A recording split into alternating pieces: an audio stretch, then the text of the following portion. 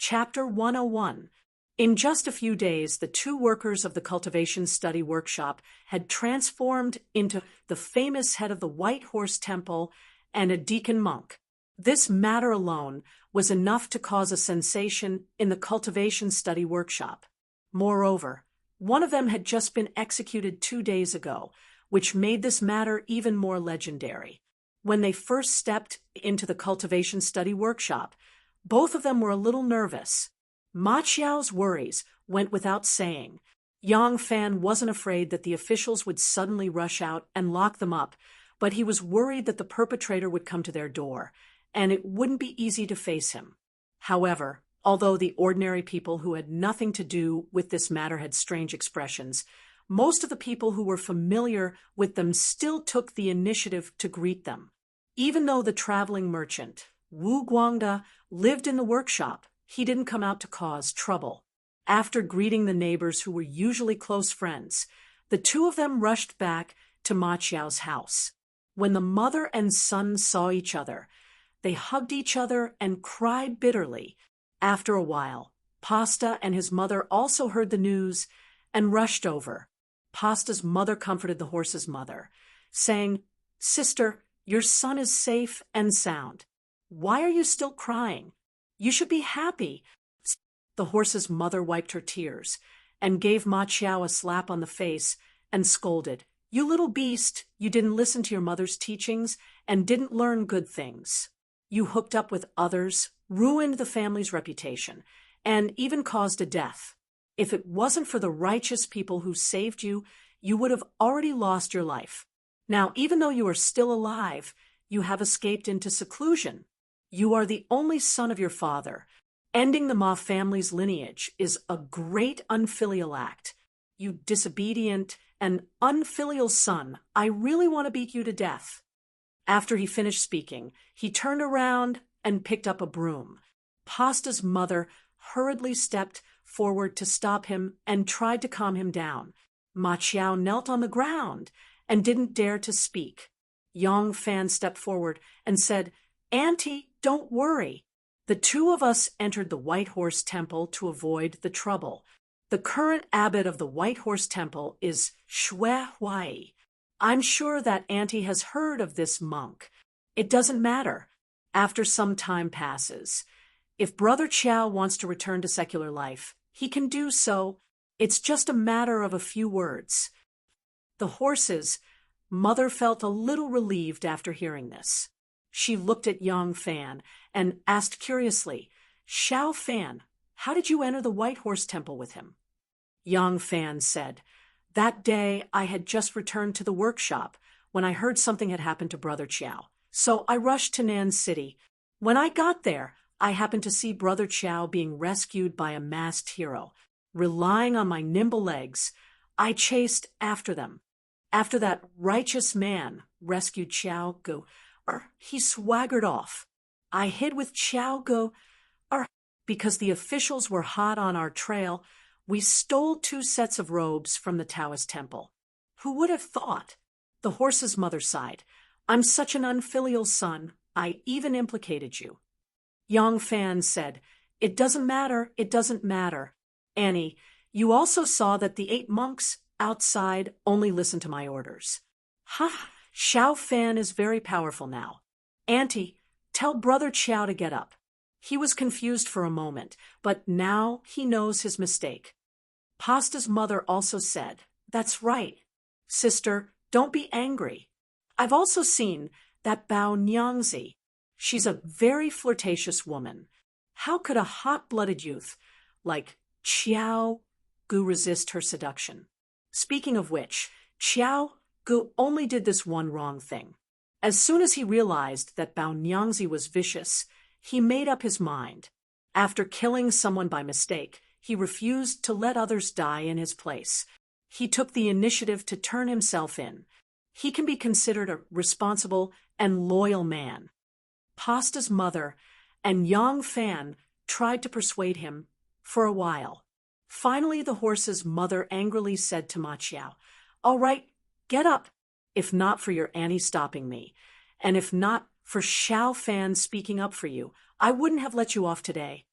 finished speaking, the horse's mother pulled Yang Fan's hand and said, "Xiao Fan, it's all thanks to you. If not for your vigilance, this old woman's stupid son would have been caught by the authorities. Now that the authorities have removed his criminal record, it's all thanks to you. Now that Xiao Gu has implicated you to become a monk, Auntie is really sorry." "Auntie is too polite," Yang Fan said. "Nephew and Xiao Gu are like brothers. When he is in danger, how can nephew stand by and do nothing? I believe that if something happens to me, Xiao Gu will have the same thought." The horse's mother turned to Ma Qiao, made a face, and shouted, "Come here." Ma Qiao obediently walked to his mother's side.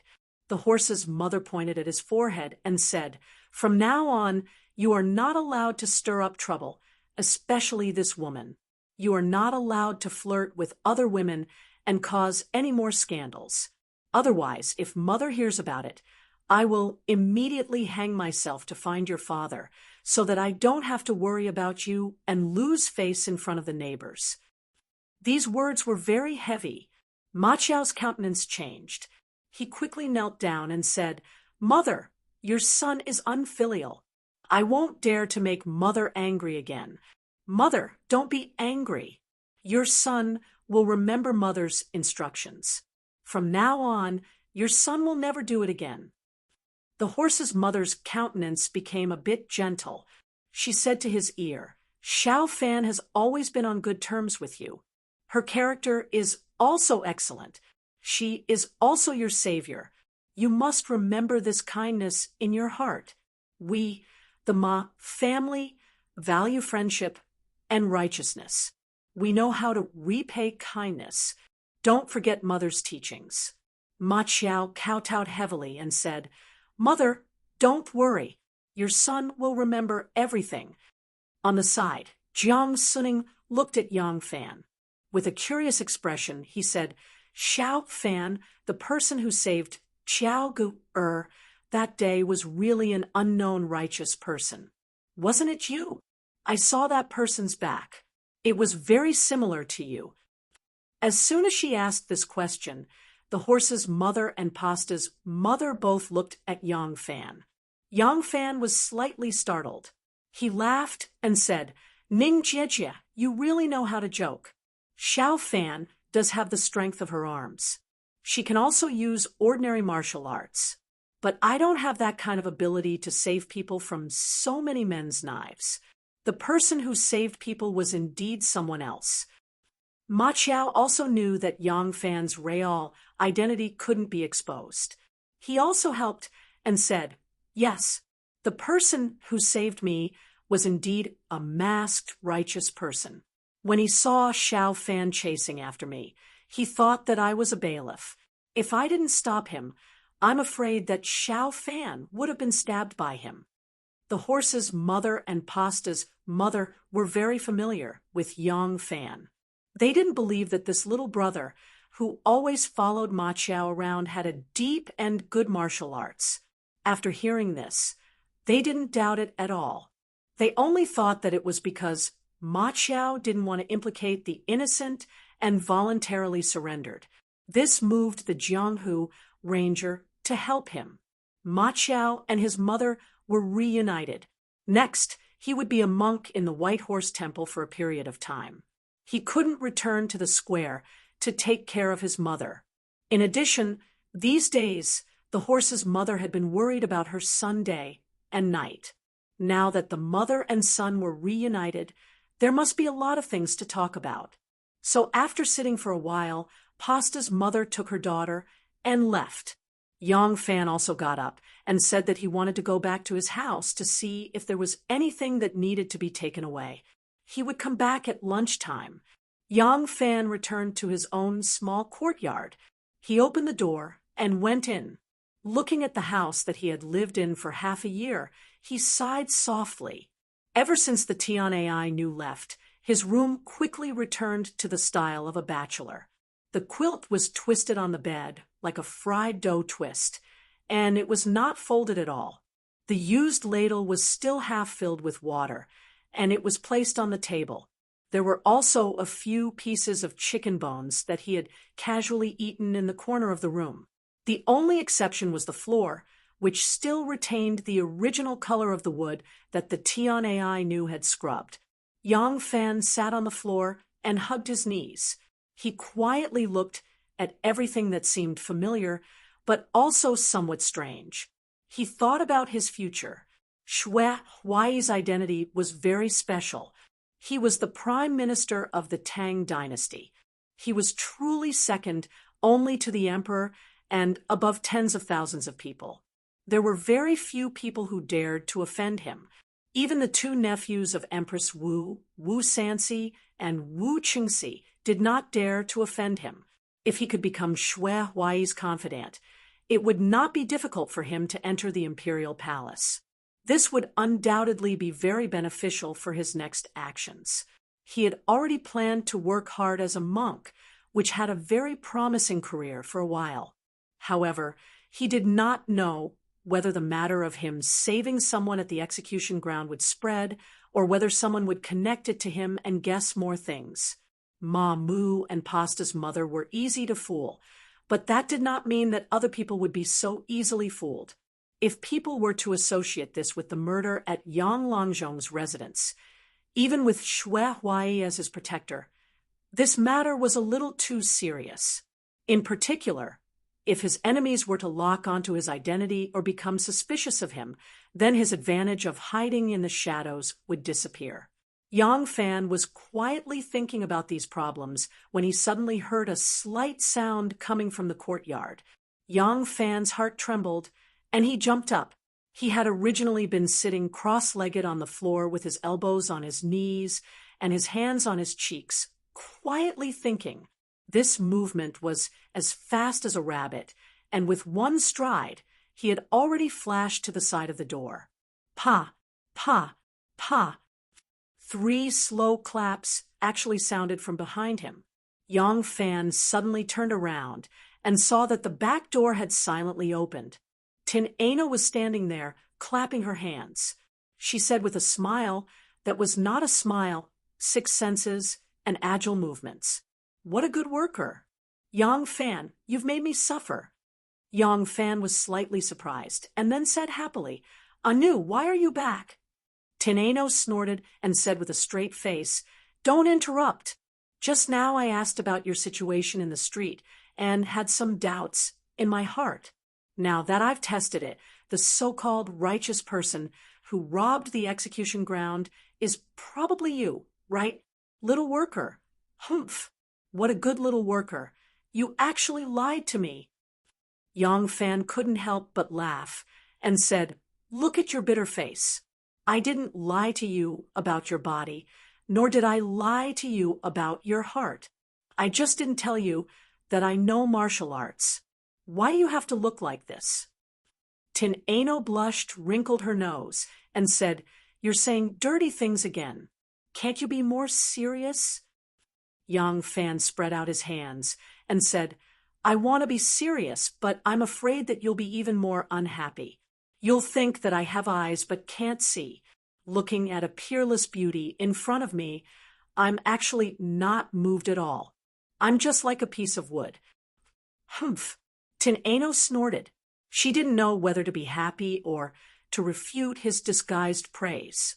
She could only change the topic and said, You have such great skills. Why do you condescend to be a worker here and secretly be a little thief who steals chickens and dogs? Yang Fan said, Martial arts is just a small path. Otherwise, what else can I do? Don't tell me I'm going to apply for a job in a rich family and become a guard martial arts master. Chapter 102. Later wuxia novels were rampant, giving people a misconception that martial arts masters were omnipotent, that they could stand above all the power in the world. High officials, nobles, dukes, marquises, princes, and even the emperor, when they saw martial arts masters, they would be very respectful, as if they were deities. But in fact, martial arts was not something that could be discussed on the stage. Even in the Tang dynasty, where civil and military were equally valued, What was important was the ability to fight on the battlefield, the ability to command thousands of troops and horses. That was the ability to command thousands of troops, not the bravery of an ordinary person. People could practice martial arts to strengthen their body, but they would not place it on a very high pedestal.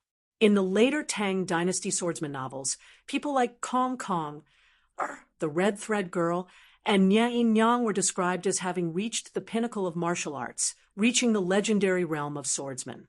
But their status was still that of a great general, a military governor, or a loyal soldier under the command of a powerful and influential family, or a lackey, having an outstanding martial arts skill, from ancient times to the present, was not an effective way to advance one's position. However, no matter what kind of skill it was, as long as one had a skill, one would not decline, so much that he had to lower himself to be a small workshop attendant. Tin Ano knew he must have some ulterior motive, but she could not tell him her family's secret, and naturally it was not convenient to ask him about other people's secret. Yang Fan went forward to greet him. He said with a smile, "Why did you come back? Is it because you can't leave me in your heart? Do you know that when you left that day, there was a rumor in the streets that my Yang Fan's little wife eloped with someone else? During that time, everybody was talking about me. My situation was unspeakably miserable." The Tian AI knew blushed and said, "I was the one who spread the news. I didn't want anyone to suspect that I was hiding a criminal because I came and went so mysteriously. That way, you wouldn't be implicated by me. You are a big man. What is there to be afraid of? It is your own reputation that will be ruined." Yang Fan cupped his fists and said with a smile, "Anu Gaoi, please accept Yang Fan's bow. Come, let us sit down and talk." Yang Fan threw away the twisted quilt and gestured to Tin Ano, asking her to sit down. Tin Ano did not sit down on the crumpled bed sheets. Instead, he tilted his head to look at Yang Fan's bald head and asked curiously, "How did you become a monk?" "A monk?" Yang Fan looked at himself. Only then did he realize his identity as a monk. He hurriedly put his palms together and said to Tin Ano solemnly, "As long as Anu agrees to marry me, I will immediately return to secular life." Tin Ano giggled, then straightened his face and said, "If you don't speak properly, I'm leaving." Yang Fan forcibly pulled her to sit down on the couch and said, "Forget it, don't pretend. We are already husband and wife. Who doesn't know each other? If I don't satisfy your curiosity, it would be strange if you are willing to leave. Sit down, I will tell you." Tin Ano had a helpless look on her face. In the past, no one dared to smile at her cheekily and glib-tongued. But now, this Yang Fan, turned out it was because he pretended to be stupid. That was fine. Now that she knew that he was not a crazy bachelor who wanted to get a wife, he was still glib-tongued and took advantage of others. Tin Ano pretended not to hear the first half of his crazy words and asked, "Speak." Yang Fan didn't know what Tin Ano did, but Yang Fan knew that her position must be standing on the opposite side of the government. Moreover, even the government was clear about his experience of becoming a monk, so there was no need to hide it from her. Therefore, Yang Fan told Tin Ano the reason why he became the head monk of Whitehorse Temple. Tin Ano was stunned after listening. After a long time, she exclaimed, "This is really unimaginable. You can only have such a strange situation if you met this monk, who is the most unlike a monk in the world." Yang Fan suddenly thought of something and suddenly said, "That's right, I have a difficult matter. I want to find someone to help, but I don't have a suitable candidate. You came at the right time. Seeing you, I realized that there is really no one more suitable than you to do this matter." Tin Ano looked at him vigilantly and asked, "What do you want to do?" "Mother, you should go back. Whitehorse Temple is not far. I will come back to see you when I have time. Auntie, Xiao Ning, fellow villagers, you should all go back." It was almost dusk. If they didn't leave now, they would be in time for the curfew. They wouldn't be able to return to White Horse Temple in time. At this time, the number of people on the street was getting fewer and fewer. Yang Fan and Ma Qiao said goodbye to Ma's mother and Zhang's mother. Before they left, the friendly neighbors all came to see them off. After a whole day, everyone gradually adapted to this matter. Regarding the matter of Ma Qiao being a murderer, everyone's reaction was no longer so intense. After all, even the government officials pretended to be deaf and mute. Why would they care about this? Just as Yang Fan and Ma Qiao were about to leave, a masked man suddenly appeared on top of the gate. He was looking at them from high above with his hands clasped behind his back. This person was wearing a yellow round neck shirt, a silk scarf on his head, and a red sandalwood hairpin on it. He did not wear a headscarf, and his face was covered with a pure white silk handkerchief. The people who were seeing Yang Fan and Ma Qiao off immediately cried out in alarm. Yang Fan and Ma Qiao had their backs to the gate. For a moment, they did not know what was going on. When they turned around to look, they could not help but be surprised and happy. The two hurriedly took 3 steps forward, turned over, and kowtowed. Ma Qiao was pleasantly surprised and called out, "Is this benefactor?" The man on top of the gate laughed out loud and said in a clear voice, "That day I passed by Nen City and saw that you were a man. After drinking some wine, I conveniently rescued you, but I did not see you out of the city. After I sobered up, I felt quite uneasy. I came here today to inquire about your whereabouts. Since you are safe and sound, I am relieved." Yang Fan loudly said, "Hero, that day on the execution ground, you were chivalrous enough to save my family's brother. I am very grateful. To be able to see Hero again today, my heart is very happy. The two of us are willing to prepare water and wine to thank Benefactor. I ask Benefactor to let the two of us fulfill our wish." Horse's mother was also surprised and said, "Is the wanderer on top of the gate the hero who saved my son?" Many thanks, Hero." Horse's mother quickly went forward and kowtowed to express her thanks. The hero on top of the gate seemed to be unwilling to accept the old woman's kowtow. He slightly moved to the side and avoided the bow. He said, "It is good that you are all safe. I roam the world unhindered. I am free to repay kindness and enmity. I stretched out my hand to save you just to fulfill my wish. There is no need to thank me. Farewell." As soon as he finished speaking, the man shook his shoulder and flew away like a big bird. By the time the people rushed out of the gate, the man's figure had already disappeared. The people in the square saw that this extraordinary man was like a dragon whose head and tail could not be seen. In an instant, he had disappeared. They couldn't help but click their tongues in wonder. There was another round of discussion. It was likely that before tomorrow morning, countless new versions of the Wanderer's stories would be published. Yang Fan's action was a remedy for the fact that he had saved Ma Qiao at the execution ground. It was easy for people to connect the dots and make him a suspect. He didn't know where Miao Shunke was now, but he knew that Qiu Shenji was in Mengjin. The last time he rushed to Mengjin, Qiu Shenji was already prepared. It was obvious that the deaths of Yang Mingsheng and Kai Dongqing had raised his vigilance. Although Qiu Shenji's martial arts were very high and he was in the army camp, he might not take an assassin like him seriously. However, Qiu Shenji must have some understanding of everything that had happened in Yang Mingsheng's residence.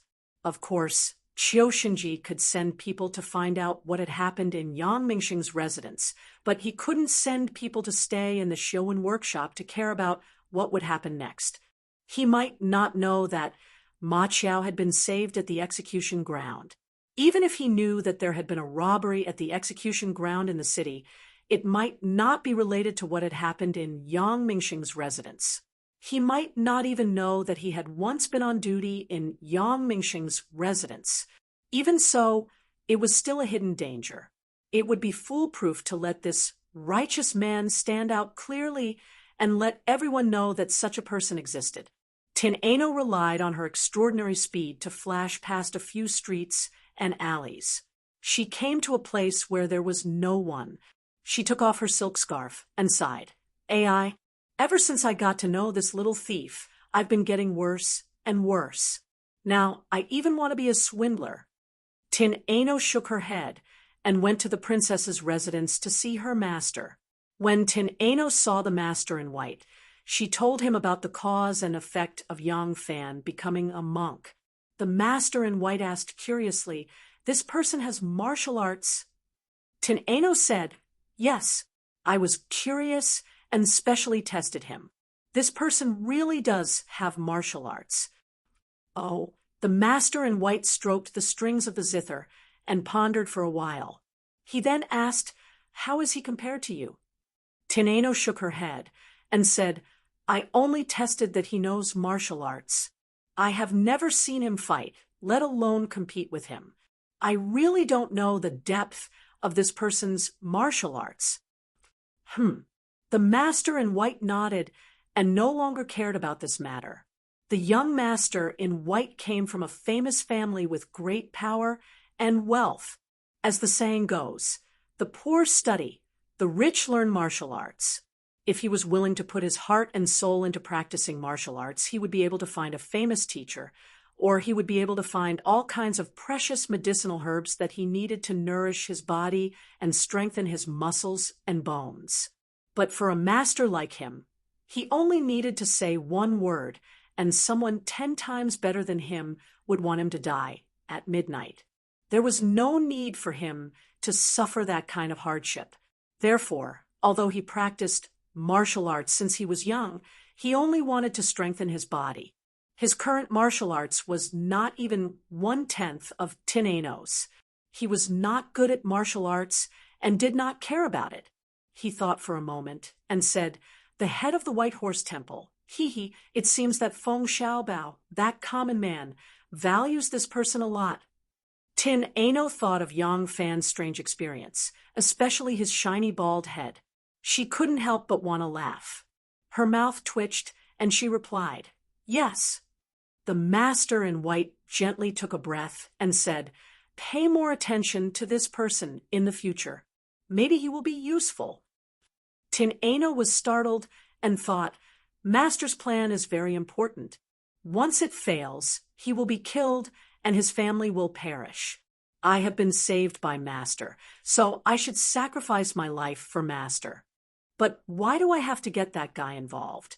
Thinking of this, she regretted speaking so bluntly to the master. However, the white-dressed master did not know what she was thinking. He took on Nguyen and watched her grow up. Since she was a child, she had never disobeyed his orders. He did not know that Tian Ai Nu had the thought of protecting Yang Fan, because she did not have the heart to drag him into trouble. The white-dressed master thought that she had remembered it.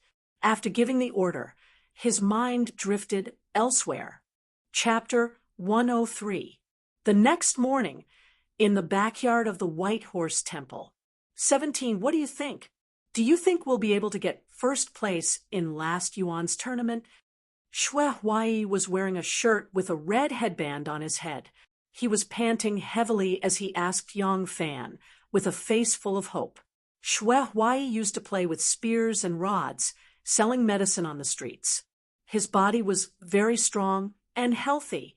Although he had been living like a prince in recent years, he had to serve Empress Wu, so he paid great attention to his physical training and did not neglect his martial arts.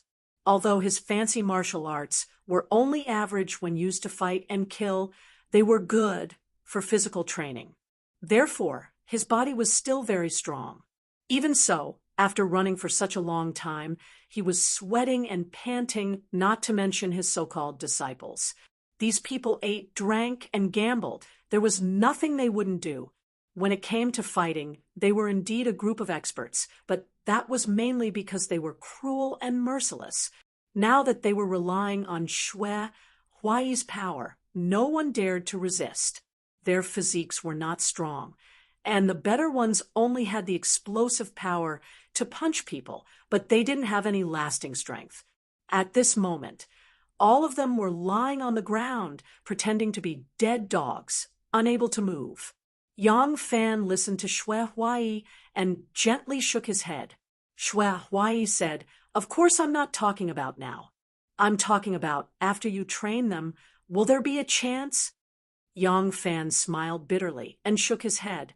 "Abbot, there are only 3 or 4 months left until the Lantern Festival. It's too difficult to train them in such a short time." Shui Huai turned his head and looked at the useless people lying on the ground like dead dogs, their tongues hanging out. He also felt that it would be difficult to win the championship. For Yang Fan's sake, he lowered his requirements and asked, "Then, after this period of training, can we win the top 3 in the last tournament?" Even if it's the last place, it's fine." Yang Fan took a deep breath and said, "It's difficult. Senior and junior brothers, your kicking skills are just some fancy skills. It's fine if you stand on the spot and do some fancy kicks, but if it's a kicking competition, it's difficult."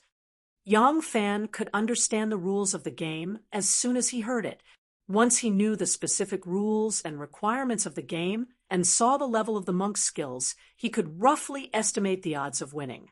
Although he had yet to see what a real master of Kuju was like, and how good the other teams were, he had seen Chu Kuanga and the others playing football in the alley when he was pretending to be someone from the western regions. Compared to the group of monks in front of him, Chu Kuanga and the others were much better than them.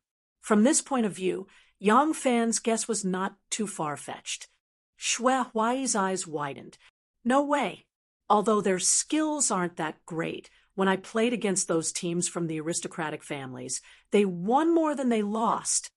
Yang Fan laughed dryly and said, "Abbot, I usually listen to the chatter of my senior brothers, so I know more or less. They tied iron braces on their legs and hid lime in their sleeves. That's not all. They kicked their groin, tripped them, and did everything they could to win. How can they use these methods in front of the Empress Dowager?" If these words were said to Shui Huai by others, old Shui would immediately stare and wave his fists to argue. However, it was said in his own home, and it was the chief monk of the White Horse Temple, whom he highly valued and admired. Old Shui did not feel disgusted. His old face turned red, and he patted his head in annoyance. "Damn, if that's the case, I still can't show my face in the palace this year." Yang Fan thought, "If you don't go to the palace, how can I go to the palace? I still have to find Wanner from the Shangguan Wanner to ask about the whereabouts of Shinka Miao. Maybe I will let Qiu Shinji get close to me unsuspectingly. If I can't compete in this game, I'm afraid I won't have the chance to go with you. After all, you usually go to the palace to serve that woman. How can you take me with you?" Thinking about it this way, Yang Fan had no choice but to pay attention to his matter. He knitted his brows and pondered for a long time before saying, "Abbot, during the Lantern Festival, what kinds of competitions will be held in the palace? Who are the best?" Shui Huai liked Kuju. Although he himself was bad at it as a real football fan, he knew this information very well. He introduced to Yang Fan as if he was familiar with his own family's treasures. There have been only a few teams that can participate in the imperial competition in recent years. One of them is the Turks, and the other is the Turks. They usually only participate in Kuju and Sumo.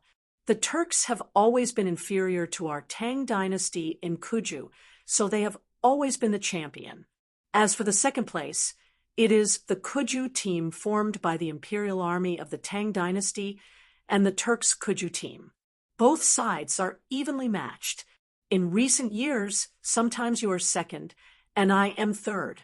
Sometimes I am second, and you are third.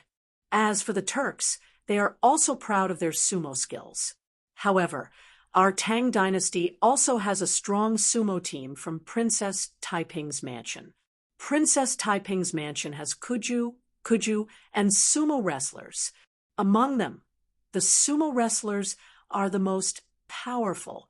Not only does the Princess Taiping have male sumo wrestlers, but there are also more than 10 female sumo wrestlers by her side. In recent years, Princess Taiping's mansion has basically taken first place. The second and third places are taken by the Imperial Army, the Turks, and the Turks. Speaking of our kuju, there is no other branch. We are the only one.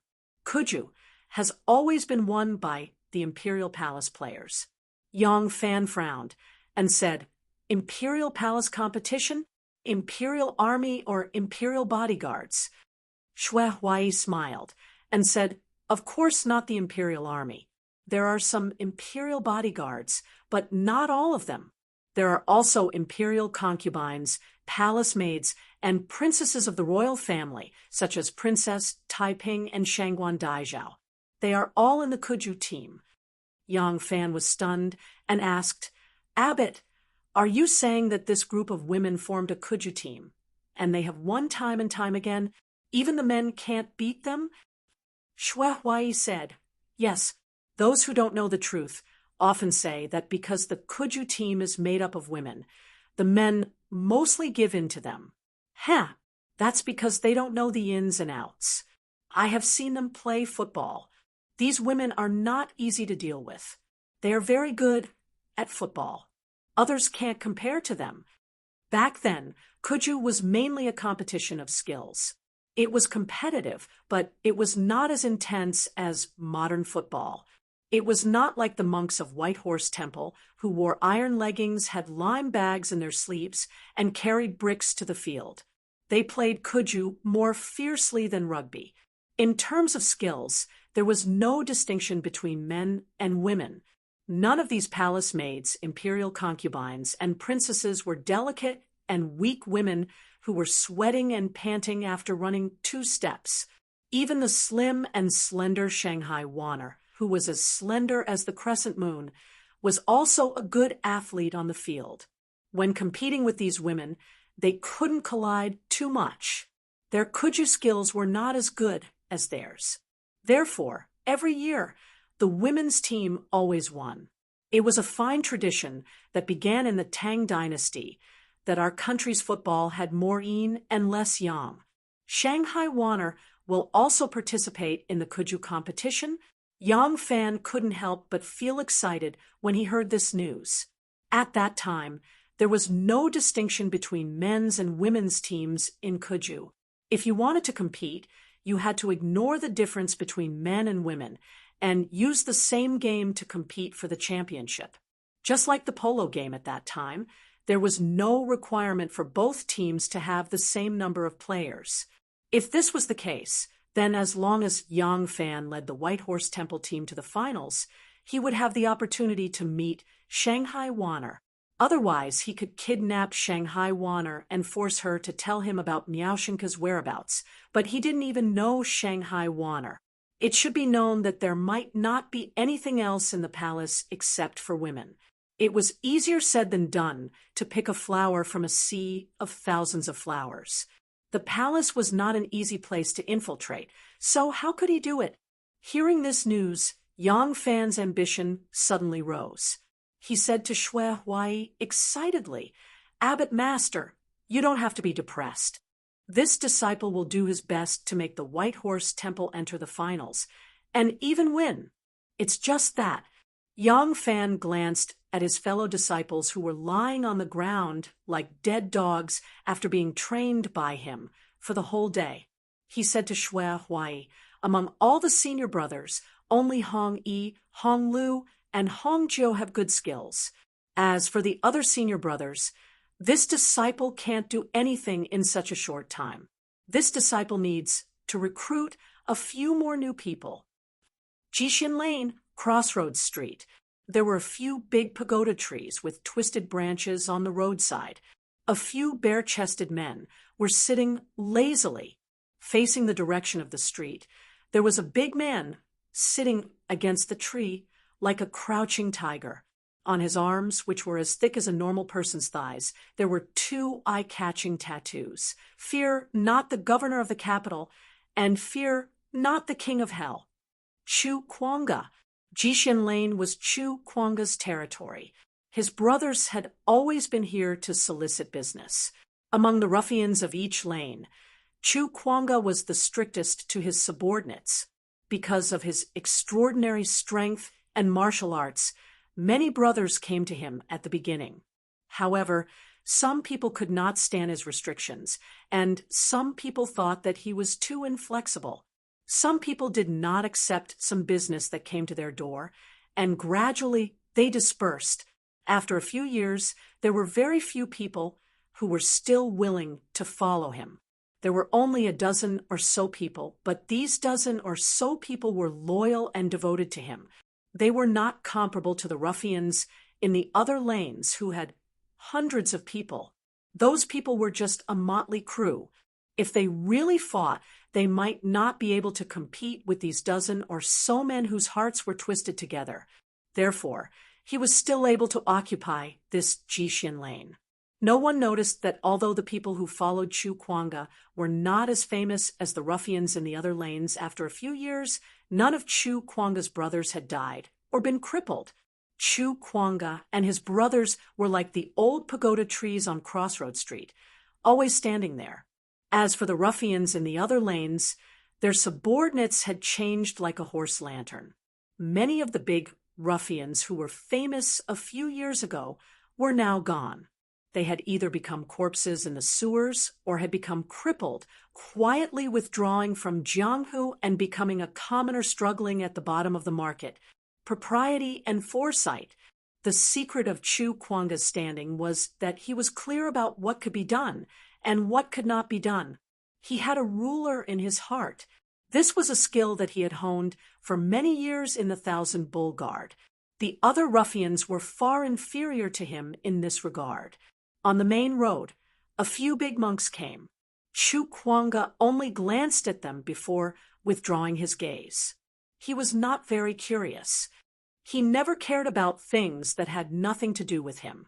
He was a ruffian, and these people were monks. It was impossible for monks and ruffians to have any interaction. However, these monks were coming for them. Chapter 104. There were more than 10 monks dressed in gray, black, and green robes, representing their different identities and statuses in the temple, and in the middle of them was a monk dressed in a red kasaya. He looked dignified and had an extraordinary aura. His bald head was really bright. Huh? Chu Kuanga carefully looked at the excessively young monk and was suddenly stunned. This person, why does he vaguely resemble that handsome and adorable young man, Yang Fan, who wears embroidered clothes and a small hat? Chu Kuanga looked at him, and his mouth gradually opened wide enough to stuff a goose egg in. The ruffians beside him were also stunned. After a long time, one of them jumped up in shock and cried out, "Xiao Fan, why is it you? What are you dressed up like? Are you acting in a drama? How dare you? This is the head of the White Horse Temple, Master Hong Shichi. Who dares to be rude?" A monk immediately jumped out and solemnly declared the identity of Yang Fan. The ruffians were even more shocked when they heard this. Yang Fan smiled and said, "Almsgiver Chu, fellow almsgivers, how have you been?" Chu Kuanga stood up in surprise and looked at Yang Fan from head to toe. He slowly revealed a bitter smile and said, "Yang, Master Shichi, your appearance is really unexpected." Yang Fan smiled and said, "Almsgiver Chu, this way, please." This poor monk has something to say. The two walked to the other side of the road. Under the big locust tree, a group of monks and a group of ruffians looked at each other with dissatisfaction. There was a kind of unwillingness between them. One must know that these monks were originally ruffians. When the two groups of people stood together, they could naturally feel the aura of the same kind from each other. Since they were all ruffians, there was a natural sense of competition and hostility. Therefore, The two sides only exchanged glances and found each other to be an eyesore. On the other side of the road, Yang Fan briefly explained his situation to Chu Kuanga. Even a death row prisoner like Ma Qiao had been whitewashed by a single sentence from Shui Huai. He was not afraid of Chu Kuanga digging out any secrets, and it was impossible for Chu Kuanga to dig out any real secrets. Moreover, he knew that Chu Kuanga was a person who knew his limits, a person who had been in the officialdom, especially a person who had suffered a major setback, would not have that kind of boring curiosity. He would not dig up other people's gossip for fun. He believed that Chu Kuanga would agree to his request because this matter was beneficial to Chu Kuanga. More importantly, Chu Kuanga had been chased out of the Thousand Bull Guard and had been homeless for many years. There was a sense of injustice in his heart, just like how he had been wandering in front of the governor's office of Guangzhou. As long as he was given a chance, he would seize it. Even if it was just to change his current situation, it was enough to make Chu Kuanga work for him. Therefore, Yang Fan looked at Chu Kuanga calmly, waiting for his reply. Chu Kuanga looked straight at Yang Fan and said, "After my brothers go, will they really become monks?" Yang Fan sighed and waved his hand. He pointed at the few monks who were slanting their shoulders and shaking their thighs. They were competing with Chu Kuanga's subordinates to see who was more mischievous and rascally. He asked, "Look at them. Which one of them looks like a monk? Shave your hair and change into monk robes so that you can compete in the name of the White Horse Temple. That's all." Chu Kuanga nodded and confirmed 30 copper coins a day. Once they really enter the finals, everyone will be rewarded 10,000 coins. Yang Fan smiled and said, "Not only that, if you can make Master Shui happy, Brother Chu will return to the Thousand Bull Guard. Oh, now that it has been renamed to the Fengchen Guards, it will not be difficult for Brother Chu to return to the Fengchen Guards." Chu Kuanga's body trembled, and his eyes suddenly widened. He looked at Yang Fan nervously and said with a trembling voice, "Really?" Yang Fan said, "In this world, there is actually no such thing as fairness. To Brother Chu, you have fought countless battles on the battlefield and fought with your life on the line. It isn't easy for you to be promoted in the Thousand Bull Battalion. However, to Shui, if he wishes for you to return to the Thousand Bull Battalion or even reinstate your position, it would only take a single word from him. The crux of the matter is whether he is willing to do it." "Good. I will go with you." Chu Kuanga's eyes emitted a trembling light. In a trance, it was as if a layer of dust was rustling off his body. It was as if a warrior who had been sealed in a clay figurine had broken free from his shackles. He slowly stretched his body and gripped the spear in his hand. He straightened his back, and his expression became solemn. There was a kind of exuberant vitality between his eyebrows. He stood there like a spear. This valiant general who mingled in the streets because of a word from Yang Fan had been reborn and had vaguely recovered some of his former glory. "Abbot, this disciple intends to do this. Our White Horse Temple's original senior martial brothers specialize in Kuju. This disciple and junior martial brother Chu Kuanga will also join them. With senior martial brother Hongyi and senior martial brother Honglu, this disciple and junior martial brother 19 may not be able to win, but we still have a fighting chance. Let the White Horse Temple's senior brothers specialize in Kuju. They will no longer be distracted, and their improvement will be faster." "Good, good, good." Shui Huai readily agreed, and immediately called Hongyi in front of him. He puffed out his chest and said, "Listen to me. From now on, all disciples are not allowed to leave the White Horse Temple. They are not allowed to eat, drink, or gamble. Listen to your 17th junior brother's instructions at all times and practice Kuju diligently. When the Lantern Festival comes, show me your face. Hong quickly agreed. Hong 16, and priest Zhua came over and said with a frown, "Abbot, this disciple is old. Do I still have to play football?" "Shui Huai said, "You are in charge of picking up the ball." Oh, seeing that Shui Huai had given his orders, Yang Fan said again, "As for this disciple, I will practice polo with 19th Junior Brothers Group, but the horses—" Shui Huai patted his chest and said, "No problem. I will immediately go to the Ministry of War and ask for dozens of their best war horses. There is also a place we can practice in the open space behind the White Horse Temple." After Shui Huai finished speaking, he touched his bald head and smiled with satisfaction. "Ha, could you? It's just a competition with a bunch of women. Even if I win, it will inevitably be a little unfair. If I can show off my power in Kuju, then that is the ability of a man. Damn, in the past, I could only sit there and watch others show off during the Lantern Festival. This time, I can show my face in both Kuju and Kuju." This guy was a natural optimist.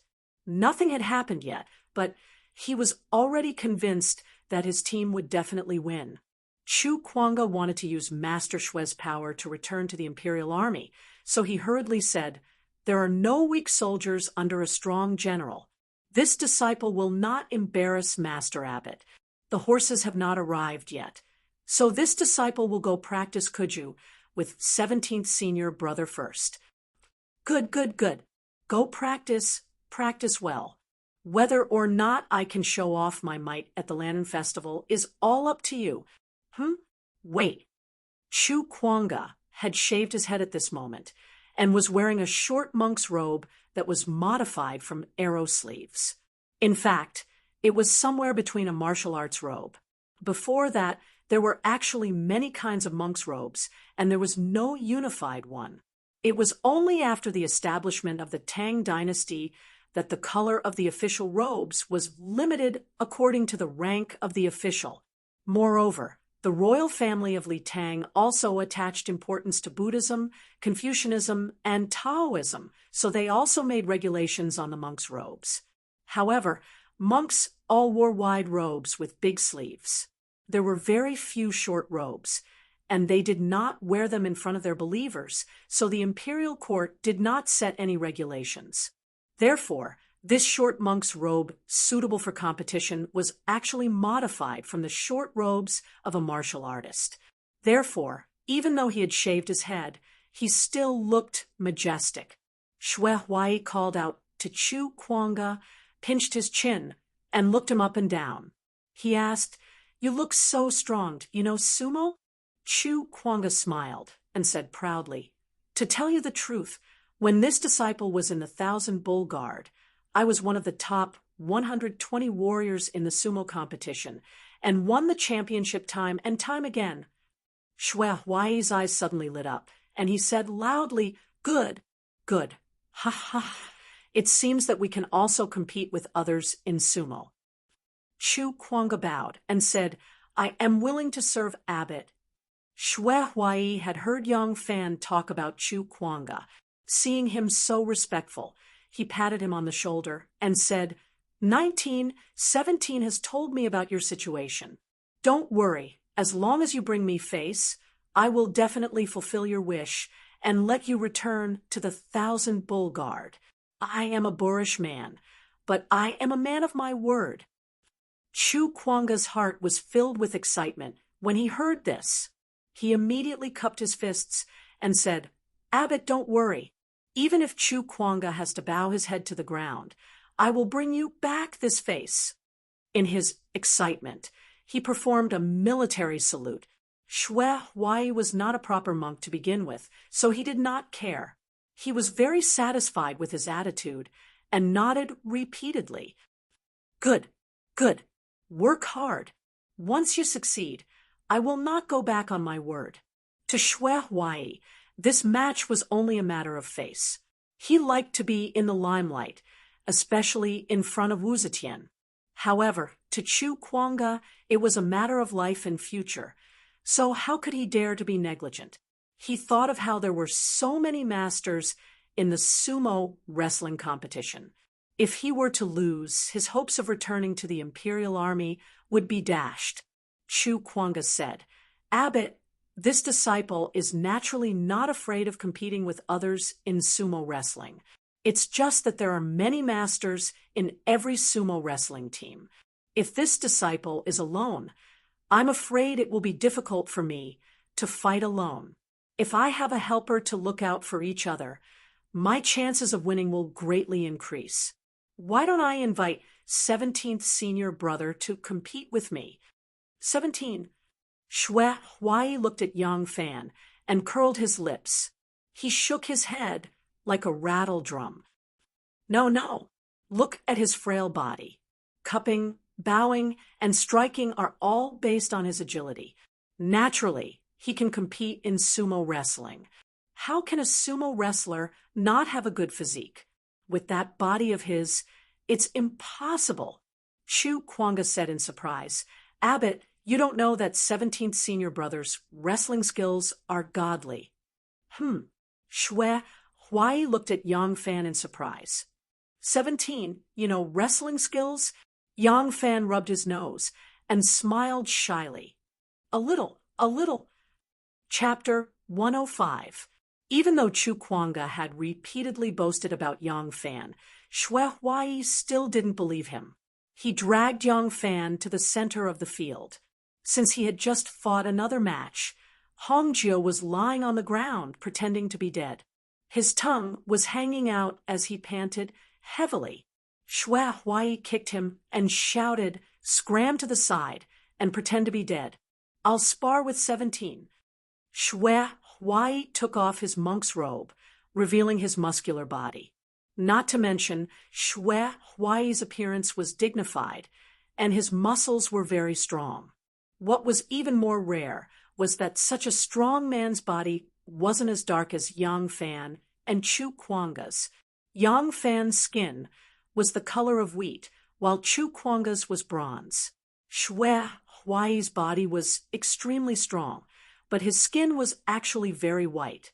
A man that Empress Wu liked must have 3 conditions.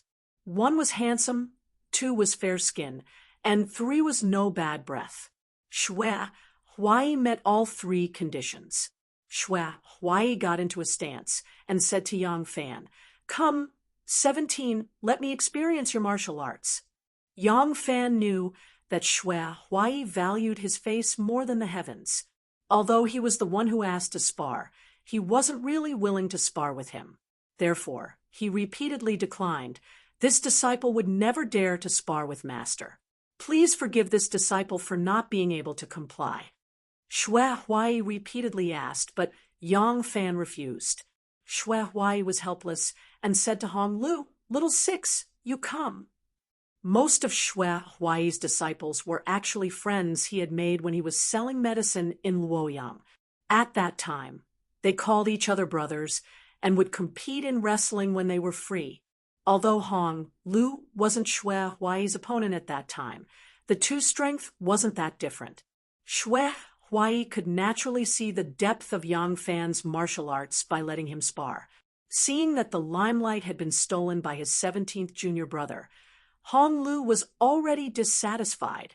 Upon hearing Xue Huai's order, he immediately took off his outer robe and walked forward with his back bare. He said to Yang Fan, 17th brother, come, spar with me. Seeing this, Yang Fan tore off his belt and took off his coat. While Yang Fan was taking off his clothes, Hong Lu boasted, I've been following Luoyang's sumo master, Li Banzuo, since I was a child. I learned the art of Hornbreaker, and after I grew up, I was fortunate enough to receive guidance from Chang An's #1 wrestler, Master Jin Tanjin, nicknamed Optimus Prime. Today in Luoyang, there are only a handful of people who are better than me in Hornbreaker sumo. The other disciples did not give him any face. They laughed and said, since 6th senior brother is so capable, why don't you stand up for White Horse Temple and participate in the Upper Prime sumo wrestling competition to bring glory to Master? Hong Lu waved his hand and said, if I can participate in the competition, why wouldn't I? It's a pity that a few years ago I fought with the ruffians of Gong and Lane and injured one of my legs, so I can't use it for long. I can still spar with Little 17, but if I were to go on stage and compete with other sumo masters, I wouldn't lose face to master." Immediately, there was a chorus of boos. Yang Fan took off his outer robe and, like Hong Lu, went bare-chested. Although his body was a bit thinner, it was still well-defined and well-muscled. It was hard to tell that Little 17, who was dressed like a delicate young girl, had a very impressive figure. Hong Lu kicked off his shoes and stood barefoot on the court. He waved at him and said, "Little 17, come." Yang Fan stood still and cupped his fists. Little brother respectfully asks for sixth senior brother's guidance. Hong Lu shouted and pounced forward like a fierce tiger descending the mountain. Although he had spoken in a magnanimous manner, he had actually wanted to knock down Yang Fan and show his face in front of the other disciples. Therefore, he relied on the fact that his body was thicker than Yang Fan's and forced his way forward. Yang Fan twisted his legs as if he wanted to avoid a direct confrontation with Hong Lu. However, his movements were too slow. Hong Lu pounced like a tiger and reached out to grab his belt. Ah! As soon as Hong Lu touched Yang Fan's body, it was as if he had grabbed a greasy bottle. His hand slipped, and he didn't manage to grab Yang Fan's belt at all. Instead, he was swayed by Yang Fan and stumbled forward. He couldn't stop himself and fell straight out of the court. If this was an official sumo wrestling match, this would be considered a loss. Boos rang out from all directions. Hong Lu's face and neck were red as he said, "This doesn't count. I was careless. Little 17 only dodged and didn't compete with me at all. Come, come, come. Let's compete again." Yang Fan smiled lightly and steadied his feet. He opened his arms and said, "Sixth senior brother, please." Ah, Hong Lu, who was eager to turn the tables, took large strides towards the middle of the body. Yang Fan, who was originally standing there steadily, saw that Hong Lu was still a step away from him. He suddenly rushed forward and grabbed Hong Lu's forearm with his right hand. His left hand reached for Hong Lu's crotch. He lowered his body and rammed his entire body into Hong Lu's chest. He pushed his shoulder in front of Hong Lu's chest and shouted, "Up!" Yang Fan lifted Hong Lu up in an instant and spun him a few times. He shouted, "Fellow martial brothers, catch!" He threw Hong Lu 10 feet away. 4 or 5 ruffian monks rushed over to catch him. They were pushed back 5 or 6 steps by Hong Lu's body before they could stabilize themselves. This move was called flying pigeon spin. It was a wrestling technique of the Central Plains, the wrestling techniques of the nomads beyond the Great Wall, and the flying pigeon throw of Japanese sumo wrestling. It was similar to this move of Yang Fan's. Sumo wrestling was originally a type of wrestling. After thousands of years of exploration, all kinds of wrestling techniques were similar. Naturally, there would be similar moves. Hong Lu was thrown by Yang Fan. If he had fallen to the ground, he would have been in a daze. He would have been unable to wake up for a long time. Even so, he was held by several of his martial brothers. It took him a long time to wake up. As soon as he woke up, he saw the faint smiles on his martial brothers' faces. He couldn't help but blush. He struggled and said, "Senior brother, I've always liked to train new people." As he said this, he lost his balance and fell forward like a drunkard. This time, no one helped him. Hong Lu blew his conch and fell to the ground, causing everyone to burst into laughter. Xue Huai was overjoyed and said with a smile, "Good. 17th Wang is really good at wrestling. With such skills, you can definitely show off your skills in the palace." Ha ha ha. That's strange. Just now, when Hong Lu reached out to grab your belt, I saw it clearly. His hand was clearly gripping your belt. Why did he let go of his hand and fall? You two aren't putting on a show for the abbot, are you? Because everyone was already exhausted. Even though Shui Huai wanted nothing more than for them to immediately start training, he could only tell them to rest for a while. After lunch, they would continue training in the afternoon. As soon as everyone dispersed, Ma Qiao chased after Yang Fan and asked. This question had been bottled up in his heart for a long time. Yang Fan smiled and said, "Look at Hong Lu's expression. He wants nothing more than to fall and make me eat sh*t. Is he willing to cooperate with me and make a fool of himself?" Ma Qiao scratched his head and said, "That's true. If it were me, I would still act with you." Hong Lu wouldn't have such good intentions, but at that time, Yang Fan said, "If I don't get to the bottom of this, I won't be able to rest properly at noon today. Come with me." Yang Fan hadn't put his shirt on yet. He draped it over his arm and led Ma Qiao into the pagoda forest. He casually hung his shirt on a branch that stuck out diagonally and took a stance. He said to Ma Qiao, "Come, put your hand on the back of my waist." Ma Qiao said, "On the waist? What's so strange about it?" As he spoke, he put his hand on Yang Fan's waist as he was told. "Huh!"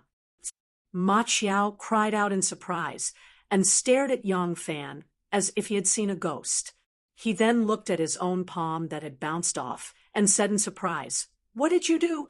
Is this a trick? I didn't see you move at all, but why did my hand seem to have bounced off? It's even a little numb." Yang Fan smiled and said, "This is called the 18 Falls. It's a close-range fighting martial art. It's a martial art that uses the body to change shadows and take advantage of the opponent's momentum to make the opponent miss. It's a martial art that uses ingenuity to counter clumsiness. However, it's not just blindly unloading and borrowing strength.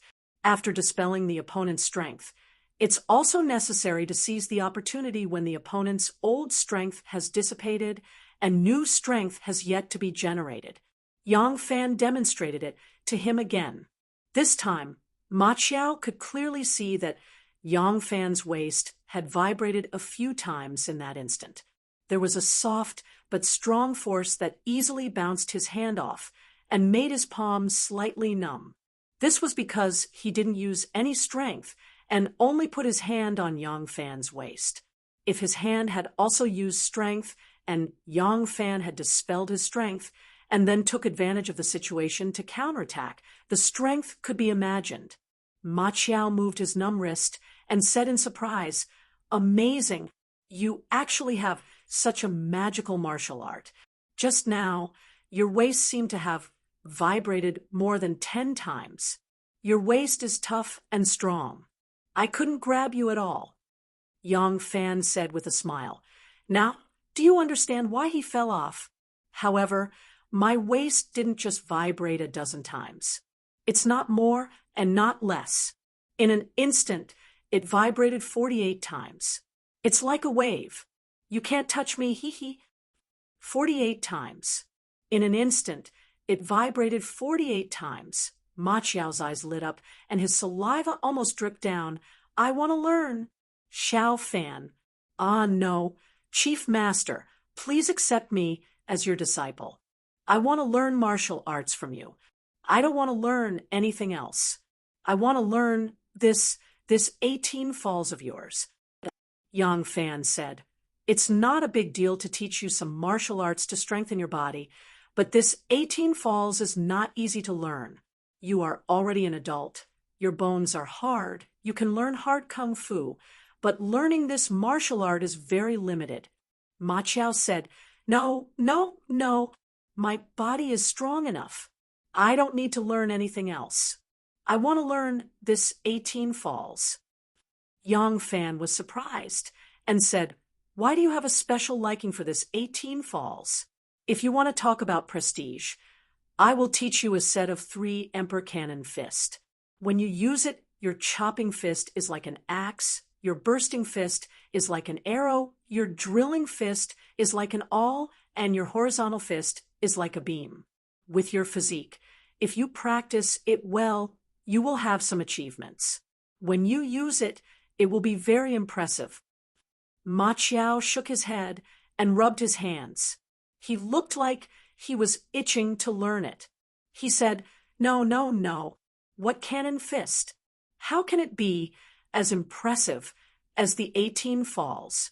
I want to learn this 18 falls." In an instant, my waist bounced 48 times.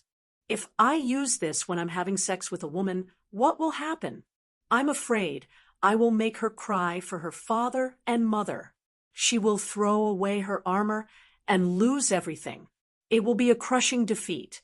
Yang Fan was stunned. He stared at Ma Qiao with wide eyes for a long time. Without saying a word, he turned around and walked away. Ma Qiao hurriedly chased after him and said, "Hey, don't go." "Xiao Fan, Chief Master, Master," Yang Fan said in a bad mood. "Don't call me. If my master knew that I taught you this martial art just to show off my power on women, my master would die of anger." Ma Qiao smiled apologetically and said, "Who said that I only show off my power on women after learning this martial art? I can also show off my power on men occasionally." Yang Fan said, "Huh? You have this kind of hobby?" Ma Qiao was exasperated. He said, "What are you thinking? I mean, to show off in front of men, of course it is to show off like you did just now." "Ha! Ha ha!" Yang Fan turned around and continued walking. "No, you have ulterior motives. I won't teach you." "Master," Ma Qiao cried out in grief and chased after him relentlessly. Chapter 106. In the following days, the White Horse Temple became a training base. The monks began to practice bowing in full swing. From Hong 1 to Hong 15, they were trained by Yang Fan and Chu Kuanga every day. At night, they would fall asleep as soon as they lay on the bed. They no longer had the time to stir up trouble on the street. Only the caddy, each seemed to be more relaxed than them. Wasn't it just picking up the ball? The ball would not always be kicked out of the court. Occasionally, he would move his body, eat more, and sleep better. Not only did Yang Fan teach the monks to play, but he also learned how to play. In order to get help from Shui Huai, who was not a real monk, Yang Fan deliberately hid his incompetence in front of him. He did not expose the fact that he was not familiar with bowing and bowing. Now that Chu Kuanga was here, he needed to cram on this knowledge and familiarize himself with the rules of this competition, especially horsemanship. To play polo, one must have superb horsemanship. Horsemanship was not only about riding a horse and galloping. It also required great proficiency in all kinds of horsemanship skills, such as striding, running, jumping, turning, and so on. However, Yang Fan lacked even the most basic horsemanship skills. The last time he went to Mengjin to assassinate Qiu Shinji, he had prepared a horse early. He was slightly familiar with horsemanship, and the saddle was padded with a thick mattress. Even so, he almost fell apart after running wildly all the way. Fortunately, the Jin Wu guards were not all cavalry. Qiu Shinji did not expect him to break out of the encirclement so decisively. Qiu Shinji did not have time to prepare a horse to chase after him, so he managed to escape. This time, Yang Fan was just in time to let Chu Kuanga teach him horsemanship. Every morning and night, accompanied by Chu Kuanga, Yang Fan practiced horsemanship. Chu Kuanga's brothers also followed him to practice horsemanship. They made many obstacles in the wide open field behind the White Horse Temple to practice horsemanship skills. Yang Fan had a good body of martial arts, but after a few days of riding, his back was sore and his thighs were bruised. Not to mention Ma Qiao. However, Yang Fan had a good physique to begin with, so he was able to learn equestrianism quickly and quickly master some of the basic essentials. There were still 3 to 4 months until the Lantern Festival. If he practiced like this every day, and with the guidance of a famous teacher, he believed that by the Lantern Festival, his equestrian skills would be good enough to compete in competitions. These days, Yang Fan also learned about the movements in the capital through the mouths of the shameless monks and his informants in Zhaoyu. The assassination of Qiu Xinji had not spread in the capital, as if it had never happened. Yang Fan was even more certain that the murder in the mountain village was not the work of the imperial court. The repeated cover-up of the people involved was clear proof, but the truth of the matter was even more confusing. He wanted to know the truth, and why his innocent relatives and fellow villagers were killed, so he needed more information. That evening, the sky was full of rosy clouds. After a day of training, everyone was sweating profusely. Some did not even take a bath and returned to the meditation room to rest. Yang Fan was still full of energy. Seeing that it was not time to practice horsemanship, he went to take a bath. When he came back, he saw Taoist Yizhua sitting cross-legged on the stone steps in front of the hall, muttering to himself. It was hard to tell if he was chanting Buddhist or Taoist scriptures. Yang Fan walked over, greeted him, and began to chat. After a few words, Yang Fan cleverly changed the topic to Heilun Minji. Taoist Yizhua beamed with joy.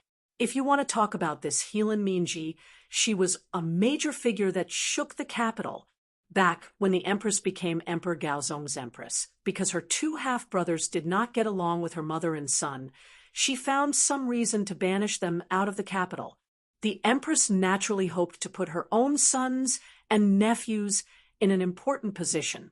With these relatives, the empress's position in the palace would be stable. However, she had never liked her two brothers. So who should she support? Later on, the empress's two brothers died in a foreign land. The empress was not in the mood to recall her two brothers' descendants, so she changed her sister's son, Heilun Minji, to Wu. He inherited her father's title and was conferred the title of Duke of Zhou. Heilun Minji's mother, the empress's sister, was exceptionally beautiful, not inferior to the empress herself.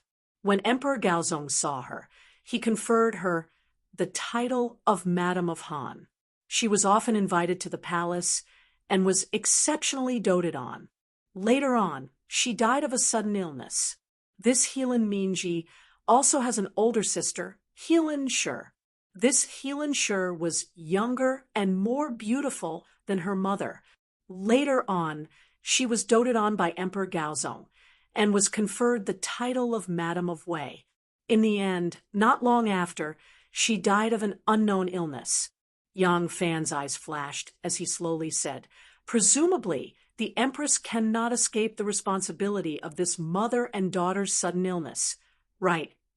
Taoist Yizhua looked around and said in a low voice, "We didn't see it. In any case, that's what the rumors say. If they get in the way of the empress, then they won't have a good time. Not to mention the empress' sister and niece. Even if it was her son, so what? Li Xian and Li Hong, the two crown princes, are both flesh that fell from the empress's body. But in the end," Taoist Yizhua laughed and returned to the topic. "This Heilun Minji is talented and learned. Back when he was at the Hongwen Library, he even compiled 100 volumes of the spring and autumn annals of the 30 kingdoms and got to know many scholars. He usually does a lot of cultured things and has indeed done some things. But ever since his mother and sister died one after the other, this Duke of Zhou started acting strange. Heilun Minji's relationship with his mother and sister was very good, but when his mother and sister died, mysteriously, he probably guessed what the Heavenly Empress had done. From then on, he abandoned himself to despair and went against the Heavenly Empress. This Heilun Minji is as handsome as a jade tree, and coupled with the fact that he is a duke, he has a high status and authority. What kind of woman can't he get? But he just happens to be dissolute, with all sorts of lasciviousness that makes people raise their eyebrows. He even Taoist Yizhua subconsciously looked around again. Yang Fan couldn't help but smile. Senior brother, there's no need to be so careful. Besides you and me, there's no one else here. Taoist Yi Chua gave a hollow laugh. Yes, this Heelan Minji has some unclear relations with his maternal grandmother, the Yang lady. Yang Fan said in shock. The Yang lady? That's the Empress mother, his maternal grandmother. The two of them, actually. Taoist Ijua waved his hand and disdainfully said, in the end, they're foreign races. Etiquette is nothing but dog fart to them. Otherwise, why would the noble clans of Shandong disdain marrying off Emperor Taizong's daughter? That's fine. Although Heelan Minji doesn't have much of a moral character, with the Empress protecting him, no one has ever dared to criticize him. But after he suspected that the Empress had harmed his mother and sister, he specifically made things difficult for the Empress. The Empress chose the daughter of Yang Xijian, the Vice Minister of Imperial Guard, to be the Crown Prince Li Hong's wife. Just as the wedding date was approaching, he took advantage of this woman's spring outing to rape her, forcing the imperial family to hastily choose a crown prince consort. At the time, the Empress was still protecting him. Later on, the Empress probably sensed that Heelan Minji was suspicious of him and decided to kill him. After Madame Yang passed away, the Heavenly Empress took out a sum of money and asked Heelan Minji to build a huge Buddha statue for her deceased mother to pray for blessings. In the end, he spent all the money on debauchery. Before Madame Yang's funeral was over, he had already invited many singers and dancers to seek pleasure. The Empress couldn't restrain herself and finally flared up. She announced to the public that he had committed adultery with his maternal grandmother and embezzled public funds, punishing him. Yang Fan cried out, "This can be announced to the public?" It's often said that one shouldn't wash one's dirty linen in public, not to mention that this is the Empress' mother and nephew, Taoist Ijua said. Nowadays, the world is under the influence of the Hu people. How many people in the world still view them as scourges and fierce beasts? Besides, the scandals that Heelan Minji has done have long been spread among the people. Even if the Empress didn't say it, everyone knew about it. It's better to be open and above board.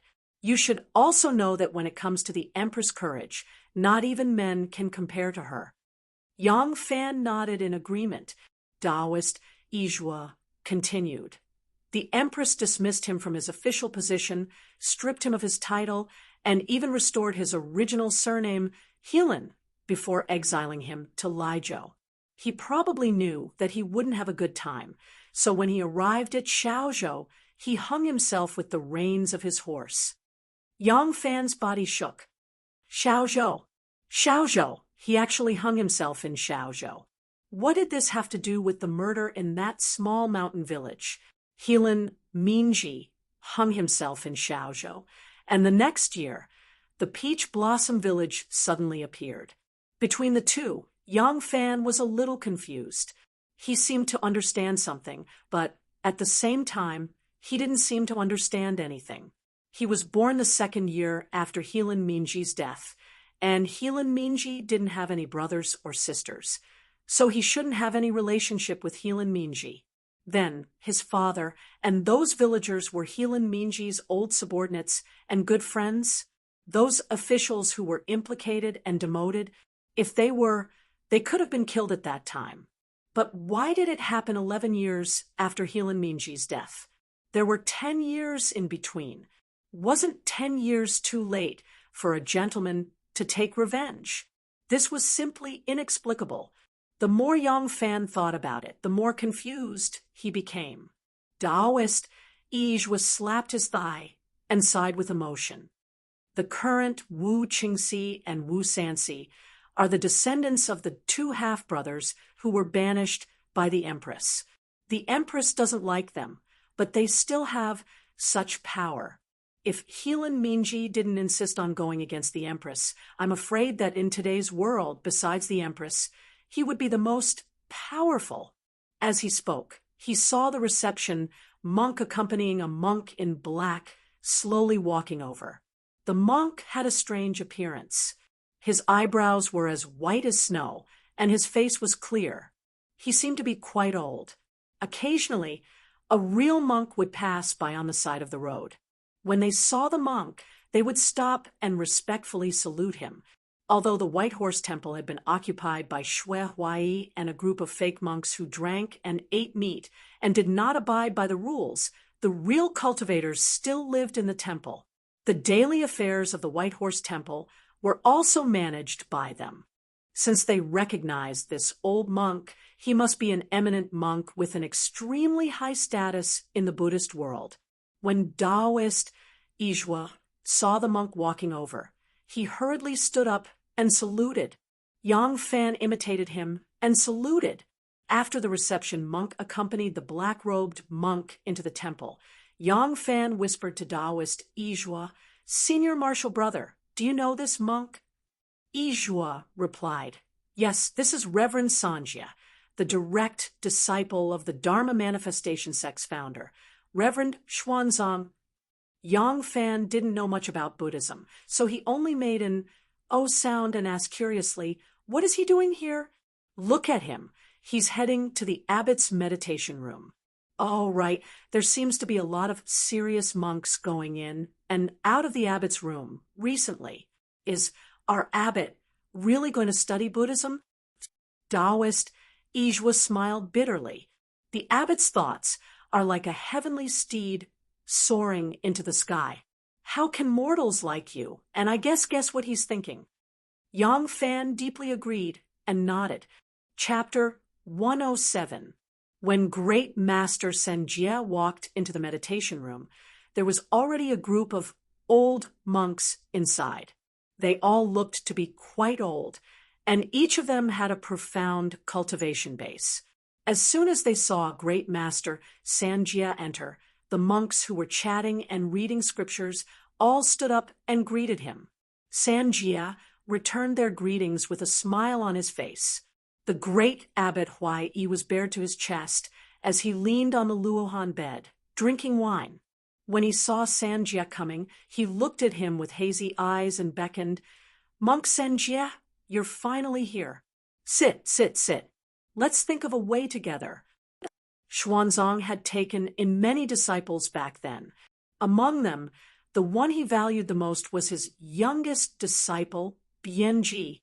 Bianji was the most famous scholar monk in Chang, and after Xuanzang. Among the 9 eminent monks who participated in the translation of the Tang dynasty's records of the western regions, he was the youngest, only in his 20s. Unexpectedly, Bianji's ill-fated relationship with Princess Gaoyang cost him his life, and he was sentenced to death by Li Shimin. After that, among Xuanzang's disciples, Master Skimmer was the most famous and knowledgeable. However, he passed away in the 2nd year of Yongchun. After him, there were other disciples such as Yuanji, Daojin, Xingzhuang, and Taixian. Some of them were still alive, but because they were too old, they rarely went out in the world. Master Sanjia was not the most famous disciple of Xuanzang, but he was the most active one. Xue Huai picked up his wine cup and looked at Sanjia. "I have invited many great monks, but none of them could come up with a solution. They all said that you have a profound knowledge of Buddhism and are well-read, so I invited you here to discuss and come up with an idea. If you can solve this problem for me, Buddhism will definitely surpass Taoism and become the national religion of the Tang dynasty. You will be able to fulfill your master's long-cherished wish." As soon as Reverend Sanjia took a look inside the meditation room, he saw that the people sitting everywhere were those whom he was familiar with, those who were knowledgeable and highly respected in the Buddhist world. On the couch, on the floor, on the table, everywhere were piles of scriptures engraved, hand-copied, and even a pile of ancient bamboo slips. He did not know what kind of trick this famous mad monk was going to play. Feeling nervous, he hastily cupped his fist and said, "This poor monk does not dare to accept Huai Idashi's undeserved praise." I just wonder what Abbot wants to do by inviting this old monk here. Xue Huai was not afraid and told him his plan. Speaking of which, although Xue Huai was ignorant and incompetent, he was very talented in terms of imagination.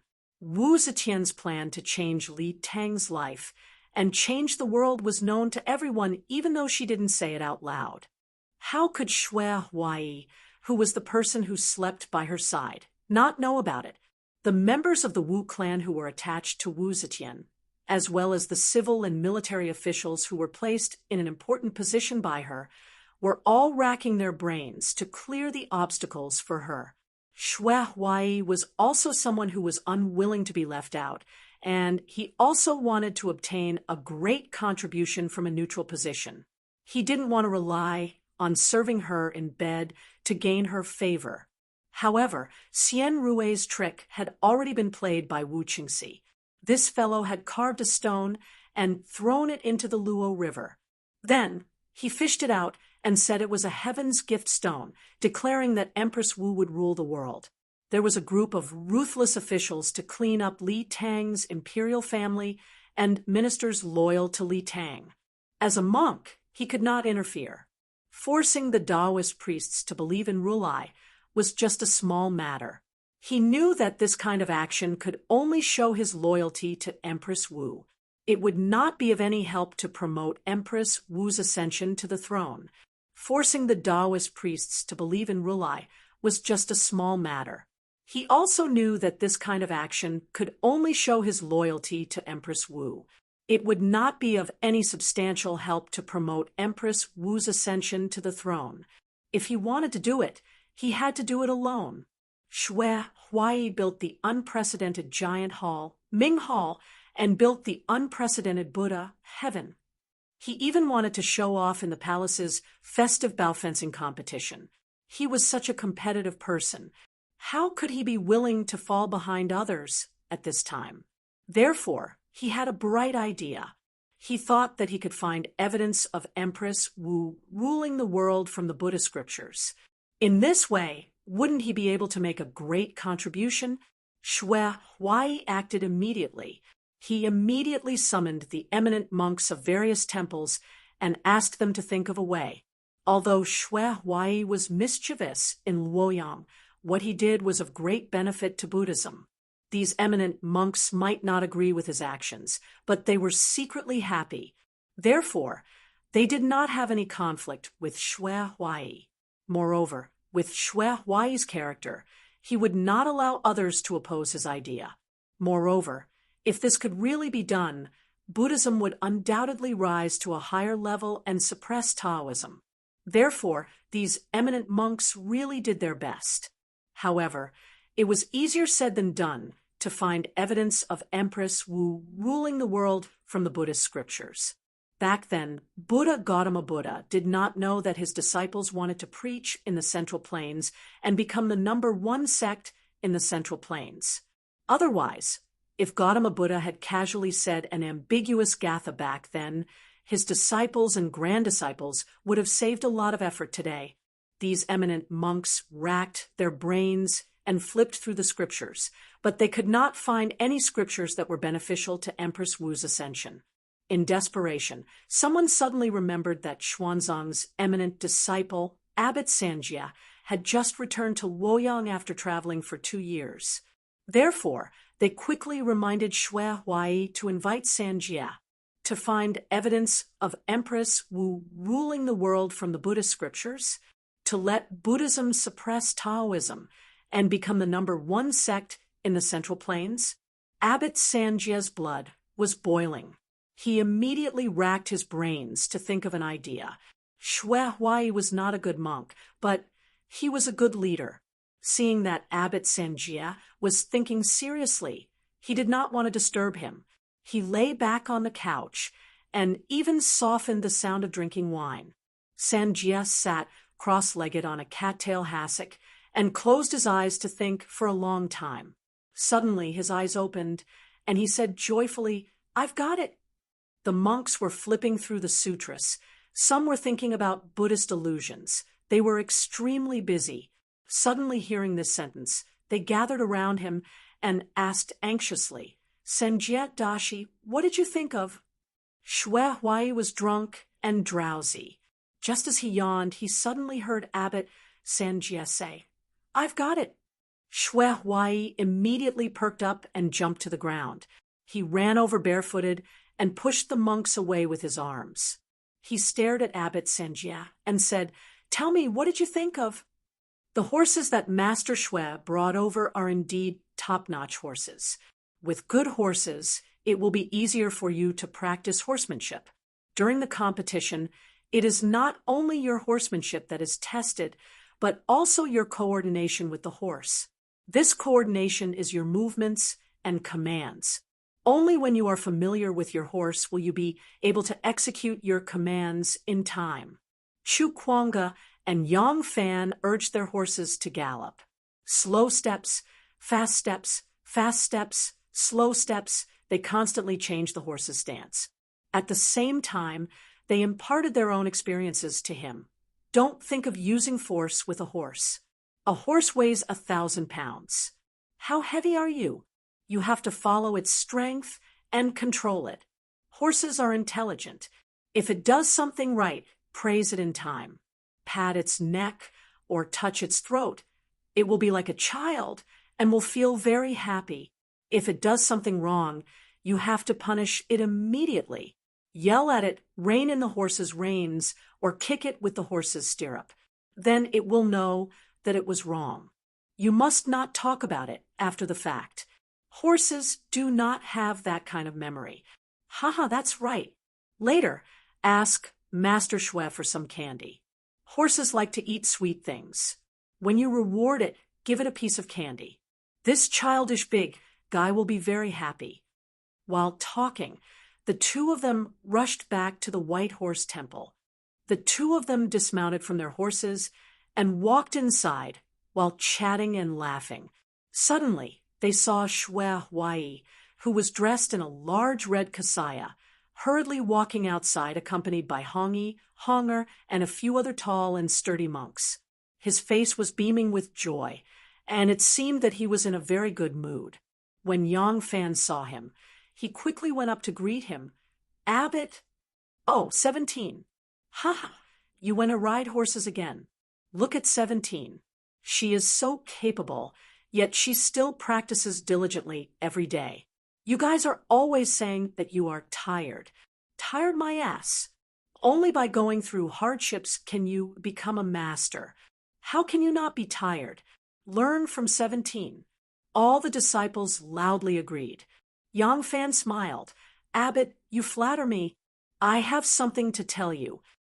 "Oh, no problem. What do you need? Just tell me at any time. The emperor doesn't need starving soldiers. I will naturally get it for you. Wait for me to come back. I have to go to the palace now." "Abbot wants to go to the palace? That's good. I might need the palace's approval for this matter." Yang Fan quickly said, "It's like this. Abbot, we brothers have been training hard for some time, but we still don't know anything about our opponents. It will be difficult to achieve anything if we keep working behind closed doors. Also, we don't know how strong or weak our opponents are or how they are used to playing. As the saying goes, know yourself and know your enemy, and you will always be victorious. This is true on the battlefield and also on the court. Therefore, I hope Abbot can create an opportunity for us.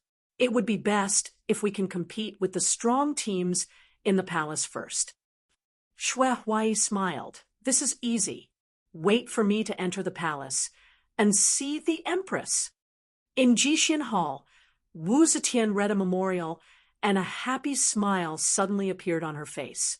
Beside her, Shanghai Wan saw Wu Zetian's expression and said with a smile, "What interesting thing did the empress see to make her so happy?" Wu Zetian handed the memorial to her and said with a smile, "Wan has never seen this memorial before." Shanghai Wan took it and saw that it was Jiangnan's Inspector General D. Renjie's memorial. She quickly skimmed through it, and Shanghai Wan said, "Oh, Wan has seen this memorial before." Master Di destroyed more than 1,700 obscene temples in Jiangnan. He only destroyed one temple, compared to his achievements when he was in charge of the Supreme Court. Why would the Empress be so happy? Wu Zetian shook her head and said with a smile, "Of course not." When Di Renjie was the Supreme Court officer, he punished nearly 20,000 people in 1 year. Everyone was convinced, and no one complained of injustice. This caused a stir in the capital. However, in my eyes, he is just a capable official, not a capable official. Wu Zetian took the memorial from Shanghai Wan and lightly patted it, saying, "And this destruction of 1,700 obscene temples is what a capable official should do. I am happy to have such a capable official." So I laughed. Shanghai Wan was surprised. "What is this logic?" Wan is ignorant. Please enlighten me, Empress. Chapter 108. The obscene temple was not literally a temple dedicated to the god of lasciviousness. Instead, it referred to a temple dedicated to the god of lasciviousness that was not officially recognized.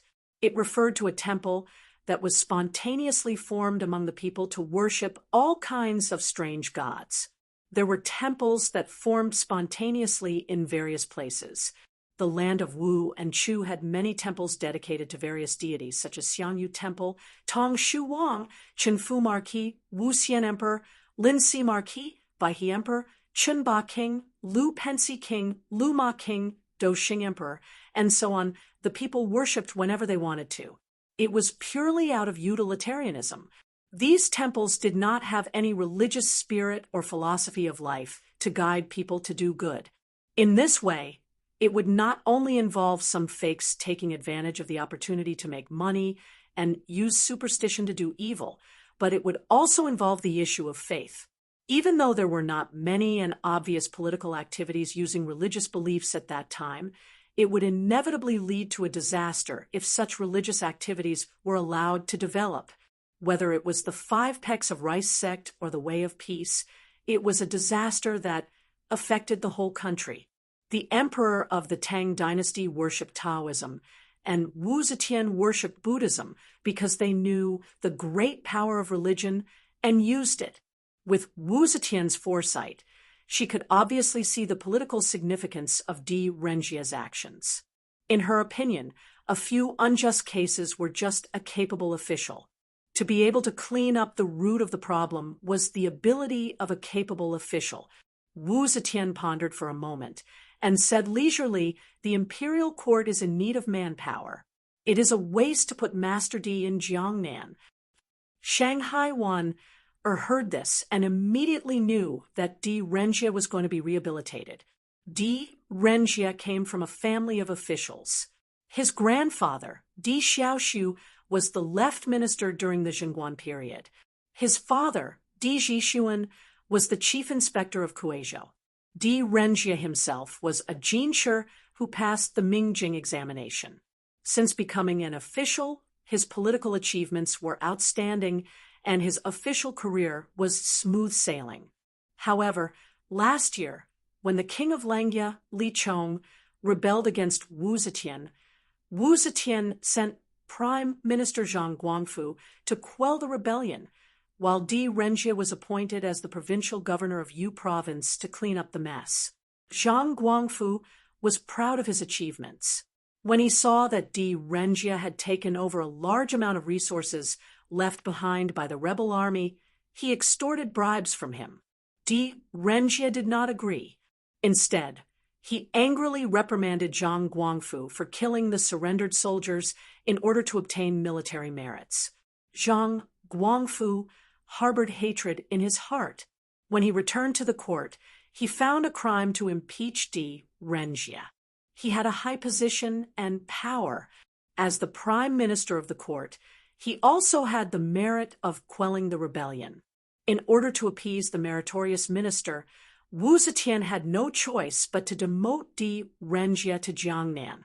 Now it seemed that Di Renjie's actions were in line with the empress' wishes, and he was going to be promoted again. Wu Zetian muttered to herself. Of course, she didn't say it casually. In fact, she wanted to tell her something. If Di Renjia wanted to return to the imperial court, he would need someone to recommend him and promote him. She would need to arrange suitable officials to carry out these things. Whether Shangguan Wan'er did well or not, whether the opposing voices in the court were strong or weak, the Empress could only make further decisions.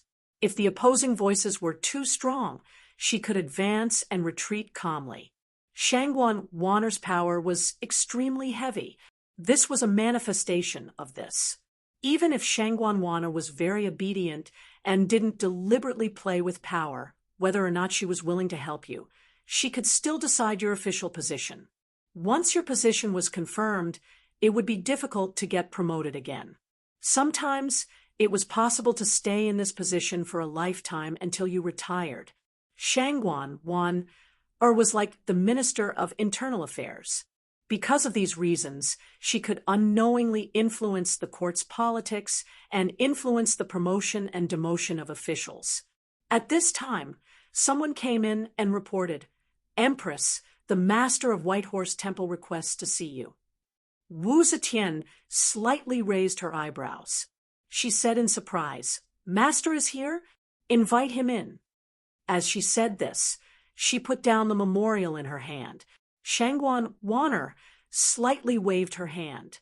The palace maids and eunuchs in the hall withdrew one after another. Shangguan Wan'er said to Wu Zetian, "Wan'er, go wait in the corridor." "Yes."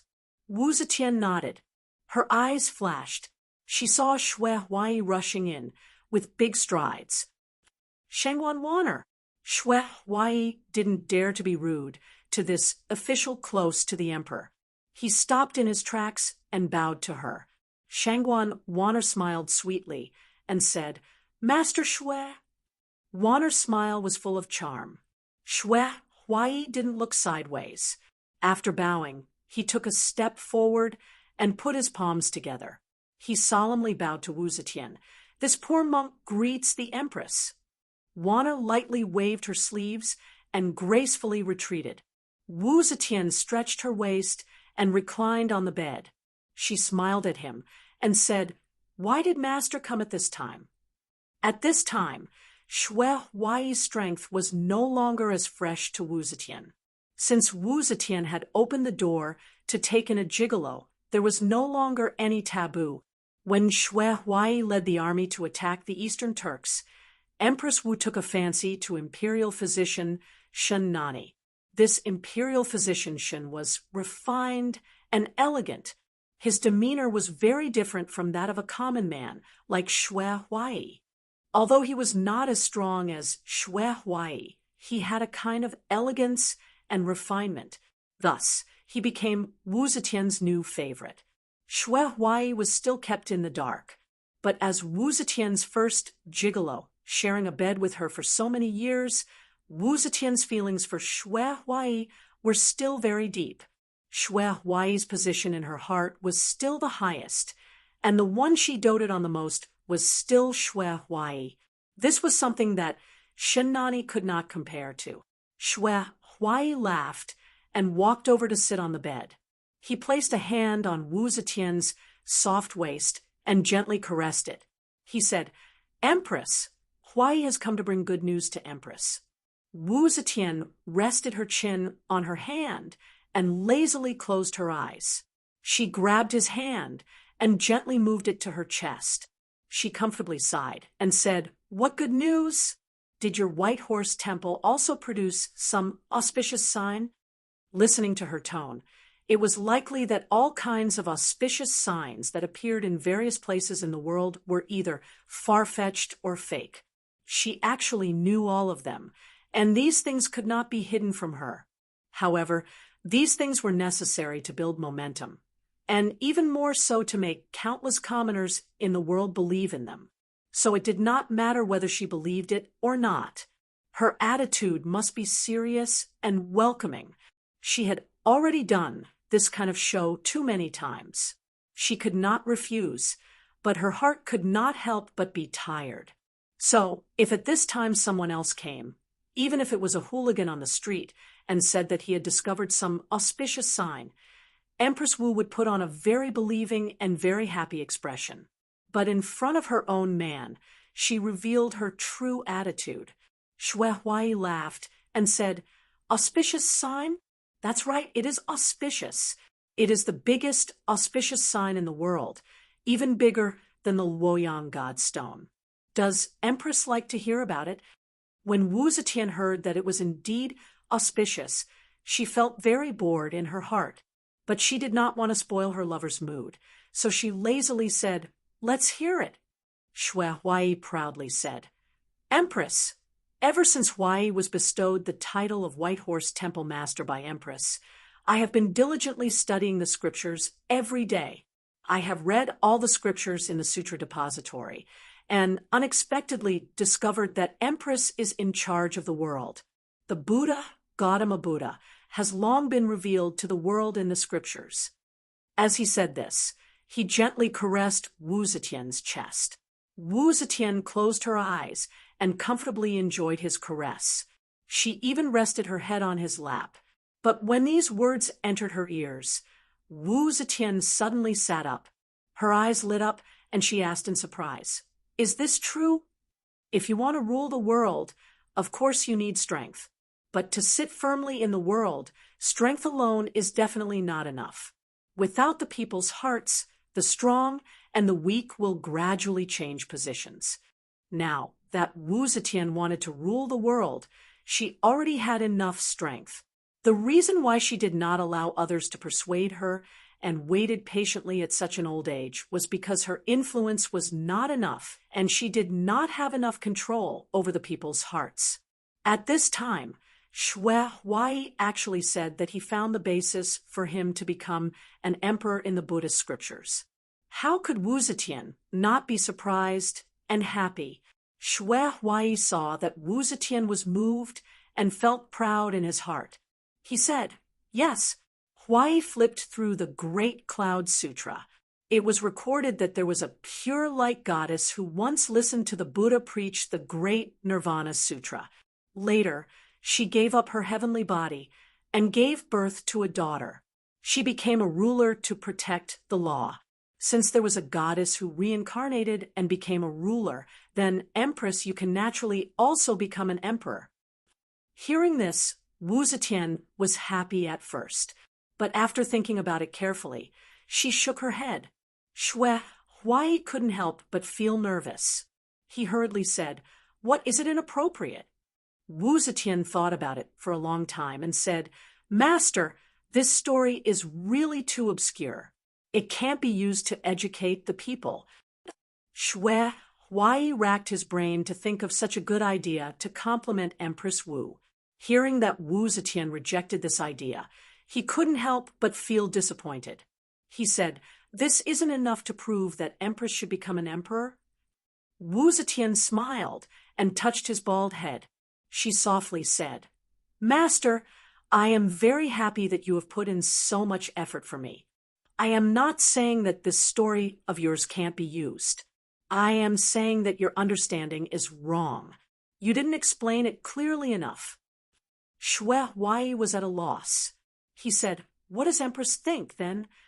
If it was someone else, Wu Zetian only needed to give a hint or a look, and the other party would be able to handle the matter well.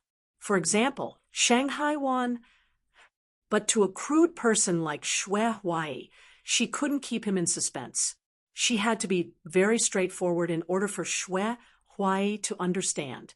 Fortunately, there was no one else here.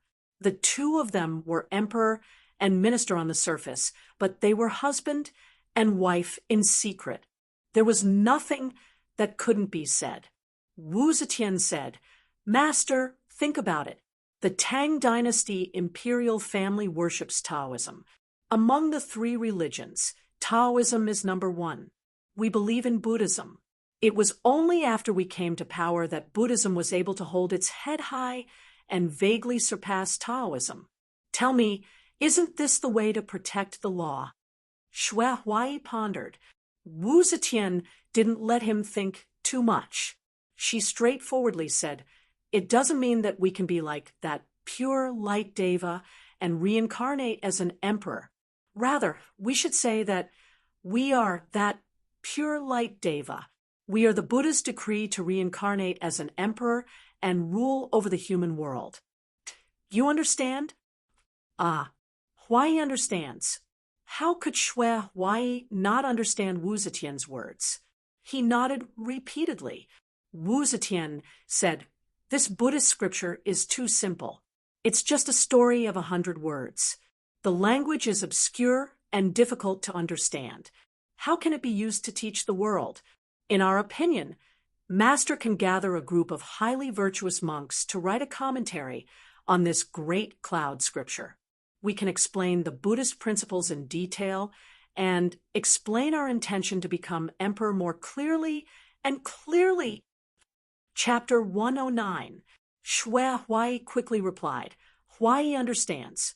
Huai is really stupid to need the empress to teach me such an idea.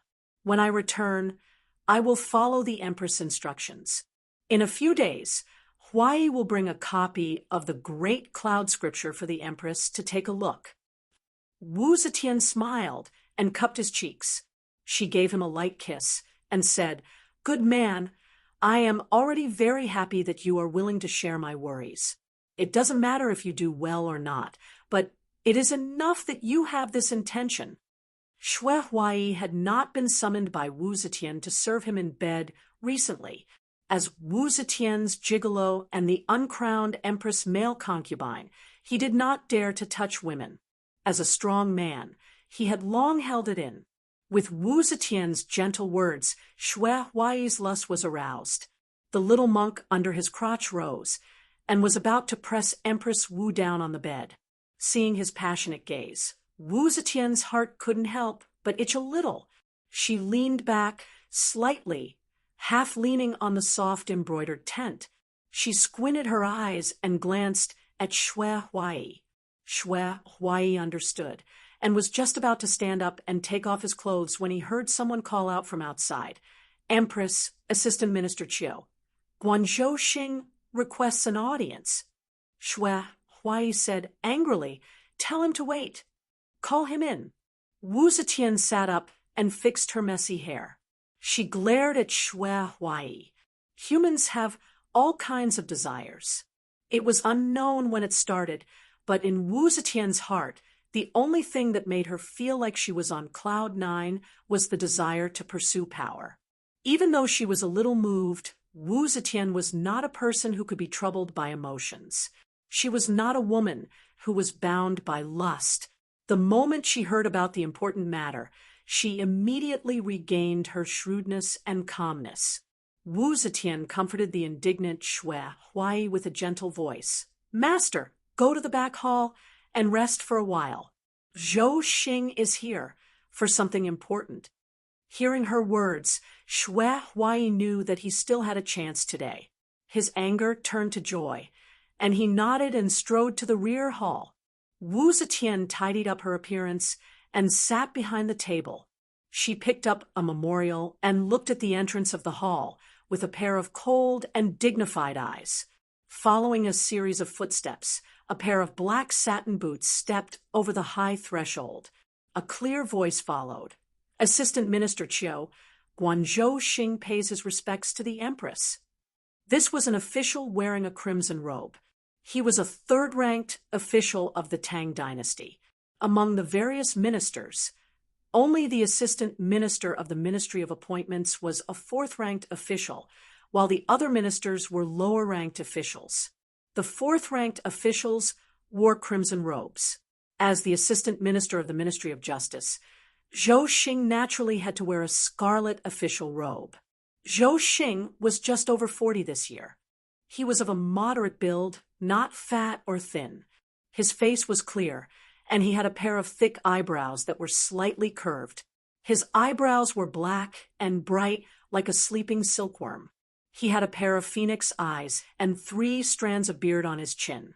He gave off the elegant and free air of a scholar, but his cheekbones were relatively high. Seeing Empress Wu, Zhou Xing hurriedly went forward to greet her. The so-called greeting was just a bow. At this time, the court did not have the ceremony of kneeling. When the emperor came to court, the officials all had seats. There would be meditation mats in the Golden Hall, and the officials would kneel to discuss politics with the emperor. Only in the Song dynasty, when Zhao Kuangyin ruled the country, did the seats get removed and the officials stood to discuss politics. But when they went to court, they still only bowed. It was only in the Yuan dynasty that they started to change to kneeling. Now, they did not always kneel. Wu Zetian waved her sleeve and said, "Assistant Minister, Zhou does not need to be so courteous. How is the case of Xiao Qiangjin going?" Zhou Xing took out a memorial from his sleeve. He bowed and said, "Empress." After this subject received the decree, he immediately interrogated Xiao Qiangjin, Gong Sai, and Zhang Siming. The Luo province Sima Gong Sai committed suicide to escape punishment. The Luo province magistrate Zhang Siming and Su Jingye's younger brother Xiao Qiangjin were afraid of the heavenly might and confessed to many accomplices. This subject did not dare to delay, and immediately returned to report to the empress. A cold light flashed through Wu Zetian's eyes. She reached out a hand. Zhou Xing immediately walked forward and presented the memorial. He respectfully said, "At the back there are the confessions of Xiao Qiangjin and Zhang Siming." Wu Zetian did not reply. She only opened the memorial and read it seriously. Seeing this, Zhou Xing took 2 steps back and bowed slightly. He stood at the side and waited for Empress Wu to ask questions. Zhou Xing was slightly nervous. He had brought down many people before, but this time, among the people he wanted to bring down was his immediate superior, the Minister of Justice, Zhang Chujin. Wu Zetian had ordered him to investigate the case of Su Jingye's younger brother, Xiao Qiangjin. She had smuggled goods and wanted to use this case to purge the anti-martial royalists in the court. Zhou Xing had also smuggled goods and used the opportunity to drag his immediate superior, Zhang Chujin, into the case. Zhang Chujin was no ordinary person either. To be able to suppress someone like Zhou Xing, how could his means be ordinary? Zhang Chujin came from a large clan in Bing province and came from a family of officials. Ever since he was appointed as the Minister of Justice, he was known as a capable official. Zhou Xing had long wanted to push him down. If not for Zhang Chujin's impressive means, how would he be able to remain in his position? As an official in the Ministry of Justice, Zhang Chujin had more confidence than Zhou Xing, and his influence was greater than Zhou Xing's. Initially, Zhou Xing did not want to do it himself. He wanted to instruct his confidant, Yang Mingsheng, to do it himself. However, something happened to Yang Mingsheng. Zhou Xing was helpless and unwilling to give up on this good opportunity. He could only bite the bullet and do it himself. Zhang Chujin's political stance wasn't clear. He didn't support either Li or Wu.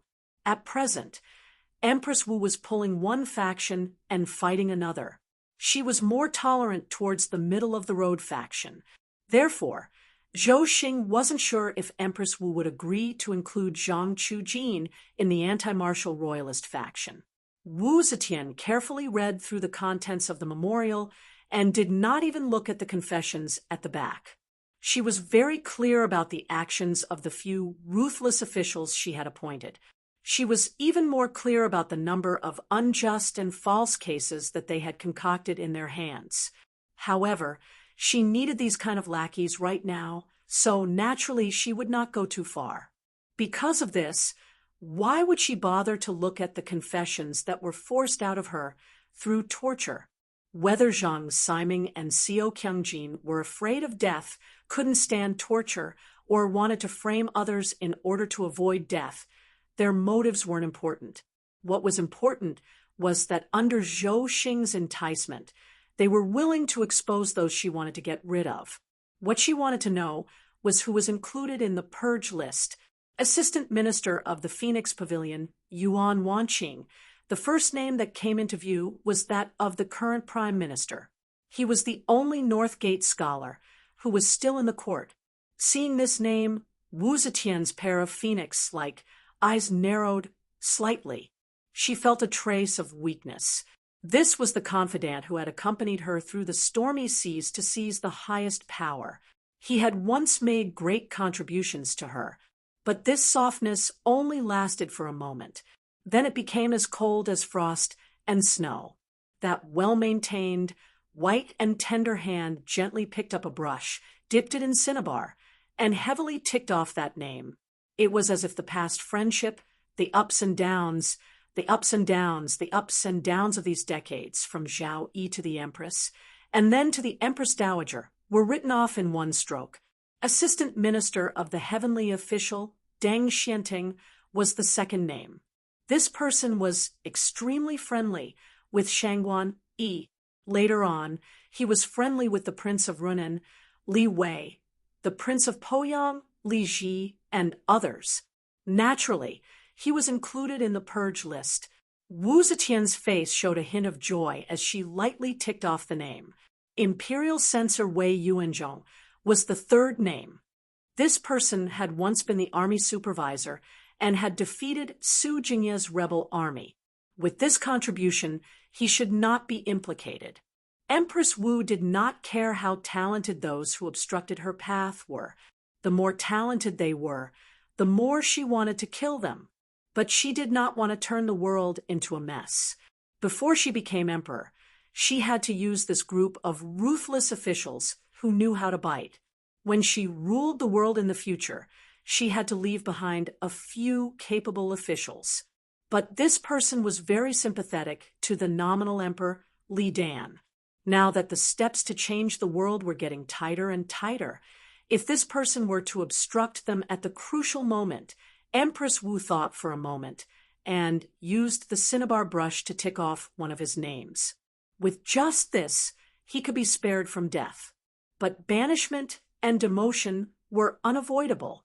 Inner Custodian Zhang Guangfu, Shanzhou Provincial Governor Gua Xingyi, Pengzhou Provincial Governor Lu Yizong, these people were clearly on the side of the emperor.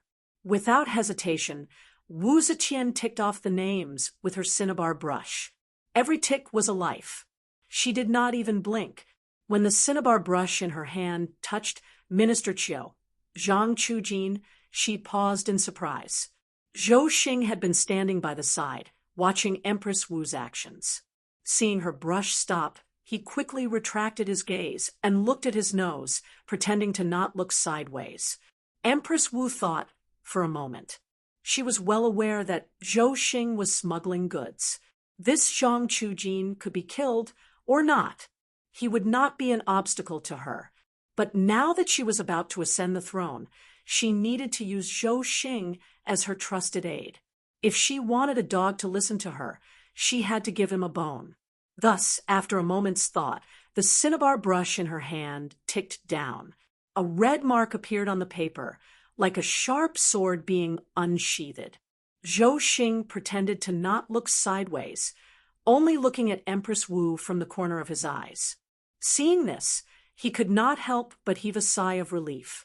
Wu Zetian put down her cinnabar brush and said plainly, "My beloved subject is still very diligent in his work. However, these people have ulterior motives and are plotting something big. I'm afraid that their henchmen are not limited to these. My beloved subject must investigate them seriously to prevent any fish from escaping the net. There are already so many officials. Does Empress Dowager think that we have not killed enough?" Zhou Xing was secretly shocked. He knew that the scale of the purge had not reached the level that Empress Wu wanted. He quickly bowed and replied, "Yes, when I return, I will interrogate Zhang Siming and Xiao Qiangjin strictly. I will not let a single traitor escape the net." Empress Wu glanced at him and said with a smile that was not a smile, Since Zhang Chujin has betrayed my trust and colluded with traitors, the position of Minister Autumn official will be vacant. Do a good job. Other than you, I can't think of anyone else who is suitable for this position." Zhou Xing's face heated up. He knew that the Empress had seen through his thoughts. But hearing such an order, he was still overjoyed. He quickly bowed and thanked, "Empress Dowager trusts and promotes me. I will do my best until the day I die." Empress Wu plainly said, "You may leave." "Yes, I will take my leave." Zhou Xing bowed and left. When he reached the veranda, he felt the sun shining brightly and his body relaxed. At the same time, a question surfaced in his mind. Since the Empress could not wait to purge the officials, it was obvious that she was about to ascend the throne. But she was already so old and did not have many years left. If she wanted her career to last long, she would have to climb up another big tree. A new emperor was about to ascend the throne. Who would be the next emperor? Chapter 110. After Zhou Xing left, Xue Huai poked his head out from behind the screen and tiptoed out. When he saw the look in Wu Zetian's eyes, his heart turned cold. Wu Zetian's eyes were very clear, and she seemed to be deep in thought. She was clearly thinking about something.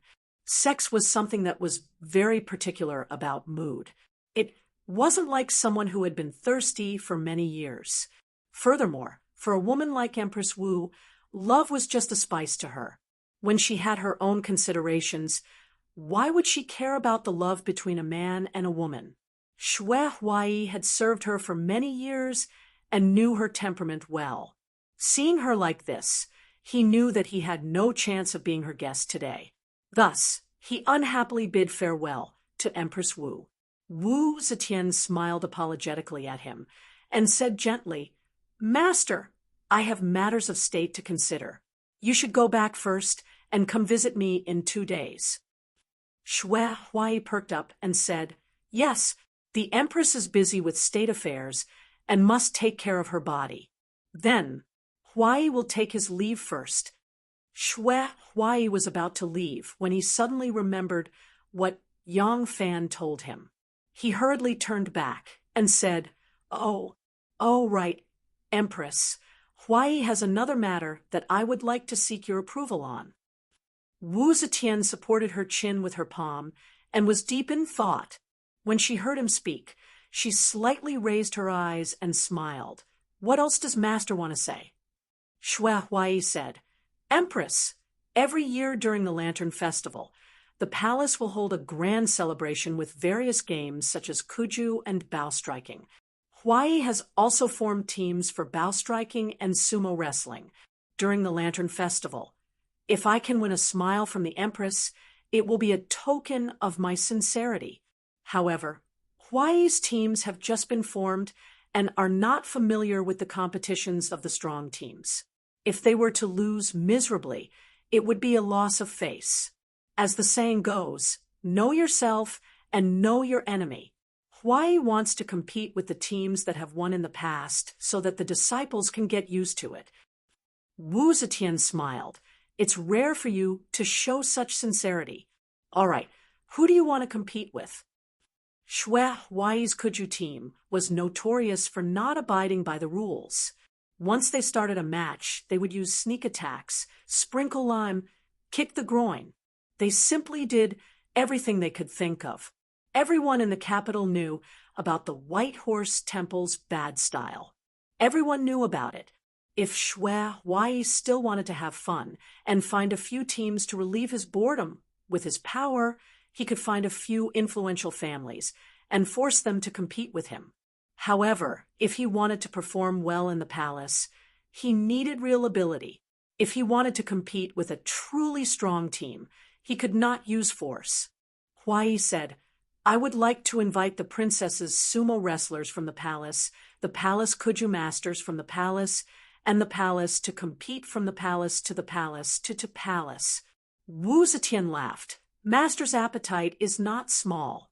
You specifically challenged the strongest team of the Tang dynasty. Aren't you afraid of losing?"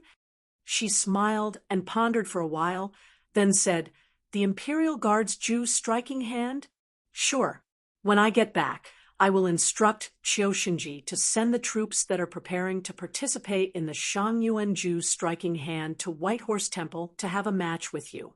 In the palace, no problem. In a few days, bring your Kuju masters to the palace and compete with them. I will tell Wan to arrange it. But Taiping, Wu Zetian sighed softly and said, Taiping hasn't been in a good mood recently. I don't think you should go and try to avoid this obstacle.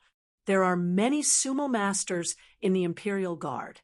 Let Qiu Shinji send them to you.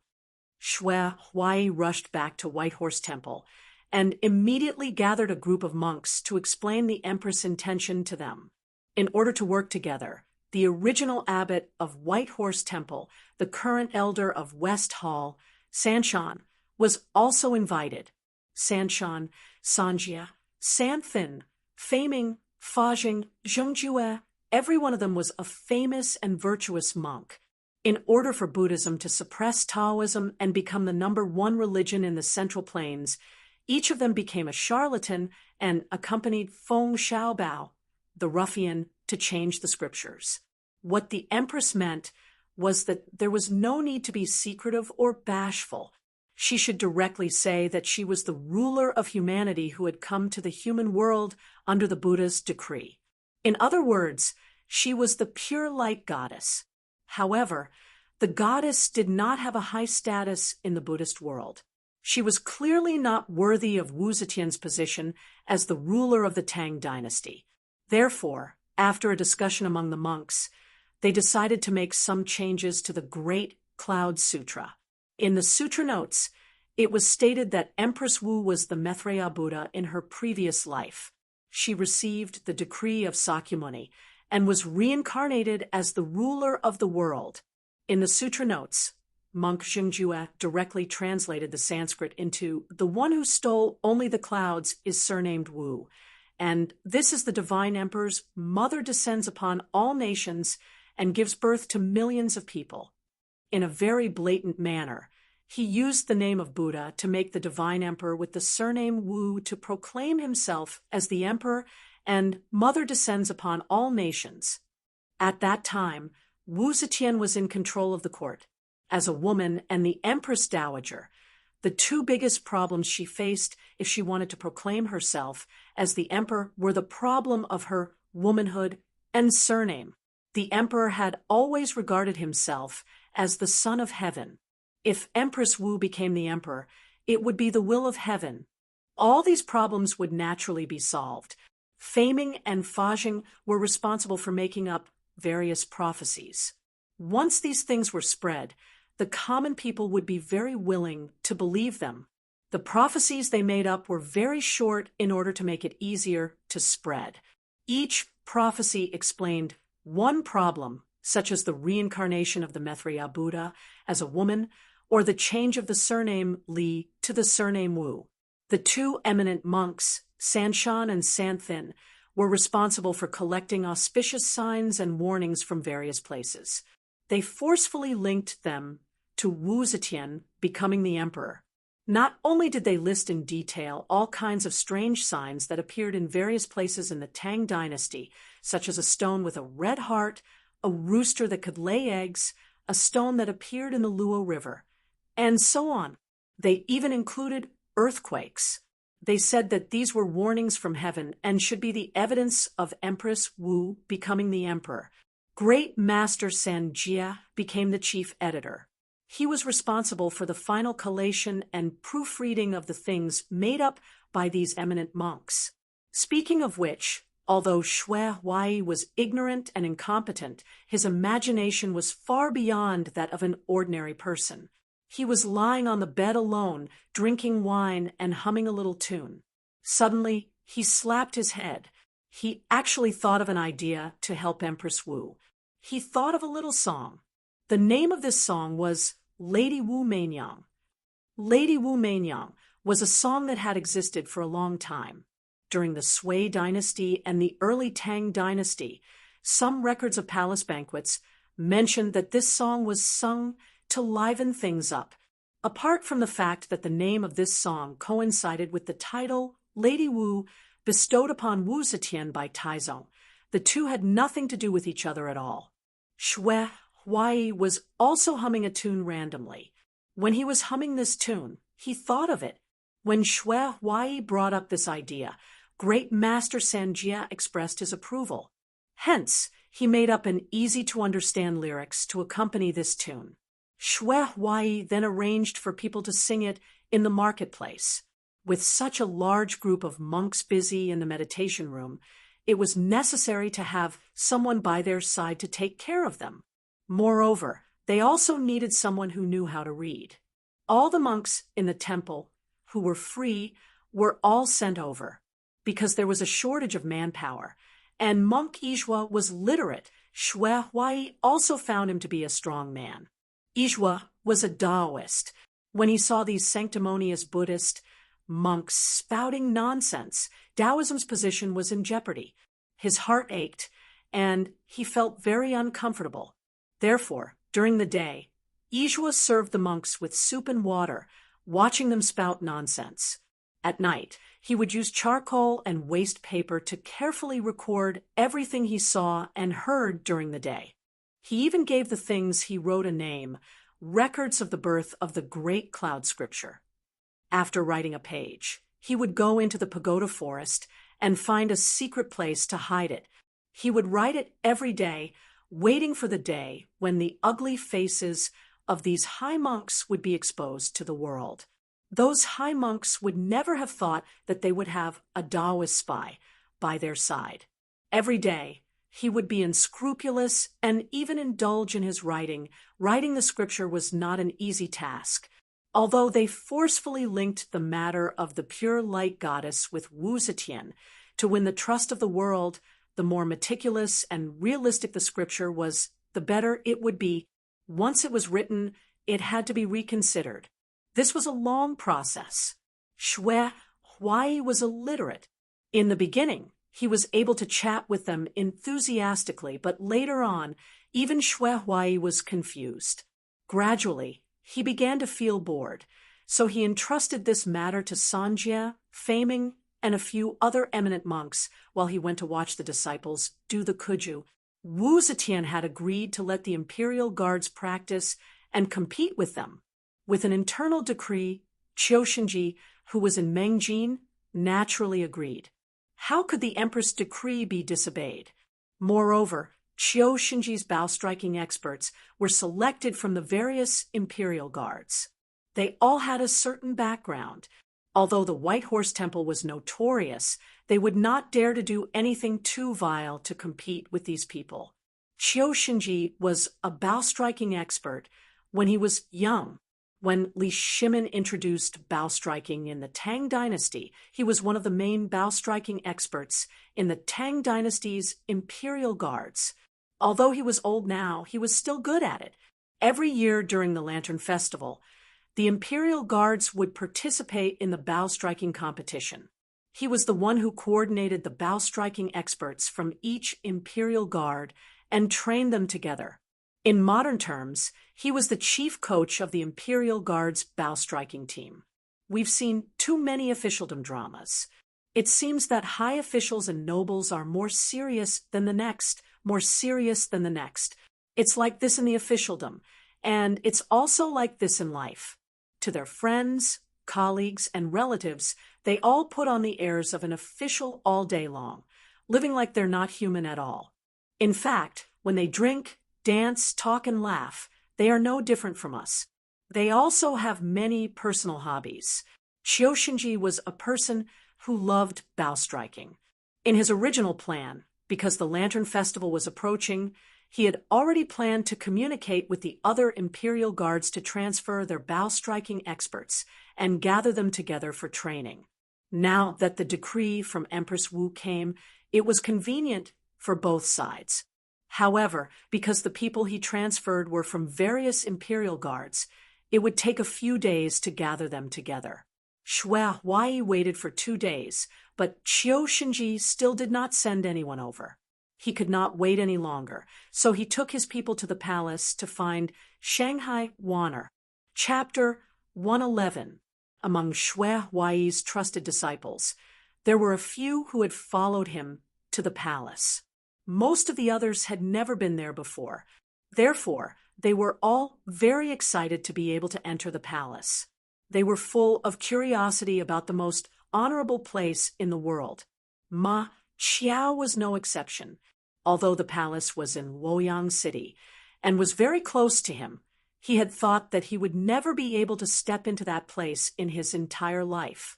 But now, he actually had the chance to enter the 9-layer imperial palace. It really felt like a dream. Yang Fan was also very nervous and a little excited. He didn't expect to have the opportunity to enter the palace so soon. Xue Huai had said that the Kuju masters in the palace were mostly women, such as princesses, female guards, and palace maids. Even Shangguan Daizhao was among them. Would he be able to see her this time? If he had the chance to see her, how would he be able to ask for the whereabouts of Miaoshenka? Because he was thinking about these questions, Yang Fan was a little silent. The others were discussing excitedly, guessing the situation in the palace, or listening to the senior and junior brothers who had accompanied Xue Huai to the palace talk about the situation in the palace. Yang Fan's behavior was a little different from others. Chu Kuanga saw this and thought that he was too nervous because he was concerned about winning or losing. After all, these teams were all formed by Yang Fan. The outcome of the competition had the most to do with him. Therefore, it was understandable that his performance was unusual. Chu Kuanga hurried 2 steps forward and patted him on the shoulder, comforting him. "Erlang, don't worry. How long have you and I trained these people? In the past, they were not qualified to compete in the palace. Now, as long as they can hold on for a little longer, it will be your great ability. Moreover, with your superb Kuju skills, I really don't believe that some women can be stronger than you." Yang Fan laughed and said, "Brother Chu is right. They are just a group of women. We are men. How can we be afraid of them?" The two of them chatted and laughed as they walked forward with their arms around each other's shoulders. When they were about to reach the Lushun Square, suddenly they saw a group of people on horses coming slowly from the opposite direction. In front of the group were several government officials who were beating the gong to open the way and playing the signboard to clear the way. Behind them, there were many government officials holding their sabers and following them. Luoyang Commandant Tang Zong rode on his horse with his saber in his hand. Behind him were many officials. Unexpectedly, Xue Huai led a group of monks towards them. The officials were startled and immediately retreated to the side of the road to let the group of monks pass. Yang Fan looked to the side of the road and saw several criminals being escorted by the officials. Among the prisoners, there were 2 prisoners with large shackles on their bodies. The shackles were 6 feet long, 4 feet wide, 5 cun thick, and weighed 100 caddies. Wearing these shackles, not to mention walking, even if they were tied to a carriage, after a long time, they would die without a doubt. There were also a few people beside them, who only wore light shackles, but they were wearing the clothes of prisoners on death row. There was even a beheading plaque on the back of their necks. All of them were tied up, and their faces were ashen. Behind them, there were many men and women wearing prisoner clothes, wailing and cursing. They did not stop because of Xue Huai's arrival. They had already become prisoners on death row and would die in an instant. Who was there to be afraid of? Xue Huai was riding forward when he suddenly saw a few familiar faces among the prisoners. He couldn't help but stop his horse and take a closer look. He couldn't help but be surprised. Assistant Minister of the Phoenix Pavilion Yuan Wanqing, Assistant Minister of the Heavenly Official Deng Xianting, Inner Custodian Zhang Guangfu, Xue Huai was secretly shocked. He quickly beckoned Tang Zong to come before him and asked in a low voice, "Why are these people all arrested? What did they do?" Tang Zong was originally very nervous when he saw Xue Huai pass by, but when he saw Xue Huai's friendly attitude, he couldn't help but feel relieved. He hurriedly cupped his hands and said, "Master Xue, These people are all related to Su Jingye's traitors. Now that they have been arrested, the Empress is furious and is about to send them to the execution ground. Shui Huai clicked his tongue. Suddenly, he saw that Minister Qiu Guanzhang Chujin was also tied up. He couldn't help but ask, Minister Zhang is an important official in the imperial court. Didn't he issue a pardon? Why is he also being tied up and sent to the execution ground? This pardon was the legendary death exemption medallion. In fact, it wasn't a gold medallion, but a pardon. The officials who received the pardon could be exempted from the death penalty once. There were only a dozen or so officials in the imperial court who had the pardon medallion. Shui Huai himself had one, so he asked this question.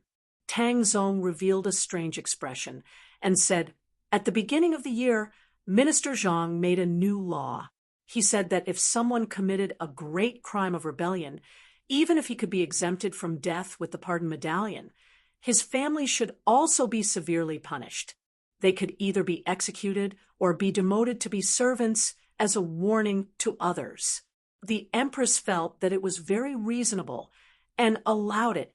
Who knew that even though Minister Zhang has the pardon medallion and can be exempted from death and sent to the desolate border, all the males in his family above the age of 15 will be beheaded.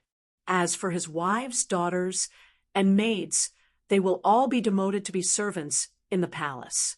When Shui Huai heard this, he couldn't help but reveal a strange expression. After a while, he said, Isn't this lifting a rock and smashing it on his own feet? Tang Zong deeply agreed. However, Zhang Shangjin was originally the highest official in the judicial department, so even though he ended up like this today, it wasn't good for him to comment. Shui Huai shook his head and sighed. The cycle of the heavenly Tao, retribution, is not good. After saying this, he kicked the horse's abdomen and walked forward. Yang Fan and Ma Qiao were currently bald and wearing monk robes. They were among the monks, but Tang Zong didn't dare to cause any trouble. He watched as a group of monks swaggered past in front of him. He didn't even dare to raise his head, so how could he recognize them? Chu Kuanga walked beside Yang Fan and couldn't help but sigh when he saw the miserable appearance of the condemned prisoners. Zhang Chujin thought of this law to cater to the Empress. Who would have thought that he would bring about his own destruction? Hong Yi said with a smile, That's nothing. Do you see those two wearing the big chain? Those two are Su Jingye's younger brother, Xiao Qiangjin, and Luoyang's magistrate, Zhang Siming. They were dragged to watch the execution. The big chain they wore was thought up by Zhang Siming. It was specially used to punish serious criminals. Now, he himself has tasted the power of the big chain. When the ruffians heard this, they all sighed and spoke about the many stories they had heard about the cycle of karma and retribution. For a moment, these ruffians who fought and caused trouble everywhere seemed to be like monks who had seen through the world of mortals, and they all sighed with emotion. The monks of the White Horse Temple were led by Shui Huai into the palace through the Black Tortoise Gate. They then turned left and walked towards the Peaceful Blessing Hall. In front of the Peaceful Blessing Hall and the observation platform, there was a large flat and wide field. There was a basketball court here. This place was located to the north of the imperial harem. It was close to the imperial garden in the backyard of the palace. Many concubines, female officials, and palace maids lived nearby. Therefore, they often gathered here and played. Yang Fan and the others followed behind Shui Huai and entered the majestic palace. When they saw the magnificent imperial palace, many people who entered the palace for the first time were in awe. Naturally, they didn't dare to speak loudly. They just looked around and curiously sized up everything they saw. In this palace garden, the most common thing they saw were women. Young, brightly dressed women walked back and forth. When they saw a group of bald monks coming in, they would curiously stop and look at them in groups of 3 or 5. They would whisper to each other. Occasionally, when they talked about some interesting topic, they would cover their mouths and laugh. When they laughed, their eyes would slightly curve into a pair of crescent moons, giving them a somewhat seductive feeling. Looking at them, the group of bald donkeys became restless. Xiao Fan, look, there are so many beautiful women. Ma Qiao came to Yang Fan's side and said with shining eyes. Yang Fan said, "What's so strange about this? Ordinary people's back gardens are planted with flowers. The emperor's back gardens are planted with women. What we see might not be a lot. In this palace, there are at least tens of thousands of women, and they are all selected from all over the world. Think about it." Ma Qiao imagined the scene of more than 10,000 one-in-a-million beautiful girls gathered together, and his mouth immediately gaped wide open. He was about to plunge 3,000 feet straight into the abyss. The observatory was a high platform in Luoyang's imperial palace for observing the celestial phenomena. It had always been under the charge of the imperial astronomer. Usually, there were not many people here. When it was not needed, the palace gates would be locked. Because it was within the imperial palace, its safety was absolutely guaranteed. Therefore, there was not even a guard. The observatory and Serenity Hall intersected at a right angle, and in the middle was an extremely vast field. There was a Kuju field and other places for palace maids and eunuchs to play and exercise when they were free. As for the swings and fishing, they were in the rear gardens of the imperial palace, separated from this place by a palace wall that was 30 feet high. Xue Huai led them to the open field and ordered in a rough voice, "All of you wait here. I will go see the empress first and ask her to send some Kuju masters to compete with you." Xue Huai was just about to leave when he turned back with worry, glaring at his restless ruffian disciples. He ordered, "This is the imperial palace. All of you, behave yourselves." Hongyi hurriedly agreed with a smile. Xue Huai snorted heavily, turned around, and walked into the imperial palace. On the field, there were many palace maids holding hands as they walked and chatted. On the Kuju field, there were more than 10 palace maids playing football. When they saw more than 10 bald monks walking in and looking around, some palace maids came over and curiously sized them up. "Hey, old monk, you're already so old. Why are you still a novice monk?" A lively, round-faced palace maid looked at Taoist Yizhua. The old Taoist's face was full of wrinkles, and he was very old, but he was wearing an ordinary monk's robe. Squeezed in the middle of a group of young monks, he didn't look like a monk of any status. As she asked, the palace maid couldn't help but stretch out her hand as if she wanted to touch his goatee. Taoist Yizhua hurriedly took a step back, cupped his hands in front of his chest, and loudly said, "Supreme Heavenly Lord Tai, female benefactor, please don't do this." The palace maid was shocked. Her eyes widened, and she covered her mouth as she laughed. "Old monk, what kind of Buddha do you worship? Why are you chanting the Heavenly Lord of Taoism?" Taoist Yizhua's face turned red, and he was momentarily speechless. Beside him, a palace maid giggled and said, "Old monk, you're so useless. Look at that monk in the red kasaya. He's so young, but he's already the head of Buddhism." The round-faced palace maid followed her gaze and saw Yang Fan. Her eyes immediately turned red. Wow, what a handsome little monk. Chapter 112. Xue Huai was originally worried that his scoundrels wouldn't know the rules after entering the palace and would cause some trouble. He didn't expect these palace maids and beauties to be even more daring than these scoundrels. This was the palace, the home of the palace maids and beauties. They didn't have to worry that someone would dare to be rude to them. More importantly, they had a lot of people. Experienced people knew that if a person was thrown into a group of the opposite sex, even a rooster would become a quail. As a result, the monks became the target of the palace maids and beauties' comments. They generously gave them pointers and giggled from time to time. Even the most ruffian and scoundrel monks became a little reserved under their giggles. Usually, when these monks went out on the streets and saw some pretty girls and wives, they would often point at them and make comments about them. But now, there were several times more women than them, and all of them were beautiful, young, and lively girls. They were at a loss of what to do. The one who received the most attention was, of course, the handsome young monk Yang Fan.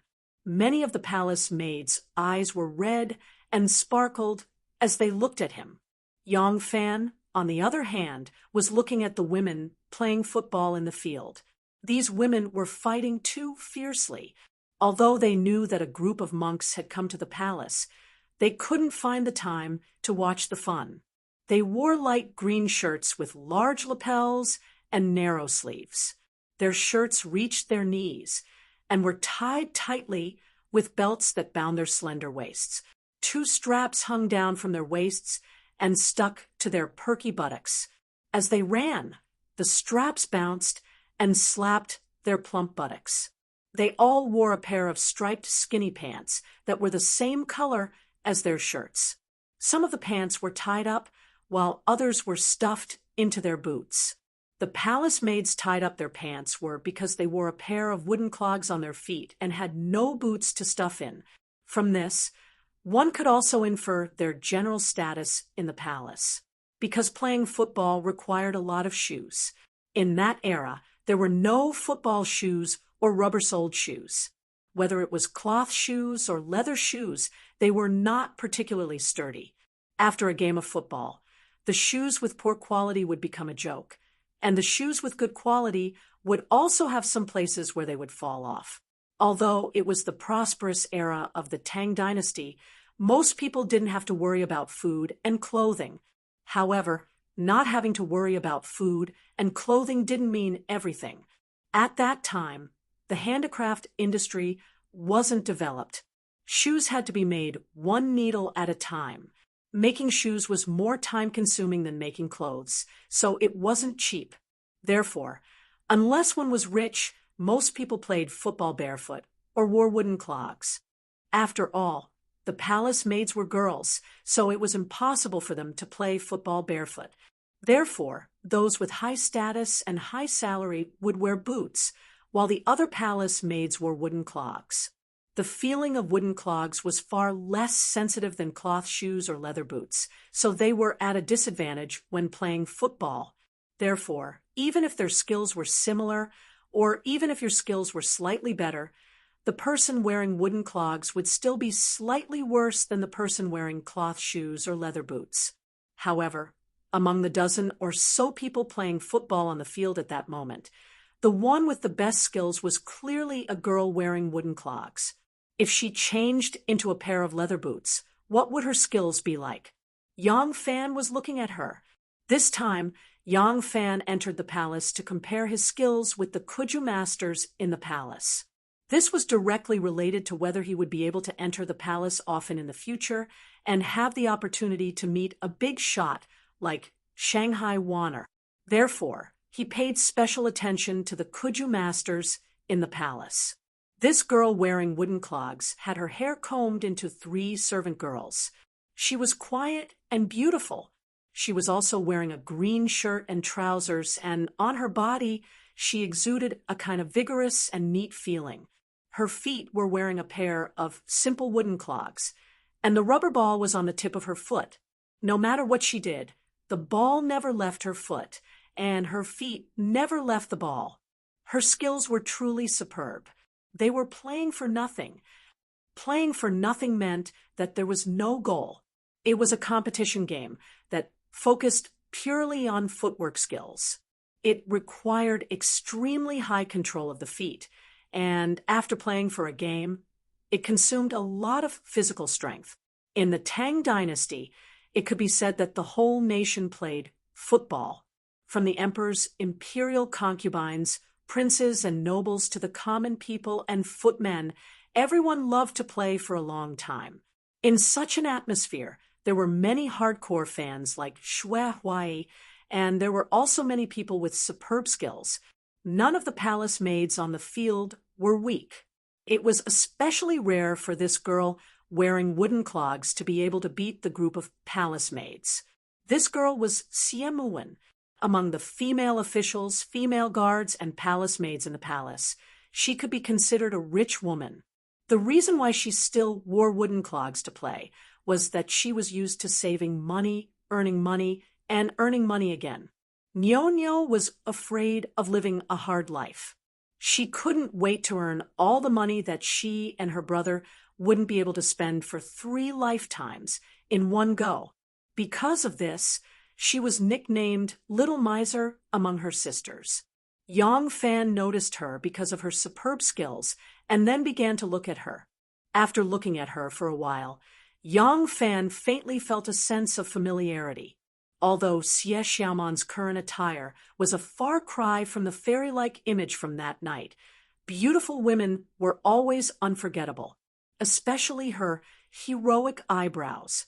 Yang Fan suddenly remembered her. That night, he had seen this girl while riding on the wall. She really was a person of the imperial court and a person of the palace. Could it be that she recognized him? Xie Xiaoman seemed to be aware that someone was staring at her. She suddenly tiptoed, and the ball that seemed to be glued to the tip of her foot soared into the sky. She didn't seem to use much strength in this kick, but it actually kicked the ball so high. This move was similar to the one that Yang Fan used to hit the ball into the net from the center line on the Luo River. The only difference was that one used a hand and the other used a foot. Being able to exert the greatest strength did not necessarily mean that one could shoot the most powerful ball. Relying solely on brute force, it was likely that the ball itself would have to bear all of the force. Xie Xiaoman kicked the ball away and looked over. She saw a handsome monk wearing a large red robe, but he was unreasonably young and handsome. He was looking at her with a sneaky expression. She was immediately displeased and fiercely glared at him. She didn't recognize Yang Fan. In the ancient records, the person with the highest ability to remember people was a man named Ing Feng. Because of this, the idiom "half a face to face" was left behind. It was said that Ing Feng had an amazing memory. Once, he went to visit an official, but the official was not at home. At that time, the coachman only opened the door a crack, and Ing Feng only saw half of the coachman's face. Decades later, when they met again, Ing Feng was still able to recognize him at a glance. Of course, Xie Xiaoman was not such a strange person.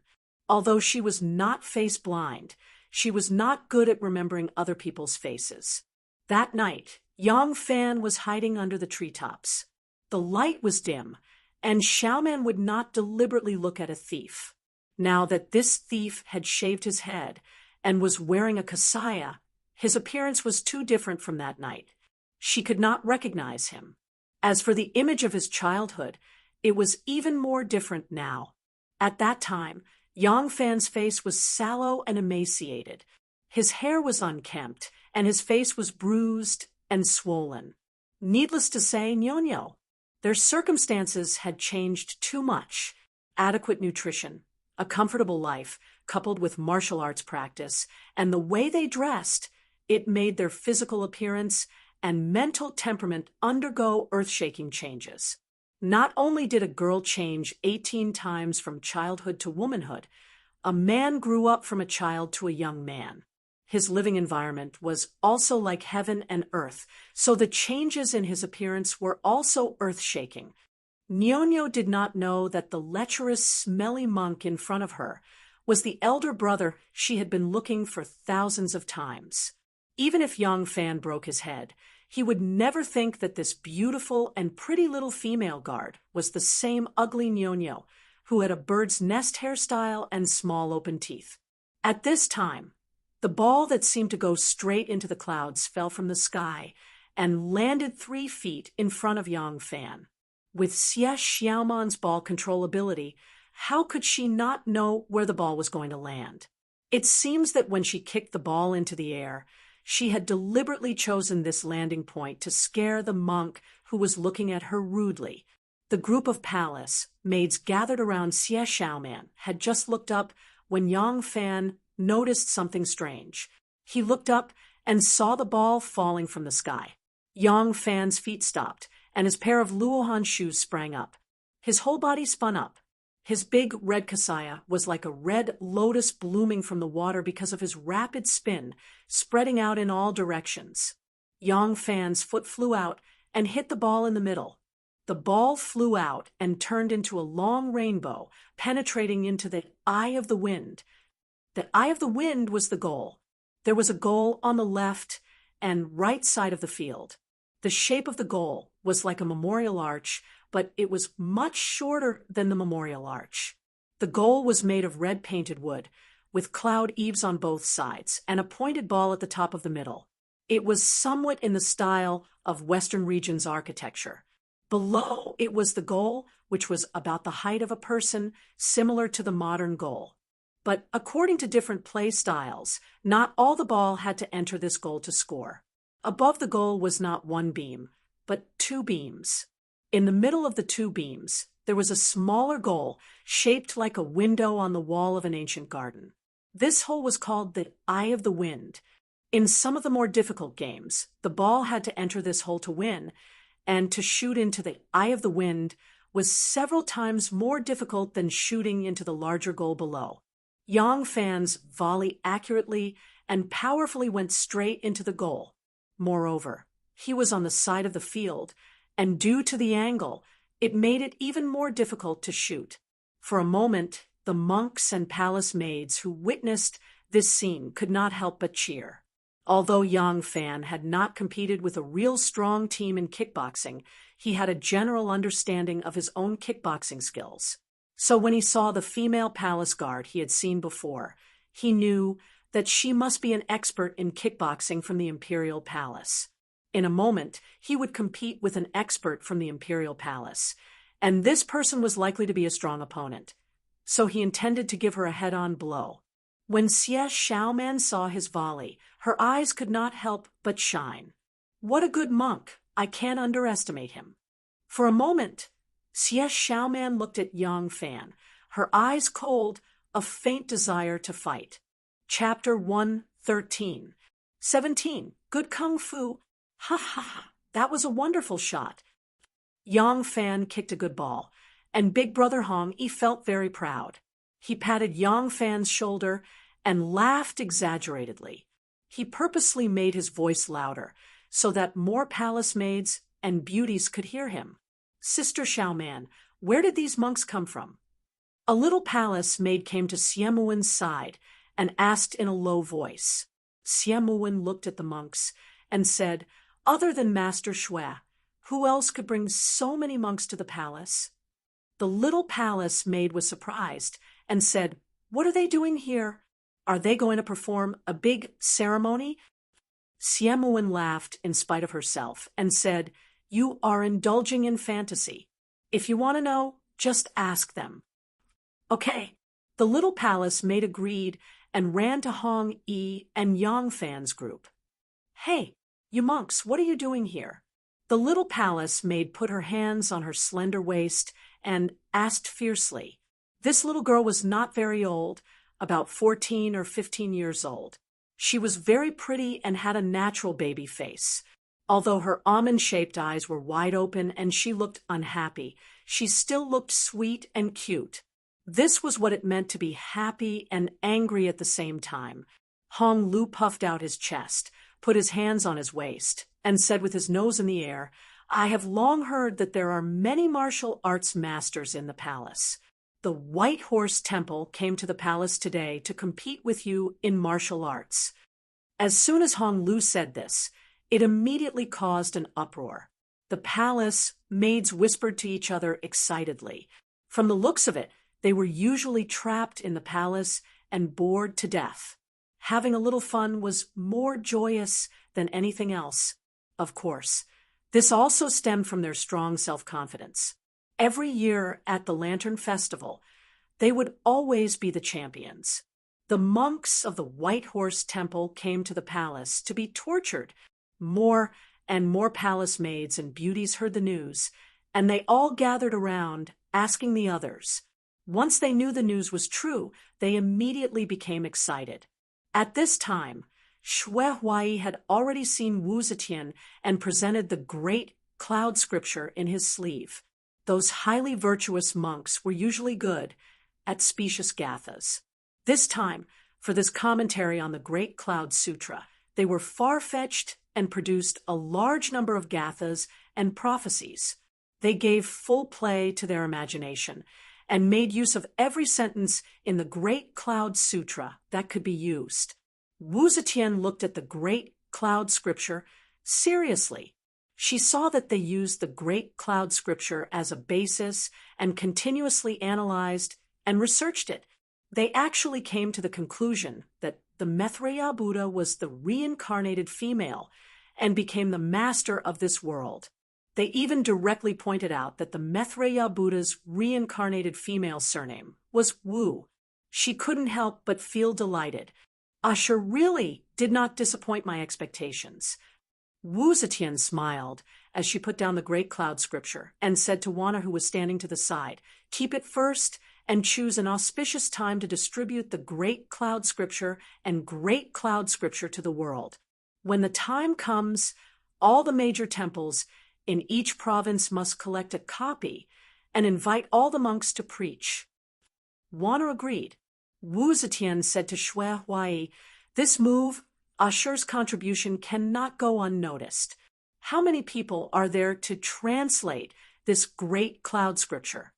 Shui Huai said, "There are Sanjia, Santhin, Sanshan, Fa Ming, Yuan Qi, and the other 9 monks."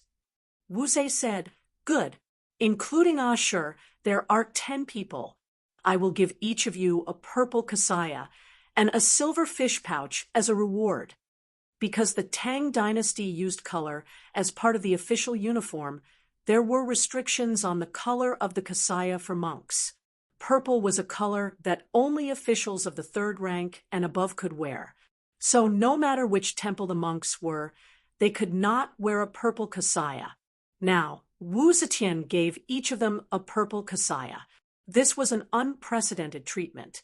Shui Huai was overjoyed and quickly thanked her. Wu Zetian smiled and said, "Asher is considerate. I am giving you a purple kasaya, but I think it is too little." Shui Huai hurriedly said, "Huai is a boorish person.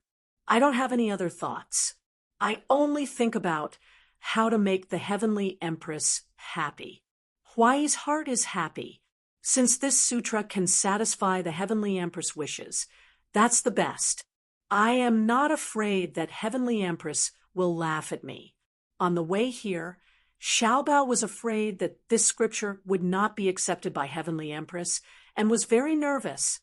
Wu Zetian looked at him with a smile and said, "I am a little tired and want to go back to my bedroom to rest. Asher, come with me.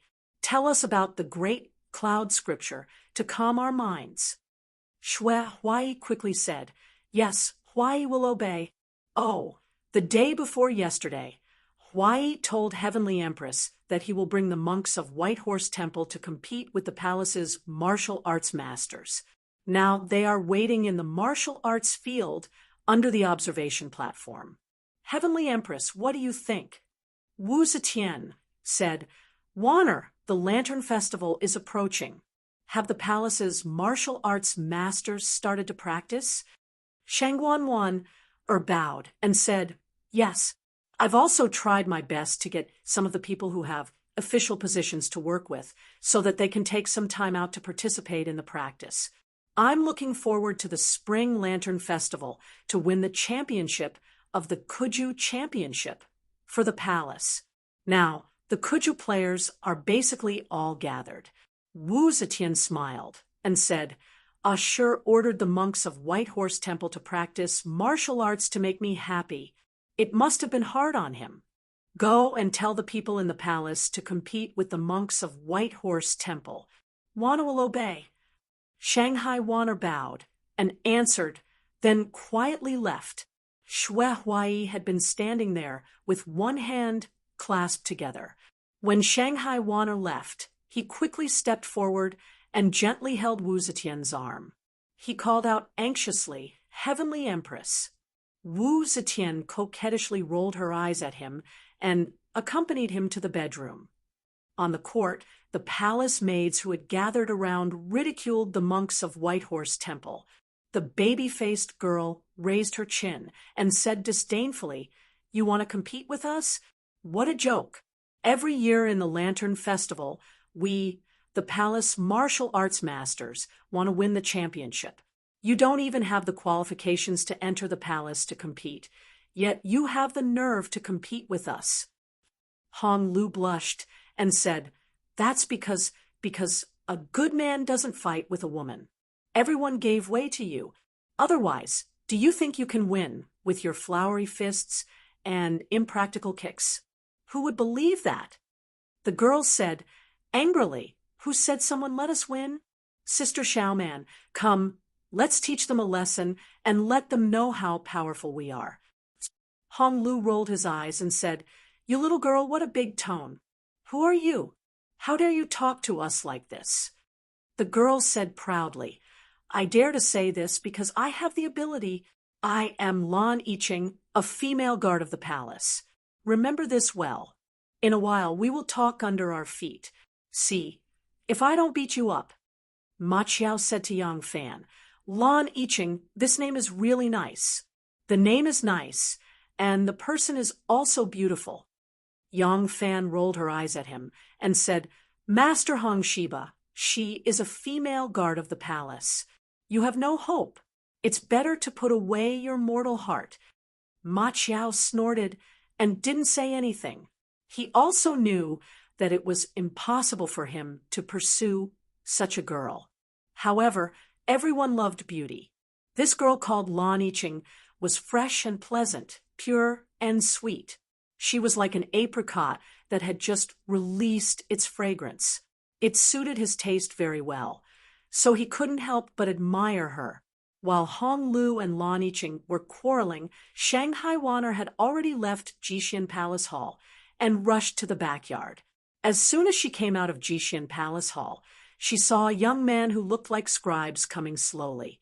This person wore a turban on his head and wore a stone-blue silk robe with a leather belt around his waist. He had red eyebrows and white teeth. He had an elegant demeanor. When she looked carefully, it was Princess Taiping, who was disguised as a man. Shanghai Wanner stopped and bowed slightly. She said with a smile, "Princess, how come you have time to come to the palace today?" As soon as Princess Taiping saw her, she couldn't help but chuckle.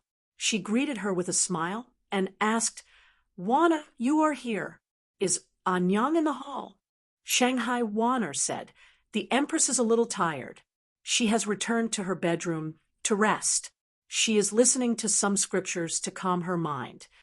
Princess Taiping knew what was going on. "Oh," she said, "if that's the case, I'll go back." Shanghai Wanner quickly stopped her and said with a smile, "Since Princess has come, why are you in such a hurry to leave? Teacher Shui has brought a group of disciples into the palace. He said that he has been practicing Kuju hard. He wants to participate in the Yuan Dynasty tournament and compete with us for the championship. Now he wants to compete with our forbidden sex Kuju masters. Wanner is going to arrange some people to compete with them. If Princess has nothing else to do, why don't you come with us?" Princess Taiping heard this and said with disdain, "Shui Huaiyi's subordinates are just a bunch of ruffians. What kind of Kuju masters do they have?" Even though she said that, she still followed Shanghai Wanner to the backyard. In the backyard, the two sides were still bickering. A group of palace maids were chattering nonstop. The ruffians and monks were speechless. Suddenly, one of the palace maids ran over and shouted, "Xiaoman Jiejia, Yiqing Mimi, don't quarrel anymore. Shangguan Daizhao is here." Daizhao said that he wants us to compete with White Horse Temple. Xie Xiaoman was surprised. Shangguan Daizhao also knows about this. The palace maid said, "This matter has been approved by the Empress. Shangguan Daizhao is here for this matter. Look." The palace maid pointed behind her. Everyone followed her gaze and saw two men in white robes standing shoulder to shoulder on one side of the field. Someone called out, "Ah, Princess Taiping is also here." Yang Fan listened attentively and saw two people standing shoulder to shoulder on the other side of the field. Both were wearing Confucian robes. Their lips were painted red. Their noses were greasy, their skin was delicate, and their skin was white with a hint of red. Standing there, they looked like a pair of lovers. If these two were to change into women's clothes, perhaps even Shi Zifian would not be able to compare. Carefully looking at their appearance, he remembered that the one on the left was the Princess Taiping, whom he met by chance at the Luo River. As for the other one, she was as beautiful as a jade. Yang Fan vaguely remembered that he had seen her at the Luo River. At that time, she was standing next to Princess Taiping. So, she was Shangguan Wan'er. Yang Fan did not expect that the person he had tried so hard to meet was someone he had already met at the Luo River that day. It was just that he did not know who she was. Only today did he see her true face. Chapter 114. Shangguan Wan'er did not approach. Although she was respectful to Xue Huai on the surface, she was very disdainful or even disgusted with him. At the moment, Xue Huai was not here, so Shangguan Wan'er did not need to show any respect to his subordinates. Shangguan Wan'er said to Xie Muwen from afar, "Xiaoman, you and the others have a match. The princess and I will watch the match from here. Pay attention. Don't let the reputation of the palace weaken." While speaking, a group of eunuchs carrying all kinds of things came over. The screen was pulled down, and in the blink of an eye, a place that looked like a tent was set up, and then 2 rope beds were put in. These rope beds were the same as Hu beds. Both came from the western regions. Although there was a word bed in its name, it was actually a chair. This kind of chair, with high legs and armrests, was somewhat similar to the armchairs and armchairs. It had been introduced to the Central Plains since the Han Dynasty, but it had never become the mainstream of household furniture. But outside, the nobles had to agree that this kind of furniture was more suitable than the traditional furniture of the Central Plains. At least in the army, Hu beds, stools, had become very popular. There were also rope beds in the palace. Generally, when the members of the royal family held some grand events outside the palace hall, the traditional seat was too low, so they would use this kind of furniture from the western regions. After the rope beds were put in place, a few tables were placed between the 2 rope beds. Then hot tea, fresh fruits, cold dishes, and snacks were placed on the tables one by one. Princess Taiping and Shangguan Wan'er sat on the left and right. They first took a wet towel to wipe their hands and face, then took a hot cheese, picked up some raisins, and put on a look as if they were watching the fun. In the palace, apart from the Empress, only these 2 people could put on such a show. Even the Empress was not as eye-catching. Seeing that Princess Taiping and Shangguan Daizhao were sitting on the side of the field, wanting to watch the match, although Xie Xiaoman did not put the monks of the White Horse Temple in her eyes, she could not help but be excited. The palace maids and female guards were eager to participate in the match. Lan Yiqing waved his arms and said, "Sisters, cheer up. Let the monks of White Horse Temple know how powerful we are." Xie Xiaoman had always been friends with them, so she had a good idea of who was better. She picked out 9 of her friends, and with her, there were 10 of them. Xie Xiaoman still didn't take the monks of the White Horse Temple seriously. In her haste, she didn't deliberately find the best football players. At least, Princess Taiping and Shangguan Daizhao were first-class Kuju masters, but the 2 of them did not participate. But Xie Xiaoman still picked out the best players among the female guards present. Among these 10 people, besides her, there were 3 female guards, including Lan Yiqing. The other 6 were just ordinary palace maids. The quality of one's ball skills was not directly related to one's martial arts. Those who were good at martial arts would naturally have better physical fitness, but that was only one of the basic elements of playing basketball. It did not mean that they would be able to practice superb skills and make the most accurate judgments according to the ever-changing situation on the court. Therefore, although there were a few female guards present who had superb martial arts, their ability to play with the light ball under their feet was very average. They usually did not practice seriously. Occasionally, they came to play ball to relieve boredom. Their ball skills were very average, so they were not selected by Xie Xiaoman. Shui Huai was not here, so the White Horse Temple naturally had Yang Fan as the leader.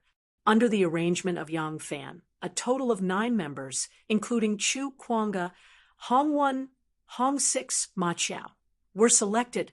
Including him, there were a total of 10 people ready to play. There was no point in hiding their strength. In this kind of game, the deciding factor was strength. Even if one's playing style was different, how strange could it be? Once on the field, the competition was always the most basic things: ball control, dribbling, passing, shooting, and so on. Letting those who were really good at Kuju stand on the sidelines and watch was absolutely not as good as letting them go on the field and fight with their opponents.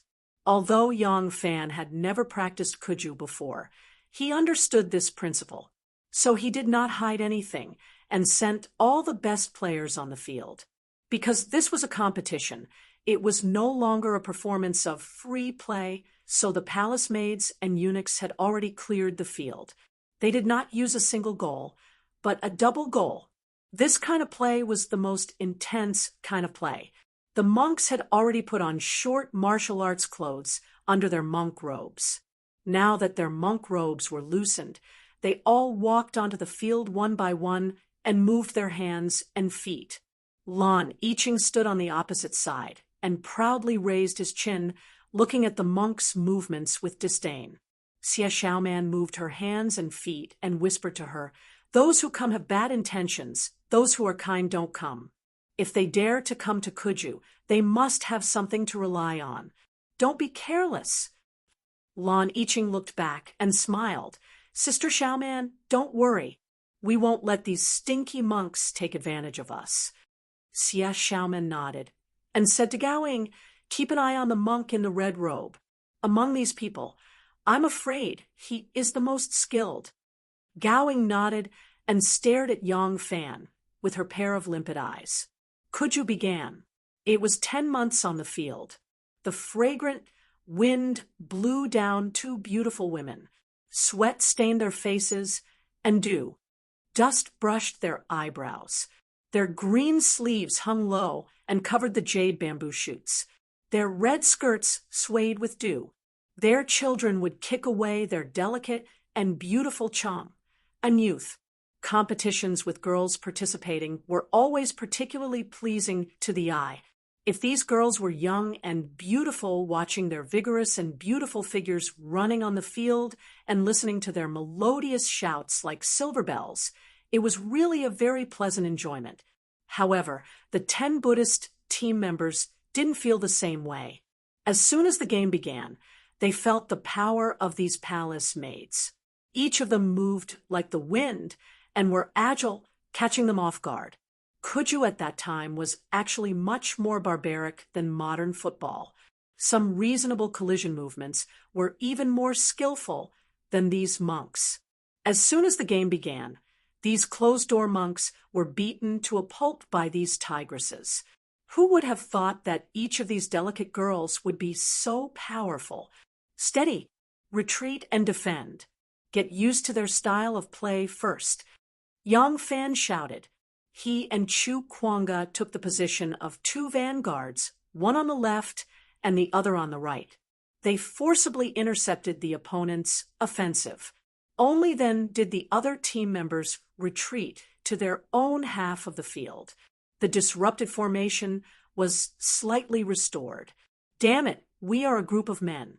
How can we be defeated by a group of little girls?" "Brothers, let's fight back." Hongi, who had calmed down, shouted in exasperation. Unfortunately, only his subordinates responded to him. The monks who were standing on the sidelines waving their fists and cheering had long been drowned out by the cheers of the palace maids and eunuchs. They had no choice but to fight in an away game. Yang Fan intercepted the ball and stepped on it. He glanced at Chu Kuanga on the left and said in a deep voice, "Brother Chu, let's fight side by side. Let's show them how powerful we are." Chu Kuanga laughed. "I have only left the Imperial Army for a few years. I didn't expect that Kuju would change. Good. The two of us, let's show off the might of men. Kill." Lan Yiqing wrinkled her little nose and said, "Don't brag. Bring it on." Yang Fan laughed, and with a push of his toes, his body turned with the ball. He moved left and right like a ghost. Lan Yiqing's kick missed, and Yang Fan had already flashed past her. Just as he was about to run, a figure flashed in front of him. A beautiful figure stood in front of him and sneered, "If you want to pass, you have to get through me first." The person who came was the female guard, Gowing. Yang Fan dribbled the ball and rushed left and right. He used 5 feints in a row, but none of them fooled her. Gao Ying's lower body was extremely stable. She followed him like a shadow and always blocked in front of him. At this time, Lan Yiqing also jumped to grab the ball and formed a pincer attack. When Yang Fan saw this, he immediately shouted, "Catch!" Yang Fan kicked the ball, and the ball suddenly swept past Gao Ying's left shoulder and fell straight in front of Chu Kuanga. Chu Kuanga ran with all his strength, faster than a galloping horse. He rushed with all his strength to grab the landing point of the ball. When he was just a step away, a figure flew in the air, and with a spin kick, the ball was kicked back before it landed at Lan Yiqing's feet. The person floated down, and 2 bright and heroic eyebrows raised provocatively at Chu Kuanga. It was Xie Xiaoman. Lan Yiqing took advantage of the fact that the monk team's 2 main players, Yang Fan and Chu Kuanga, were in her own half of the court. She rushed forward with the ball, passing Hong 1 and Hong 9 in a row, getting closer and closer to the goal. At this time, because she had passed 2 people in a row, she could not control the strength of the ball well. She used her foot, but she did not control the angle well, and the ball bounced forward 2 feet. Lan Yiqing was anxious, and just as she was about to jump to get the ball back, a big foot circled the ball at her feet. Lan Yiqing looked up angrily and saw a person in front of her. Because her ball had been broken, his face was nervous and excited. It was Ma Qiao. "Pass the ball. Pass the ball. 18, pass the ball." A few monks saw the opponent's General Gao rushing out like an arrow and was about to pounce on him, so they hurriedly shouted at Ma Qiao. Ma Qiao ignored them and smiled at the little beauty opposite him. "Hello, Miss Lan." The little girl's willowy eyebrows were raised, and she fiercely said, "Hello, my ass. Give me the ball." Oh, the beauty's coquettish voice was unique, and Ma Qiao's heart skipped a beat. Without thinking, he subconsciously kicked the ball, and the ball was at Miss Lan's feet. "Aya." When the ball was kicked, only then did Ma Qiao realize that something was wrong. He wanted to snatch the ball back, but it was too late. Gao Ying was originally rushing towards Ma Qiao, but when she saw the ball at Lan Yiqing's feet, she immediately changed her direction and rushed towards the monk's goal. At this time, she used the lightness skill of 8 steps, overtaking Cicada. Her figure rose and fell as if she was flying, and at the same time, she shouted, "Xiao Qing, pass the ball."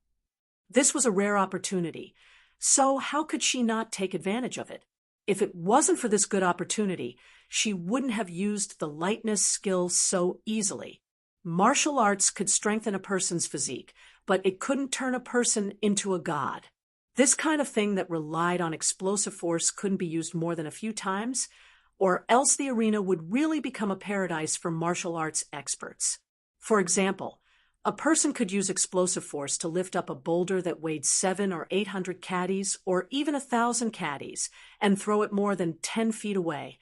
However, if you gave him a sword that weighed 3 caddies and asked him to lift it for 4 hours, he wouldn't be able to do it. This lightness skill could also suddenly increase a person's speed in a short period of time. In that instant, it wasn't impossible to catch up to a galloping horse. However, if you asked him to run at this speed for an hour, he wouldn't be able to finish it even if you chopped his head off. Therefore, if it wasn't for the fact that this opportunity was hard to come by, Miss Gowing would also conserve her strength and not waste it easily. Lan Yiqing didn't expect this idiot to be so slow-witted. The ball passed to her feet, and she was stunned for a moment. Then she heard Gao Ying's shout, and she came to her senses. She hurriedly dribbled the ball past Ma Qiao. Hong Yi and the others rushed over angrily, but before they could form an encirclement, Lan Yiqing had already passed the ball to Gao Ying. Chapter 115. Gao Ying's figure paused for a moment. Then she volleyed the ball into the net and into the eye of the wind.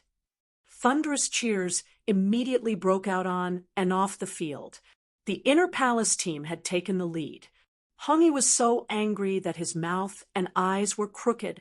He glared at Ma Qiao and said, "Which side are you on?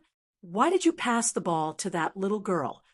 Ma Qiao had just passed the ball to her unconsciously when the little beauty glared at him. At this moment, he was filled with regret and couldn't say anything. Hong Lu rushed over and scolded, "You bastard, add 3 more levels and beat him up." A group of big monks swarmed over and held Ma Qiao down, punching and kicking him. Ma Qiao hugged his head and squatted on the ground, crying out, "Isn't it just a ball? What's so great about giving it to her?" Hong Yi was also furious when he heard this. He immediately rolled up his sleeves and joined in the fight. When the palace maids and guards saw this, they all covered their mouths and laughed. On the sidelines, Princess Taiping couldn't help but smile when she saw this scene. She said to Shanghai, Shui Huai is used to making trouble. Now he wants to participate in the Upper Yuan Kuju competition. Does he really think he can do it with this group of people?" She couldn't help but shake her head as she said this. Shanghai said, "Ling Yue, they may not all be masters, but there are many masters among them. Look at that burly man. Even though his Kuju skills are slightly inferior to yours and mine, they are not far off. As for the other one," Shanghai Wan'er's gaze was fixed on Yang Fan. She said softly, "I'm afraid that little monk is a bit more brilliant than you and me." Oh, originally, Princess Taiping was in a bad mood and did not pay much attention to the process of the game until Ma Qiao voluntarily gave up the ball and was beaten by his own team members, which aroused her attention. At this time, hearing the words of Shanghai Wan'er, she followed her gaze, and her eyes fell on Yang Fan. Yang Fan had shaved his head and was wearing a monk's robe. His appearance was very different from that day, when he was wearing embroidered clothes and a small hat, but his facial features were the same. Shanghai Wan'er was the first to notice his superb skills, but she did not recognize that this monk was the man wearing embroidered clothes and a small hat that day. But Princess Taiping was different. Because Yang Fan's temperament and charm had left a deep impression on her, she only needed a glance to recognize this person. It was him. Why did he become a monk? Princess Taiping cried out in surprise. Shanghai Wan'er looked at her in surprise and asked, "What's wrong?" Princess Taiping shook her head and stared at Yang Fan without blinking. Shanghai Wan'er felt a bit strange. She could not help but look at Yang Fan a few times. Vaguely, she also felt that he looked familiar. The game continued. Princess Taiping was no longer casually watching the game like before. She watched very seriously. After watching for a long time, she could not help but say to Shanghai Wan'er, "His Kuju skill is indeed better than you and me." Shanghai Wan'er said, "What do you think? How is he compared to Xiao Man?" Princess Taiping looked seriously for a while and slowly said, "Now, he is on par with Xiao Man. If he really participates in the Lantern Festival, his skill will be better than Xiao Man's." Shanghai Wan'er frowned and said, "How can it be? After practicing Kuju to this level, it is as difficult as ascending to heaven to go further. How can you be sure that he can surpass Xiao Man in such a short time?" Princess Taiping smiled and said, "It's very simple. Because this person is not familiar with Kuju, he has not fully displayed his strength." Shanghai Wan'er was surprised and said, "Such a wonderful polo skill. You actually said that he does not know Kuju?" Princess Taiping did not answer her question. She slightly frowned and doubtfully said, "Strange, his polo skill is superb, but he does not know how to ride a horse. The ball under his feet seems to be alive, but he does not seem to be very proficient in Kuju. So where did he practice his polo skill? This person is really interesting." The Kuju game was over. The palace maids and female guards scored 7 goals. The monks of White Horse Temple were tired like grandchildren, but they only lost 1 goal and got 6 points. Of course, this was just an ordinary contest, only 1 round of the game. Looking at the appearance of the monks, if they played another round, most people would not be able to run at all.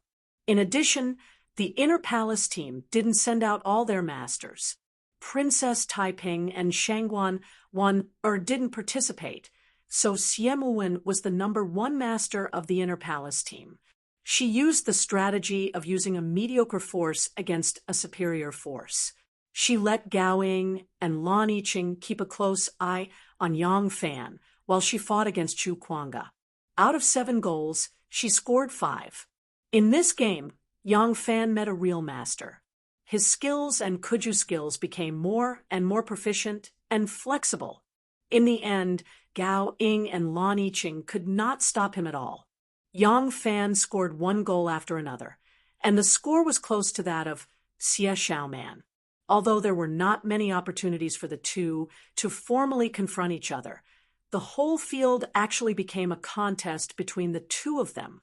In the end, Xiemuwen had no choice but to personally deal with him. Chu Kuanga, Hong 1, Hong 6, and a few others who were good at Kuju scored another goal when the opponent's main force was pinned down by Yang Fan. In the end, they lost by only 1 goal. The palace maids felt that they did not surpass the White Horse Temple team by a large margin, so they were very dissatisfied. Originally, they still had many first-class Kuju masters who had not entered the field, such as Princess Taiping and Shangguan Daizhao. Otherwise, they believed that they could at least surpass this group of bald donkeys by 10 goals. But the monks of White Horse Temple were also very dissatisfied. They only lost by 1 goal. If Ma Qiao did not lose his mind and took the initiative to give the ball to the pouting little beauty, wouldn't it be a draw? Therefore, as soon as the game ended, the palace maids jumped in joy, and the eunuchs also shouted and cheered at the top of their lungs. All the participating monks and the spectating monks swarmed Ma Qiao and punched and kicked him again. Poor Ma Qiao, in order to atone for his sins, ran around like a donkey. He ran until he was out of breath and did not even have the strength to escape. Fortunately, although these ruffians did not know how to control their strength, they still knew to be merciful to their own people. In addition, they knew that Ma Qiao had a good relationship with the chief monk, so they did not hit him too hard. Yang Fan saw that they did not hit him too hard, so he did not pay attention to them. Ma Qiao was a glutton who could not move when he saw a beautiful woman. Previously, he almost lost his life because of women. Now, he still did not repent. He was so muddle-headed during the game. It was time for him to be taught a lesson. Although the game was over, Princess Taiping still stared at Yang Fan. She saw Yang Fan walk leisurely to the side of the field, talking and laughing with the tattooed strong man next to him. He lifted his clothes to wipe the sweat on his forehead. When he smiled, he revealed a mouthful of white teeth. Princess Taiping was in a trance. Suddenly, the figure of another handsome man appeared in her mind, and quietly overlapped with the young fan in front of her. That man, at that time, was also so young. He wore a set of arrow sleeves that was similar to Yang Fan's martial clothes. He laughed heartily, picked up his clothes to wipe the sweat, and walked in front of the stands with a few friends, talking and laughing. His face was full of sunshine, and his smile was so bright. Compared to many youths who secretly glanced at the emperor and empress on the stage and deliberately made a mighty posture, his steps seemed so calm, so casual, but in the casual there was a sense of freedom and elegance. At that time, Father Emperor's headache came back, and he was in a dull pain. He held his head and used his index finger to gently rub the space between his eyebrows. Mother Empress was sweeping her eyes over all the noble sons who had just finished their game. That day, Mother Empress specially held a kuju competition to find a good husband for her. She was still very young, very lively, very straightforward, and very bold. When she saw his smile, the young girl's heart went into a trance, as if the sun in the sky dazzled her eyes. She almost didn't think, and reached out her hand, pointing at the youth who leisurely walked in front of the stage. Her heart was beating wildly in her chest like a fawn, and her voice trembled with shyness. But her voice was so loud that when she spoke, she startled herself. "That's him," she cried. "It's him," she cried. "Anyang. Daughter wants him to be my son-in-law." This shout, like the morning bell on the gate of heaven, suddenly spread out from the stage, rippling in the top of her heart, making it tremble. A layer of tears floated in Princess Taiping's eyes. She blinked her eyes, blinked away the mist in her eyes, and said in a low voice, "Call that youth for me." Her slender jade finger pointed at Yang Fan, who had just taken the kasaya from someone's hand and was talking and laughing with others while putting on the kasaya. Shanghai was slightly surprised and glanced at her. Her eyes glittered, but she didn't say anything. Yang Fan was led to Princess Taiping by a palace maid. Princess Taiping didn't just sit there and wait for him to come. She had already walked out of the screen before Yang Fan and stood at the edge of the competition ground.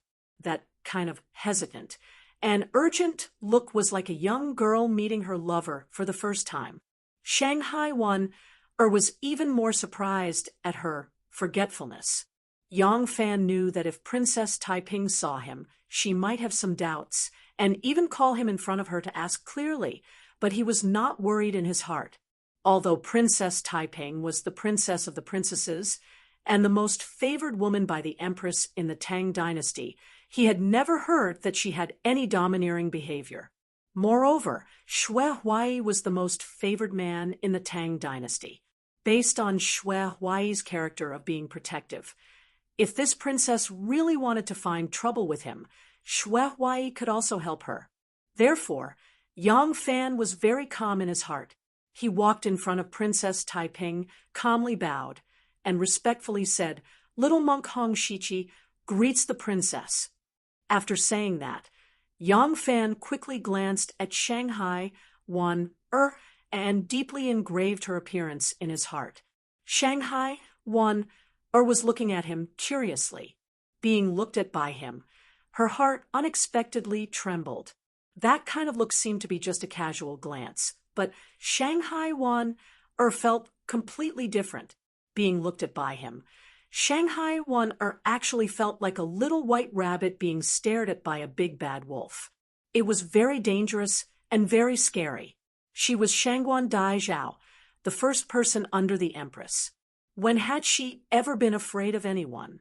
Shanghai thought that it was just a psychological effect, and was a little annoyed that she was a little afraid of a little monk's look, so she straightened her chest and bravely looked back. But Yang Fan had already stopped looking at her, so her counterattack fell on the air. Chapter 116. Hong Shichi. Princess Taiping stared at Yang Fan for a while and said slowly, "I've seen you before, right?" Yang Fan smiled calmly and said, "Yes, I had the honor to meet you by the Luo River." Princess Taiping's eyes flashed and said, "You weren't a monk at that time." Yang Fan touched his bald head and said with a wry smile, "Princess is still a princess, but the shopkeeper has become a monk. The affairs of the world are hard to predict. Back then, I never thought that this day would come." Princess Taiping glanced at his clothes and asked, "What's your position in the White Horse Temple?" Yang Fan put his hands together and said seriously, "I'm the head monk in the White Horse Temple." Princess Taiping raised her eyebrows and said, "I didn't expect you to become a monk quickly and get promoted even faster. Others might not have the chance to become the head monk of a temple even if they read scriptures and hit wooden fish for a lifetime. But you, in the blink of an eye, became the head monk of the largest temple in Luoyang." Yang Fan smiled shyly and said, "Princess, you don't know. It was Master Shue's idea to become a monk and be promoted to the head monk. I think you also know that Master Shue is used to creating miracles just like the Ming Tang and Heaven in Front." Princess Taiping snorted and pondered over the meaning of Yang Fan's words. She was slightly moved and said, "Could it be Shue, why he forced you to become a monk?" Her guess was half right, but Yang Fan said seriously, "Princess, you are wrong. When I was a layman, I met with some trouble. Fortunately, I was enlightened by Master Shue and sought shelter from Buddhism. Only then was I able to save my life. I am very grateful to Master Shue." When Yang Fan said this, he suddenly saw Shue Huai walking lightly from the back of the palace. Hong Yi's disciple went up and said something to him. Shue Huai hurried over and was standing behind a group of palace maids, listening to their conversation. Yang Fan saw his movement from the corner of his eye. He pretended not to know, but his words were extremely respectful and loyal. Princess Taiping revealed a faint smile on her face and said, "Is it better to be a monk than an ordinary person? Since you became a monk just to avoid calamity, and not because you have a heart for Buddhism, then not to mention being a chief monk, even if you were to become an abbot, I'm afraid you would be unwilling, right? That day, I had the intention to recruit you, but you refused. Today, there's no harm in me saying it again. If you're willing to become my disciple, I'll help you deal with whatever troubles you have. What do you think? Working in my residence might not be as awe-inspiring as the White Horse Temple's first seat, but at your age, I'm afraid you might not like it." As soon as Shue Huai came out of the back of the palace, Hong Yi and the others rushed to him to show off their bravery and brilliance. They said that if it wasn't for Ma Qiao's lust with their months of hard work, they would be able to stand shoulder to shoulder with the Tang Dynasty's #1 martial arts team. Shue Huai was overjoyed to hear this. Now, as soon as he arrived at the side of the arena, he heard that Princess Taiping was trying to poach his disciple. Princess Taiping wanted to poach the #1 main force of the White Horse Temple.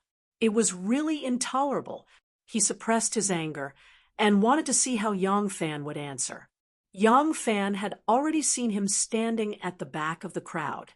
This Shue Huai was like a donkey.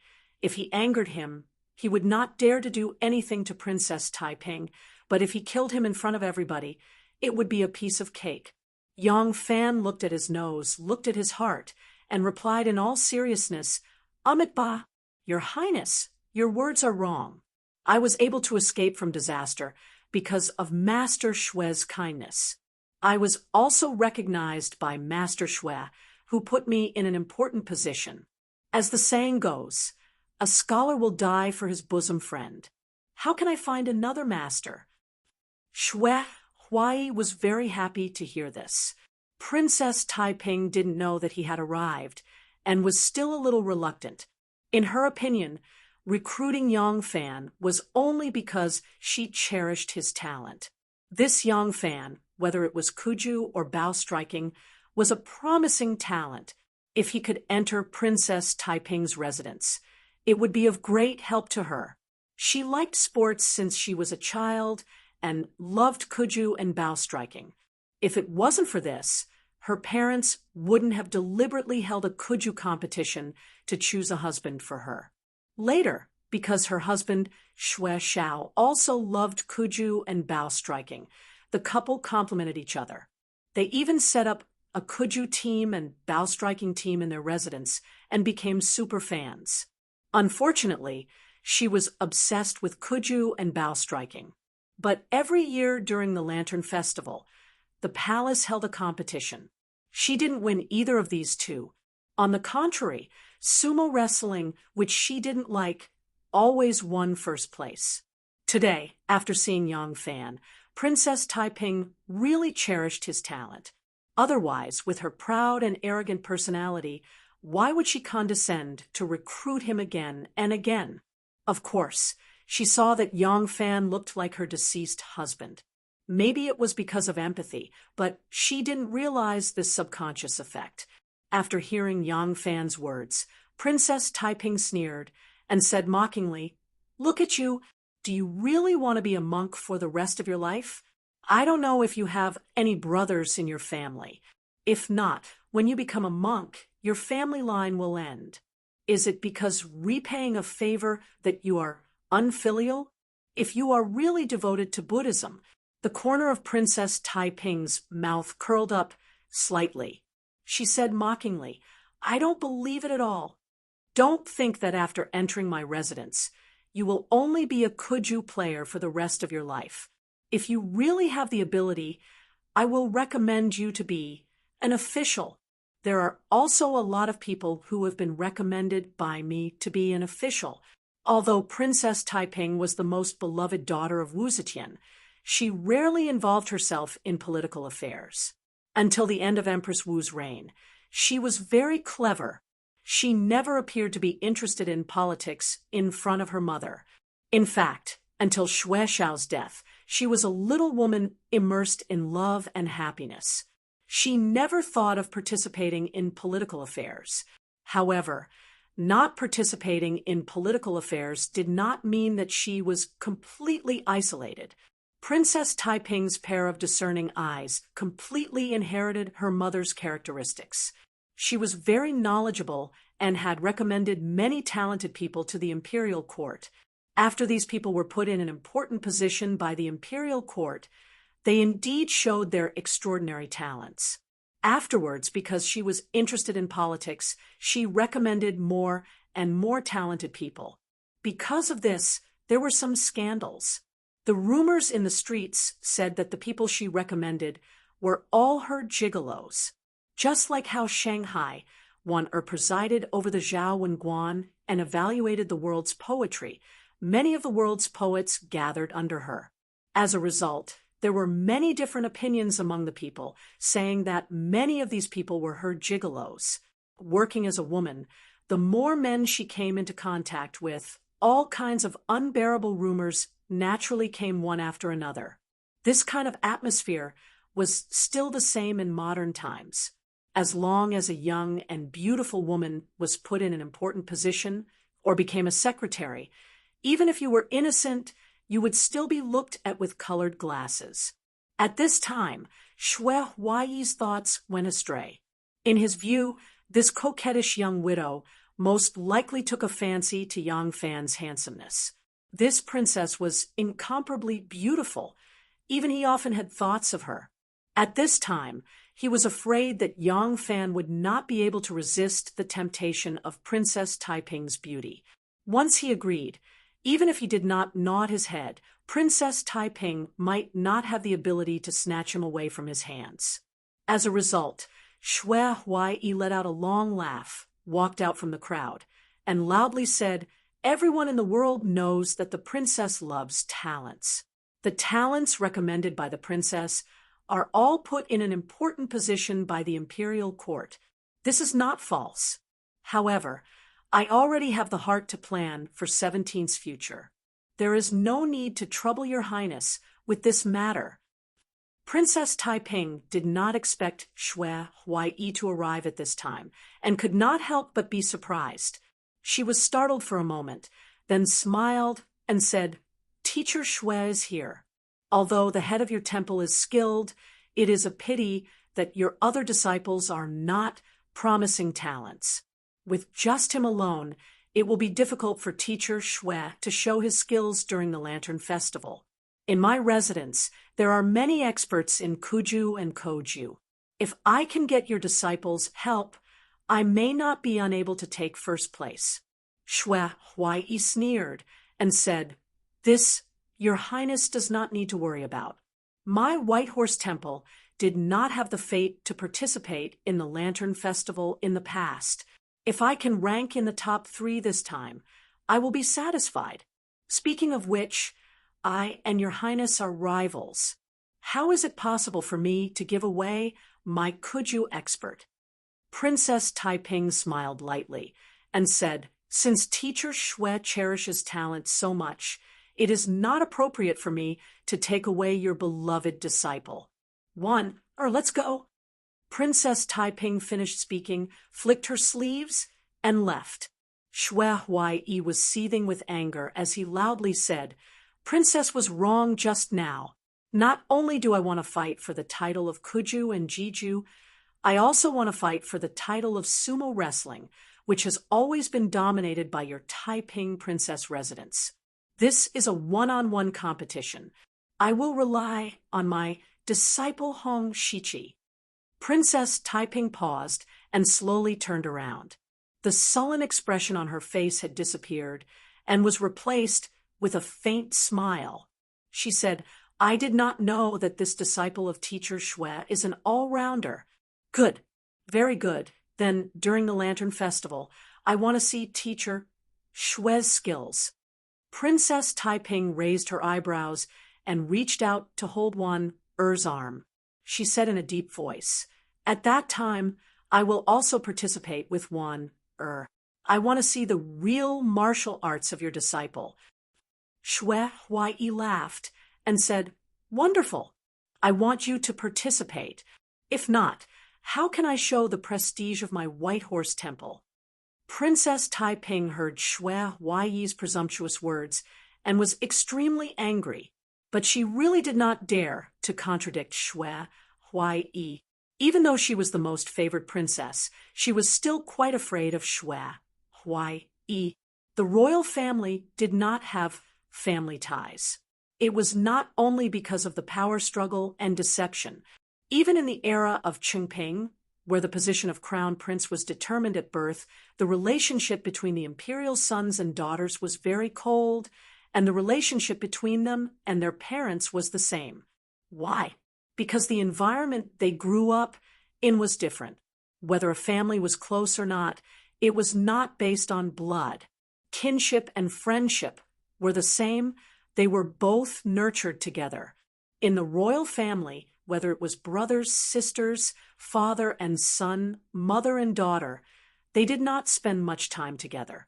The royal children had their own palace, and each had a group of eunuchs and nannies to take care of them. Brothers and sisters did not have many opportunities to spend time with each other. Even when they greeted their father and mother, they only greeted them out of courtesy. Naturally, the family ties between them were very indifferent. Princess Taiping could not guarantee that she, as a biological daughter, was more important in her mother's heart than Feng Xiaobao, who was her mother's favorite. This brat does not know how to appreciate favors. He made me be humiliated in front of everyone. For a moment, Princess Taiping hated Yang Fan. Chapter 117. Shui Huai saw Princess Taiping and Shanghai leave and snorted heavily. He turned to look at Yang Fan and smiled. He had heard everything Yang Fan had said. Shui Huai was a common man in the marketplace and was very particular about loyalty. Yang Fan's loyal reply was especially to his taste. Shui Huai patted Yang Fan's shoulder and said loudly, "Don't listen to that foxy woman's coaxing. You just need to do your job well. In the future, I will give you a great future." There were many palace maids and eunuchs present. Shui Huai openly accused Princess Taiping of being a foxy woman. He was not afraid that his words would reach Princess Taiping's ears. In fact, in Shui Huai's heart, Princess Taiping was indeed a foxy woman. Every time he saw her, he could not help but feel restless. If this kind of monster was not a foxy woman, then what was she? After Princess Taiping and Shanghai Wan left, they could not continue the competition. With the current physical condition of the monks of White Horse Temple, they could not continue the competition even if they wanted to. All the monks put on their robes and prepared to leave the palace. As Shui Huai led the group of monks out, he asked about the situation of the competition just now. Although Yang Fan was also annoyed that Ma Qiao had failed to live up to his expectations, if he allowed these monks to add oil to the fire and infuriate Shui Huai, Ma Qiao would inevitably suffer again. Yang Fan hurriedly came over and said a few words before changing the topic. He grinned and said, "Abbot, if we can show our faces in the Upper Prime tournament, what is the abbot prepared to reward the disciples?" This sentence was also what all the disciples wanted to know. Those who originally wanted to report Ma Qiao immediately shut their mouths and pricked up their ears to listen to Shui Huai. Shui Huai waved his hand and said, "If you can fight for the prestige of our White Horse Temple, each of you will be rewarded with 100,000 coins." All the monks heard this and immediately cheered. Shui Huai glanced at Yang Fan and said, "As for you, White Horse Temple is qualified to enter the palace and compete because of you. I've said before that I'll give you a great future. What do you want?" Yang Fan said, "This disciple wants to join the army like 19th junior brother." Shui Huai was slightly startled. He was not lying when he said that he wanted to give Yang Fan a bright future. However, his original idea was to arrange for Yang Fan to be the master of a temple under the jurisdiction of the White Horse Temple, or he could turn him into a layman disciple of the White Horse Temple. Then, he could use his great general title to request for him to be a nominal general. All in all, he did not want Yang Fan to leave his side. The Lantern Festival was held every year. After next year, there would be another one. Once Yang Fan left, where could he find another outstanding person to lead the White Horse Temple in the competition? Shui Huai was a little displeased. "What, 17? Do you really want to leave me?" Yang Fan quickly moved closer and whispered, "Abbot, if it weren't for you, this disciple and 18 would have fled to the ends of the earth. How could this disciple forget your kindness? If you say that this disciple is only interested in profit, I should also understand that I can only rely on you to enjoy the shade. Don't you think so?" Shui Huai's expression softened a little. "Then why did you?" Yang Fan revealed a slightly bitter expression. "Abbot, this disciple just doesn't want to be a monk. In fact, no matter where I go, won't I still be your disciple? Moreover, if I enter the imperial army and make a name for myself, it won't do you any harm. Think about it. You have the Empress's trust.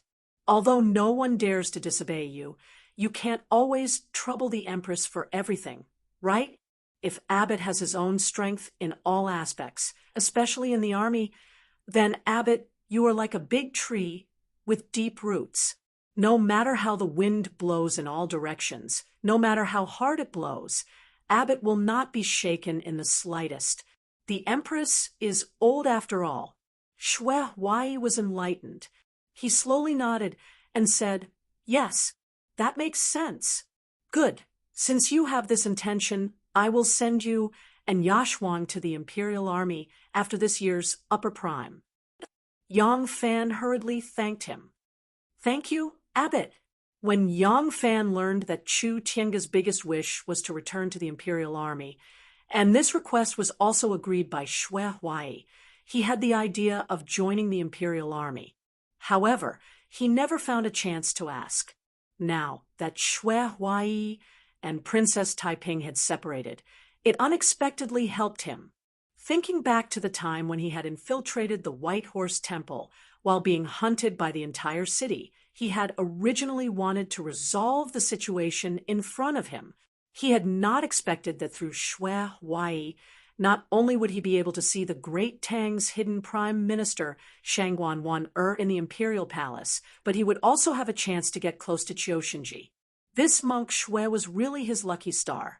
Although the White Horse Temple disciples were only defeated by one goal in a contest with the imperial Kuju master, they were very excited for a while. But after this battle, they still saw their shortcomings, even if they didn't admit it. Since then, they trained even harder. Originally, Yang Fan was worried that these ruffians couldn't bear hardships, but he didn't expect that once their fighting spirit was aroused, they would be able to bear hardships far better than ordinary people. It should be known that these ruffians became ruffians because their families were poor and they had no food or clothing to rely on. They had also suffered a lot in the past.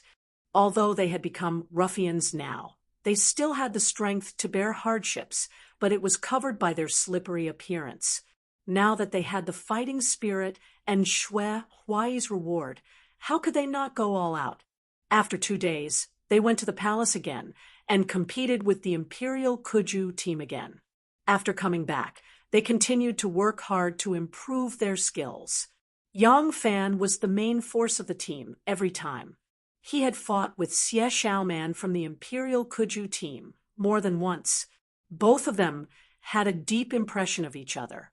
Every time they met, they would fight like roosters, wanting to suppress each other. Qiushenji had already sent a message that the Kuju masters selected from the Imperial Guards would be assembled tomorrow. At that time, they would rush over and compete with the White Horse Temple disciples. So today, Yang Fan didn't give them too many training tasks. He simply moved their bodies so as not to consume too much of their physical strength. Ma Qiao had been sitting on the bench these days. Of course, he didn't participate in the competition. In all the daily activities of the White Horse Temple, he was naturally excluded. Imagine if you were in a group, but everyone treated you like air. No one would sit with you when you were eating. What would it feel like? It wasn't easy to integrate into a circle, but it was easy to be excluded and isolated by a circle. One mistake was enough to get you beaten up by everyone. From a small family and a workshop to a large city and a country, it was the same. Ma Qiao sat alone under the shade of the locust tree. His chin rested on his knees. He looked at his companions on the court with a lonely face. That's it. Brother Chu, you should go back and rest. Tomorrow, it doesn't matter if we win or lose the game against the Imperial Guards. The key is to familiarize yourself with their playing style and learn their strengths. Only by competing with such a strong team can we improve ourselves. Well, okay, you should also rest early. Don't practice horsemanship tonight. Chu Kuanga wanted to say something, but stopped. In the end, he just nodded and said what Yang Fan wanted him to say. He then turned around and walked to the meditation room. Chu Kuanga was naturally confident in his riding skills. After this period of hard training, Yang Fan's horsemanship had also improved by leaps and bounds. Coupled with his superb horsemanship skills, it was enough to make up for his inferior horsemanship compared to the top experts. Chu Kuanga believed that if there were 2 or 3 experts like him and Yang Fan in their team, they would be able to compete with the Imperial Guards. However, such experts could only be found by chance. It was very difficult to win the intense polo game with just the 2 of them as the main force. Chu Kuanga was not confident in this. Moreover, this matter was related to whether he could return to the Imperial Guards, so he was under great psychological pressure. However, even if he told Yang Fan about this, Yang Fan could do nothing about it. It would only add to his worries, so it was better not to say it. In fact, Yang Fan was also aware of Chu Kuanga's psychological pressure. To Shui Wei, this game was just a matter of face. To the ruffians, it was just 100,000 yuan of wealth. To him and Chu Tiange, it was actually of great significance. However, he also felt that there was no need to say this out loud. Therefore, he only silently looked at Chu Kuanga's heavy footsteps and did not say anything. Seeing that Yang Fan was idle, Ma Qiao unconsciously straightened his body, as if he was afraid that Yang Fan would not see him. Due to the cold shoulder from everyone these days, he had been so embarrassed that he was depressed and did not dare to speak. He was even a little afraid to come into contact with Yang Fan. However, among everyone, he was the most friendly with Yang Fan. At this time, he was even more eager to get close to Yang Fan. "Brother Chow, come with me." As expected, Yang Fan walked over, but he only said one sentence before walking towards the backyard. Ma Qiao hurriedly got up, patted the dust off and followed behind him. In the late autumn dusk, the pagoda forest was very quiet. First-level pagoda, third-level pagoda, fifth-level pagoda, and seventh-level pagoda, from 1 to 7, they were built for the dead monks according to their status. It was as if pagoda after pagoda stood there quietly, forming a quiet forest of pagodas. Yang Fan walked slowly through the pagoda forest. After walking for a while, he sat down on a 7-story pagoda pedestal covered in moss. He turned his head to look at Ma Qiao and patted the stone pedestal beside him. Ma Qiao understood and walked over, carefully sitting down next to him. Yang Fan raised his face and looked at the dusky sky. After a while, he suddenly asked, "Brother Chow, what do you think people live for?" Ma Qiao was perturbed and did not know what topic to use to break this cold situation. Suddenly hearing him say this, he could not help but laugh. "No way, Xiao Fan. You have only been a monk for a few days, and you are already learning from those old monks. Don't tell me you still want to be a real monk?" Yang Fan stared at him seriously and said word by word, "This is not a trick. I just want to know, what do you live for?" Ma Qiao was at a loss. After thinking carefully for a while, he mumbled, "Live. My parents gave birth to me. Of course I have to live. If I live, then live well, be filial to my parents, marry a wife, and have children, continue the family line. It should be like this. Otherwise, what else do you think I live for?" Chapter 118. Yang Fan calmly sat there. After a long time, he slowly said, "When I was a child, I lived in a small mountain village, carefree and without worries. I never thought about how big the world outside the mountain village was. Had it not been for the murder which followed, I think I should have grown up in peace there, married a mountain girl, and might have had children of my own by now. Many years later, my descendants would bury me in a graveyard among the weeds on the hillside facing the sun. Every year on the Qingming festival, they would come to my grave and put a few fresh fruits on it. On the Chongyang festival, they would come to my grave and burn a stack of paper money for me. From birth to death, I would stay there. Other than Xiaozhou, I would never go to any other place, and I would never get to know other people.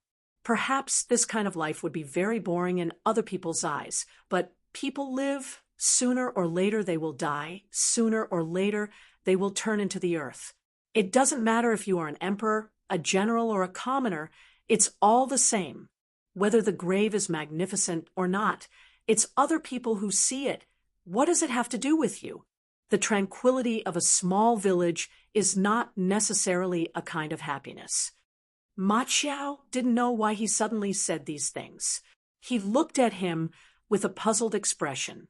Yang Fan continued, "But the heavens don't follow my wishes. My village was destroyed. My relatives all died. I had no choice but to leave and look for a new life. At the same time, I have to bear the injustice of my relatives, the debt of my relatives.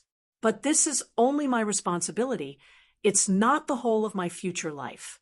When I finish all this, I will have to find my own path and start my own life. Do you know what I plan to do? Ma Qiao couldn't help but ask, "What do you plan to do?" Yang Fan smiled and said, "I plan to, after I clear my debt, I will first find my Nuno." Ma Qiao said, "In terms of age, she is already grown up. She is working as a maid in some rich and powerful family. In another 2 years, maybe she will be betrothed to some steward or a capable servant. The sea of people is boundless. Where will you find her? She saved you, but you saved her as well. You don't have to take so much responsibility for yourself." Yang Fan said, "Seriously, I don't know if she's my responsibility, but she is my concern." Worries? Yes, worry. Although we are not related by blood, we are closer than biological siblings. If I can't find her and confirm whether she's alive or not, I won't be at ease, so I have to find her. If she's already married and her man treats her well, I can leave without worry and live my own life.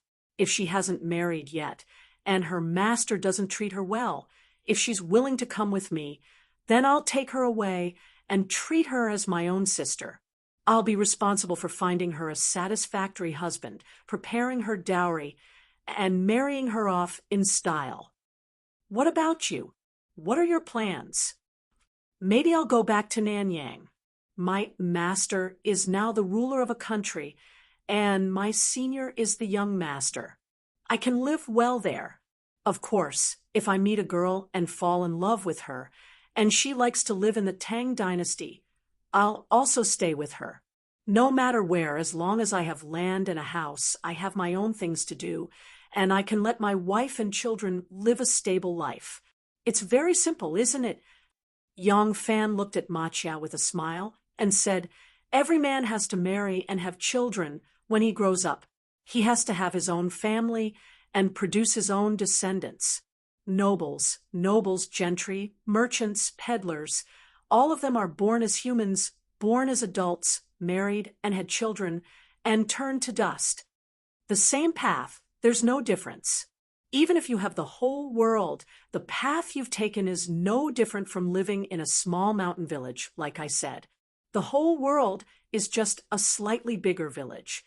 However, if you have the chance to become a nobleman, then there's no harm in fighting for it.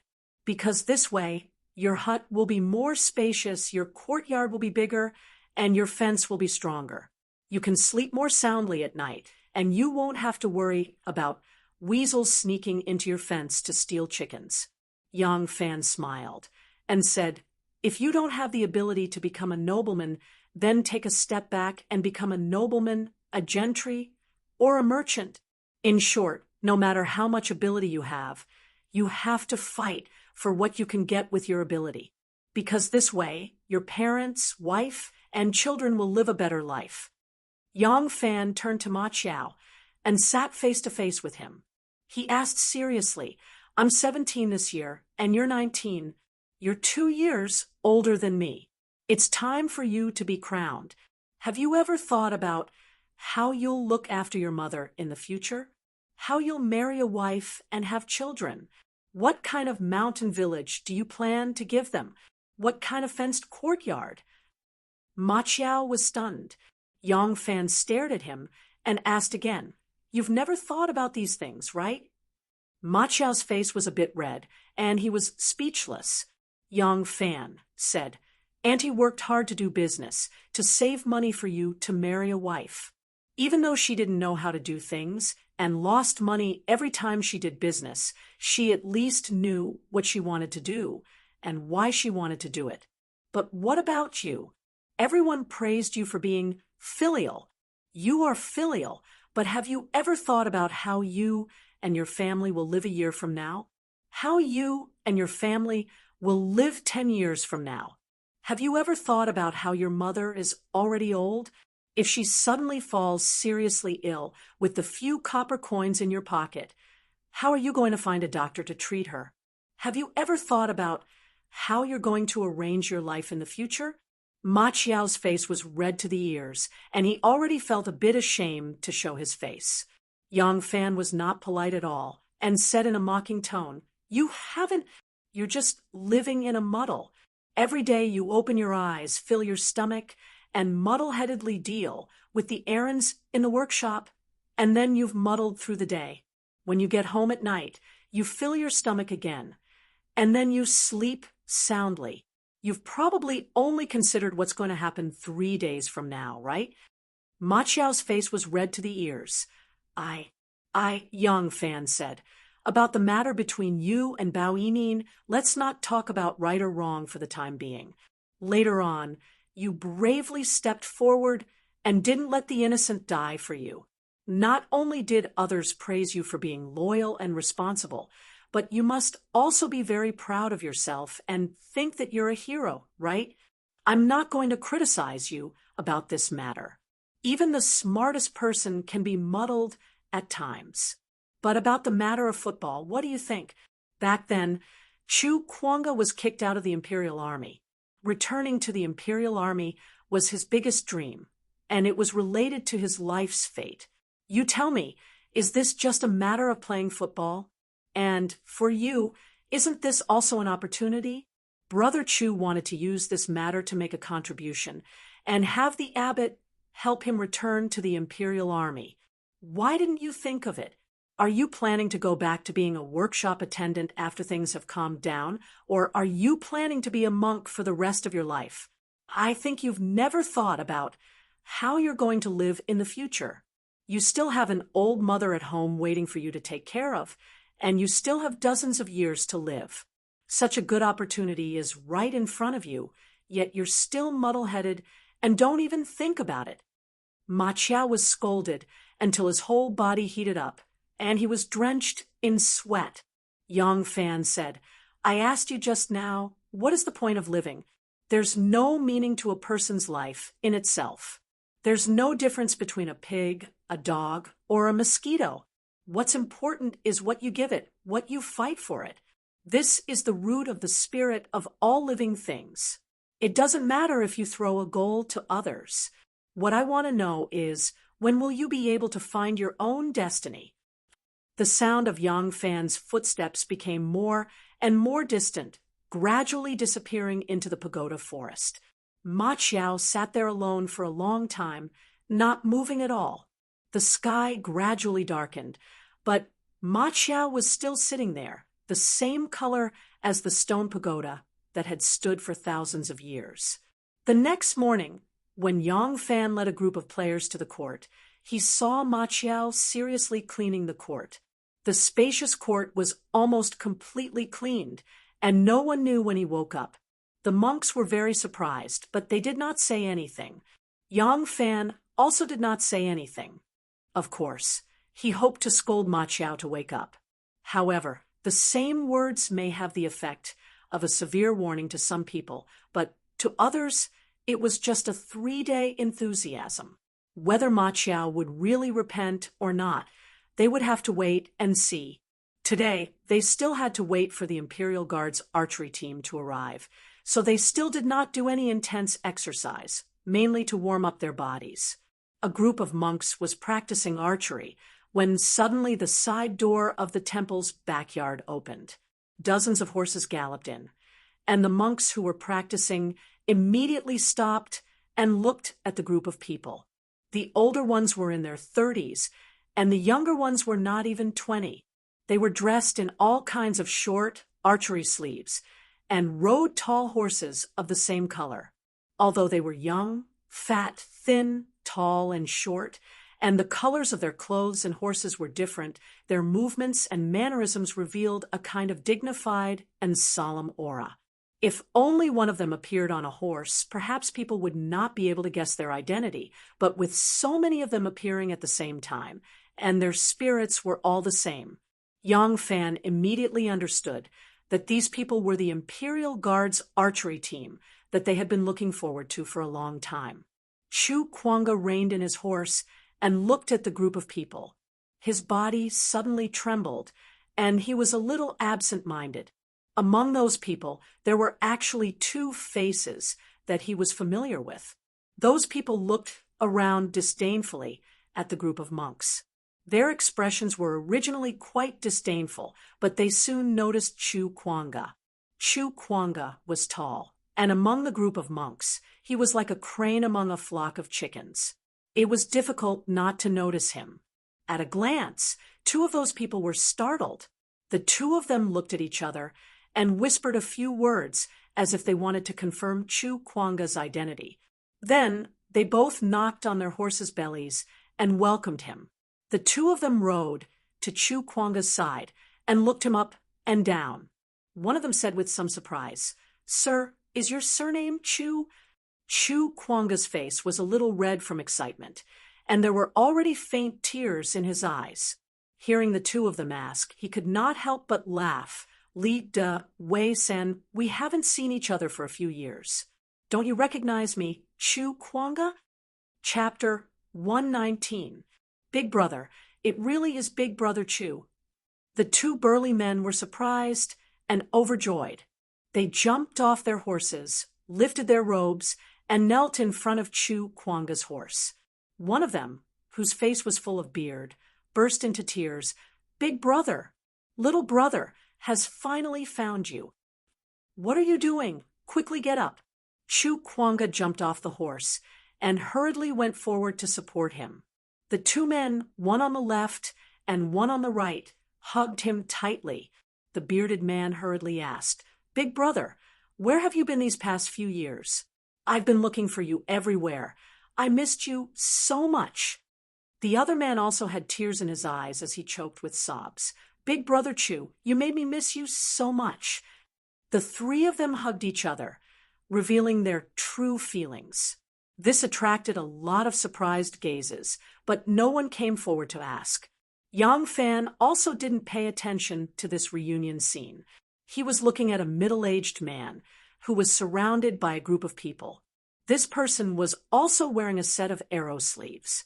He was already over 100 years old, and his hair was slightly gray. His stature wasn't tall, but he was extremely sturdy. As he sat on the horse, he was as steady as a mountain. His eyebrows were thick and messy, growing like weeds.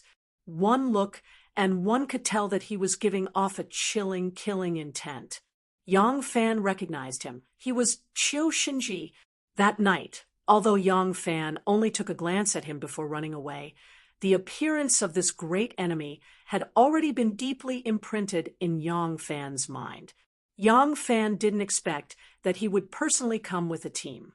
Yang Fan's eyes faintly revealed a murderous intent, but when his eyes moved away from Qiu Shinji's ferocious eyebrows and fell on the saber at Qiu Shinji's waist, the murderous intent faded a little. He then noticed that the people around Qiu Shinji were all tall and sturdy, full of vigor. He was afraid that they were not ordinary people, so he became even more vigilant. Qiu Shinji seemed to have sensed that someone was looking at him. His eyes suddenly shot over like lightning and accurately fixed on Yang Fan. Yang Fan's heart shivered. He instantly withdrew his scrutinizing and hateful eyes and replaced them with curiosity and respect. Seeing Qiu Shinji looking at him, Yang Fan shyly smiled at him and dismounted from his horse. He walked in front of Chu Kuanga and said with a smile, "Big Brother Chu, are these two brothers your old acquaintances?" Chu Kuanga was chatting with the two of them, looking extremely intimate. When he saw Yang Fan walking over, he quickly pulled him in front of him and introduced him to the two of them.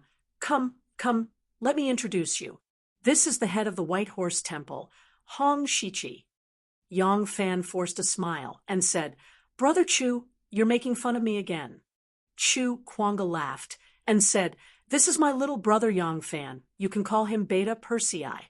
Erlang, this is my good friend and brother in the army. You can call him Third Brother Wei."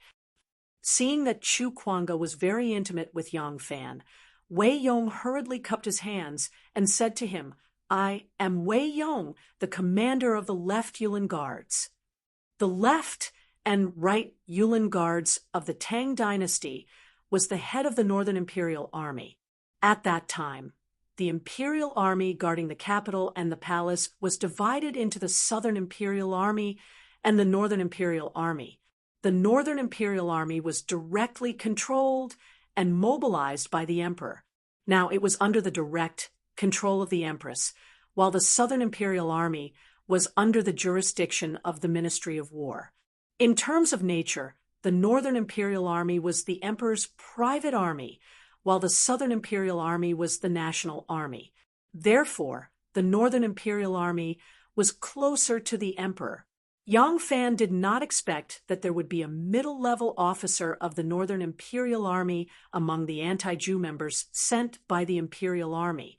Looking at this man's thin cheeks, high cheekbones, towering eyebrows and eyes, he looked a little primitive, with a light beard under his chin, full of heroic spirit, and his eyes were like lightning. Yang Fan hurriedly returned a salute to him and said affectionately, "I am Yang Fan. Nice to meet you, third brother Wei." Chu Kuanga then pulled the man with a slightly high forehead, a full beard, and a face squeezed in the beard, like a big baboon that had not fully evolved, and introduced him to Yang Fan. "This is Li Dan, also my good brother. You can call him Brother Li." Yang Fan cupped his hands to the man and said with a smile, "Brother Li, I dare not. In front of Brother Chu, I dare not call you brother. I am just a few years older than you. You can call me second brother Li." Li Dan hurriedly returned the salute and said to Chu Kuanga with a face full of shame, "It was all because of me that you were harmed. In the past few years, I couldn't find your whereabouts everywhere, and my heart is really—" Chu Kuanga waved his hand and said, "Don't mention those old sesame seeds and grains. Are you still addicted to alcohol? All these years?" Li Dan said solemnly, "Since I caused you to be demoted from the army, I have never touched a drop of alcohol."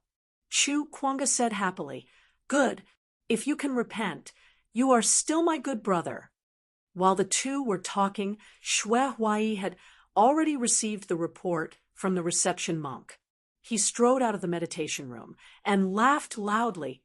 "Old Qiu, you are finally here."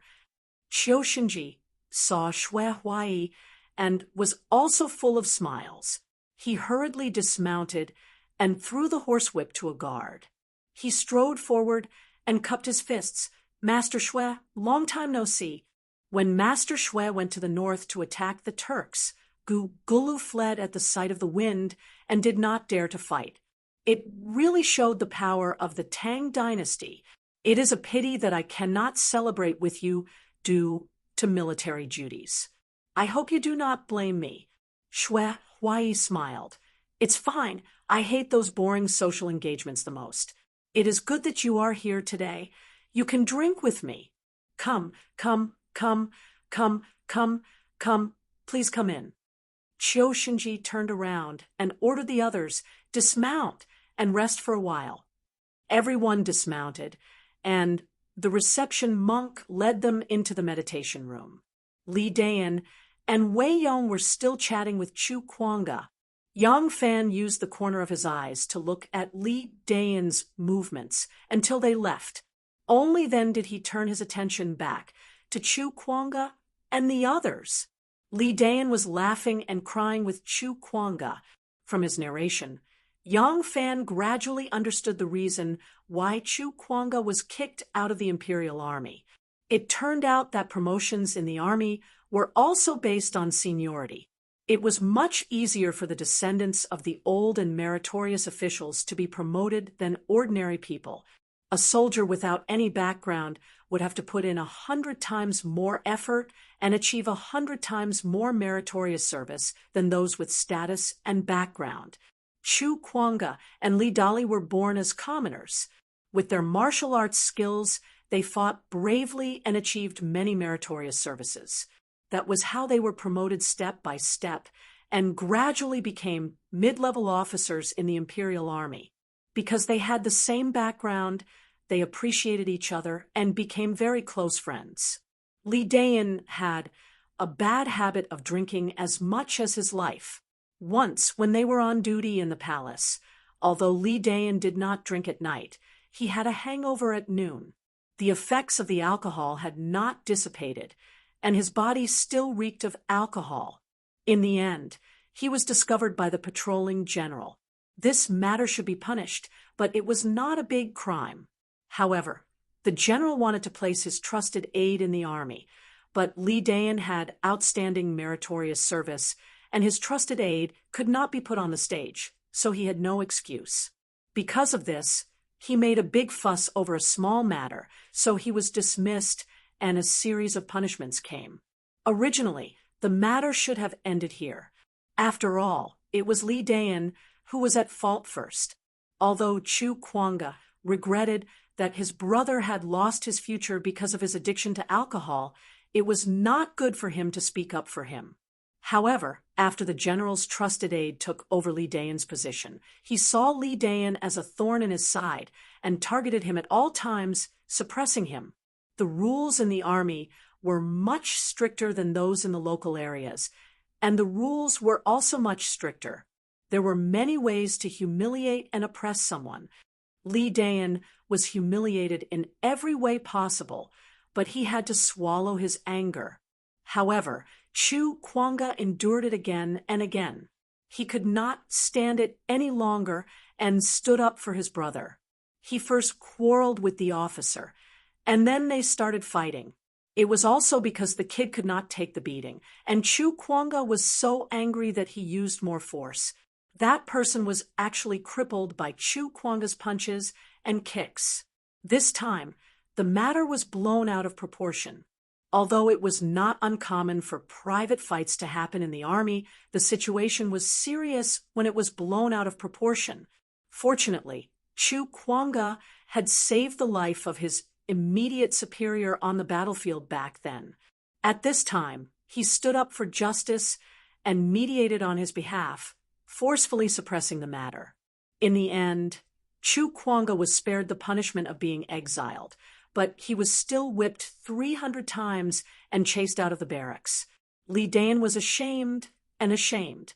All these years, whenever he had time, he would search everywhere. However, he really did not expect Chu Kuanga to be hiding in the streets, so he could not find out his whereabouts at all. Today, when he saw Chu Kuanga again, Li Dayan was both happy and guilty. He could not help but cry when he talked about his sadness.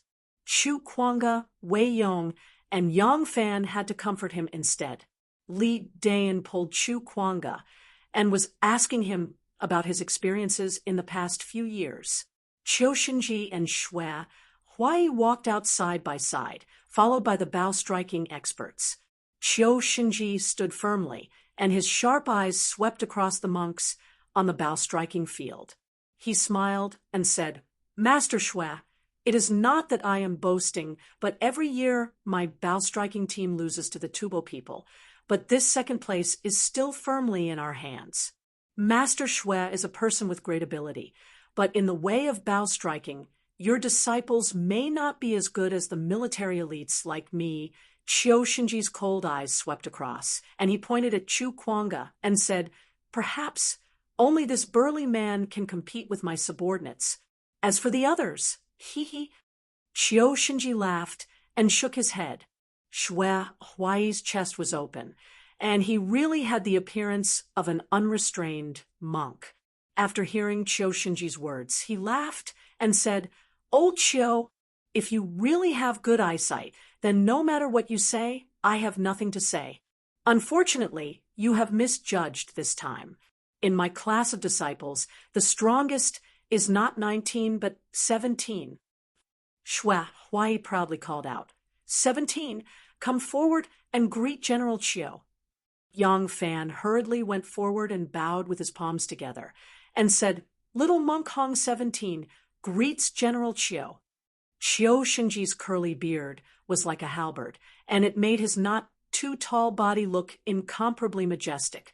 His tiger-like eyes shone brightly, and he carefully looked up and down at Yang Fan, and said in surprise, "Master Shui, this is your number 1 expert."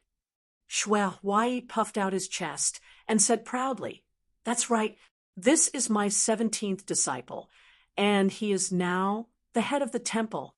Hee hee, old Xiao, you can't judge a book by its cover. Don't look down on him. This disciple of mine has reached the acme of perfection in the art of bow striking.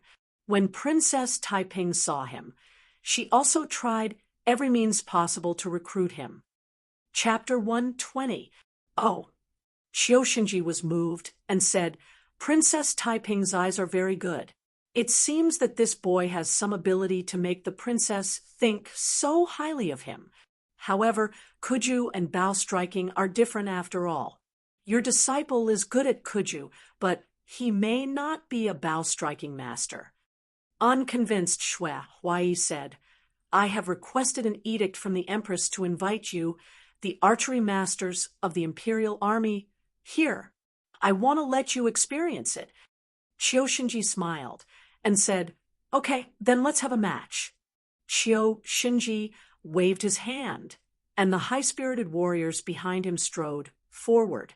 Li Dayan and Wei Yong, who were still reluctant to part with Chu Kuanga, also said their goodbyes and ran into the formation.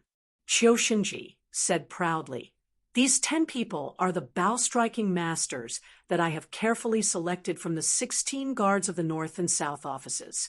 This year, they will go to the palace to participate in the competition. Master Shui, I will not be lenient when we fight." Shui Huai was a naturally optimistic person. He did not care about his strength and always felt that he had the ability to compete with such a strong team. So he said, "That's what I want you to do. 17, 19, you guys get ready too?" Yang Fan, Chu Kuanga, Hong 1, Hong 6, and other White Horse Temple monks who were good at bow striking also stood up and faced the 10 people. The officers on the other side looked at the group of bald monks with disdain on their faces. However, they couldn't show it because of Shui Huai. Qiu said, "You guys get ready and fight first. Let me see how good Master Shui is at bow striking." His eyes fell on Chu Kuanga, and he said hesitantly, I seem to have seen you before." Chu Kuanga stepped forward. He was wearing a monk's robe, but he gave a military salute and said respectfully, "Great General, I am Chu Kuanga. I used to be the Right Guard cavalry officer." Ah, Qiu eyes brightened, and he said, "Chu Kuanga, not bad. I remember you. You were the best bow-striking master in our army. Then how did you?" Chu Kuanga said sadly, "I offended my superior and was kicked out of the Imperial Army." Qiu shook his head. "I see.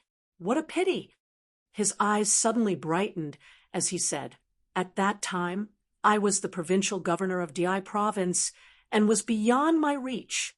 Now that I have returned to the capital, are you willing to return to the Imperial Army? This general can still make this decision." Before Chu Kuanga could say anything, Shui Huai had already laughed out loud and said, "Old Qiu, I didn't expect you to learn from Taiping and come to steal my family's corner. Haha, I was just about to ask you to recall 19 back to the Imperial Army. However, I can't do it now. He is still a member of the White Horse Temple. No matter what, we can talk about it after the Shang Yuan Ju competition." Qiu smiled and said, "It's best if Teacher Shui is willing to let him go. All right, leave this matter to me." Shui Huai chuckled and said, "I originally wanted to entrust this matter to you, so you won't be able to shirk it even if you want to. It's not just him. I have a few other disciples who can't focus on worshiping Buddha and want to join the army to be warriors. When the time comes, I'll also entrust this matter to you. We'll discuss this matter in detail later. Quickly let them compete. I want to see how their skills are after these days of hard training." The members of the 2 teams immediately made their preparations. They tightened their leggings, tied their headscarves, fastened their belts, and arranged their saddles. As Chu Kuanga tied his leggings, he said to Yang Fan in a low voice, I have left the army for a few years, so I don't know how strong the Jew masters in the army are now. However, Li Da and Wei San are among them, so they shouldn't be weak. Among us, the only ones who can really fight with them are you and me. When we fight later, we can't be greedy and seek victory. We have to let the others fight with them. It doesn't matter if we lose this time. We can find their weaknesses and continue training. Yang Fan nodded and said, I also think so. Don't worry. If we really want to win, I'm afraid we will lose miserably. Keep your cool and see how capable they are before making any further plans. Okay. Yang Fan tidied up his clothes and was about to turn around to tie his ponytail when he saw someone walk over and swiftly tie up his ponytail. Seeing that Yang Fan was looking at him, he opened his mouth and smiled at Yang Fan. The person who had come was Ma Qiao. Compared to his usual self, he didn't seem to have changed at all, but Yang Fan could see something in his eyes that hadn't been there before. There was a bit of seriousness, a bit of perseverance, and a bit of clarity. Perhaps, after yesterday's words, he had really thought through something. Yang Fan said, Your riding skills are not good, so you can't compete today. I know. Ma Qiao smiled and said, I'm not made for this, so it's useless to train. I've thought about it. After the Shangyuanju competition, I will join the army with you. From tomorrow onwards, you will teach me martial arts, okay? Yang Fan stared at his eyes for a long time, and the corner of his mouth slowly revealed a smile. Okay, tomorrow morning, wait for me at the pagoda forest. Ma Qiao winked and smiled. Are you ready to teach me the 18 falls stained clothes? Yang Fan glared at him and said unhappily, When you are 80 years old, I will definitely teach you. Ma Qiao rolled his eyes and said, When I am 80 years old, what's the point? Yang Fan gave a flying kick, and Ma Qiao let out a heh and jumped away. Yang Fan laughed and put his hand on the saddle. He jumped up and landed firmly on the back of the horse. In high spirits, he shouted, Go! And galloped towards the field. Unexpectedly, the match ended in a draw. For the Jew masters of the Imperial Army, this competition was not exciting at all. They had always been the strongest team in the Tang dynasty. Their strongest opponents were the Turks and the Tibetans. Within the Tang dynasty, they had always been invincible. As for the motley crew from the White Horse Temple, they did not pay attention at all. Therefore, they were lazy on the field and simply treated this as a friendly competition to deal with their errands. In contrast, the people from the White Horse Temple went all out, especially Chu Kuanga and Yang Fan. Chu Kuanga was the #1 Jew master in the Imperial Army, and Yang Fan could even control the light rattan ball with ease. He was even more skilled at playing polo. When the two of them worked together, it could be said that they were a perfect pair. Coupled with the Imperial Army's laziness, they actually managed to tie the game. Later, the people from the Imperial Army found that there were masters among the monks from the White Horse Temple who could compete with them. When they pulled themselves together and wanted to compete with them, the hourglass ran out and the game was over. Xue Huai, who was a super fan and a super bad ball player, could not understand the clues. Seeing that his team, which had been trained for less than half a year, had actually tied with the strongest team in the Tang dynasty, Xue Huai was so happy that he could not close his mouth. Xue Huai could not help but say to Qiu Shenji, How is it, old Qiu? My team is very good, right? Ha ha ha. Qiu Shenji said with a faint smile, Oh, not bad. It's really not bad to be able to train to this level in such a short period of time.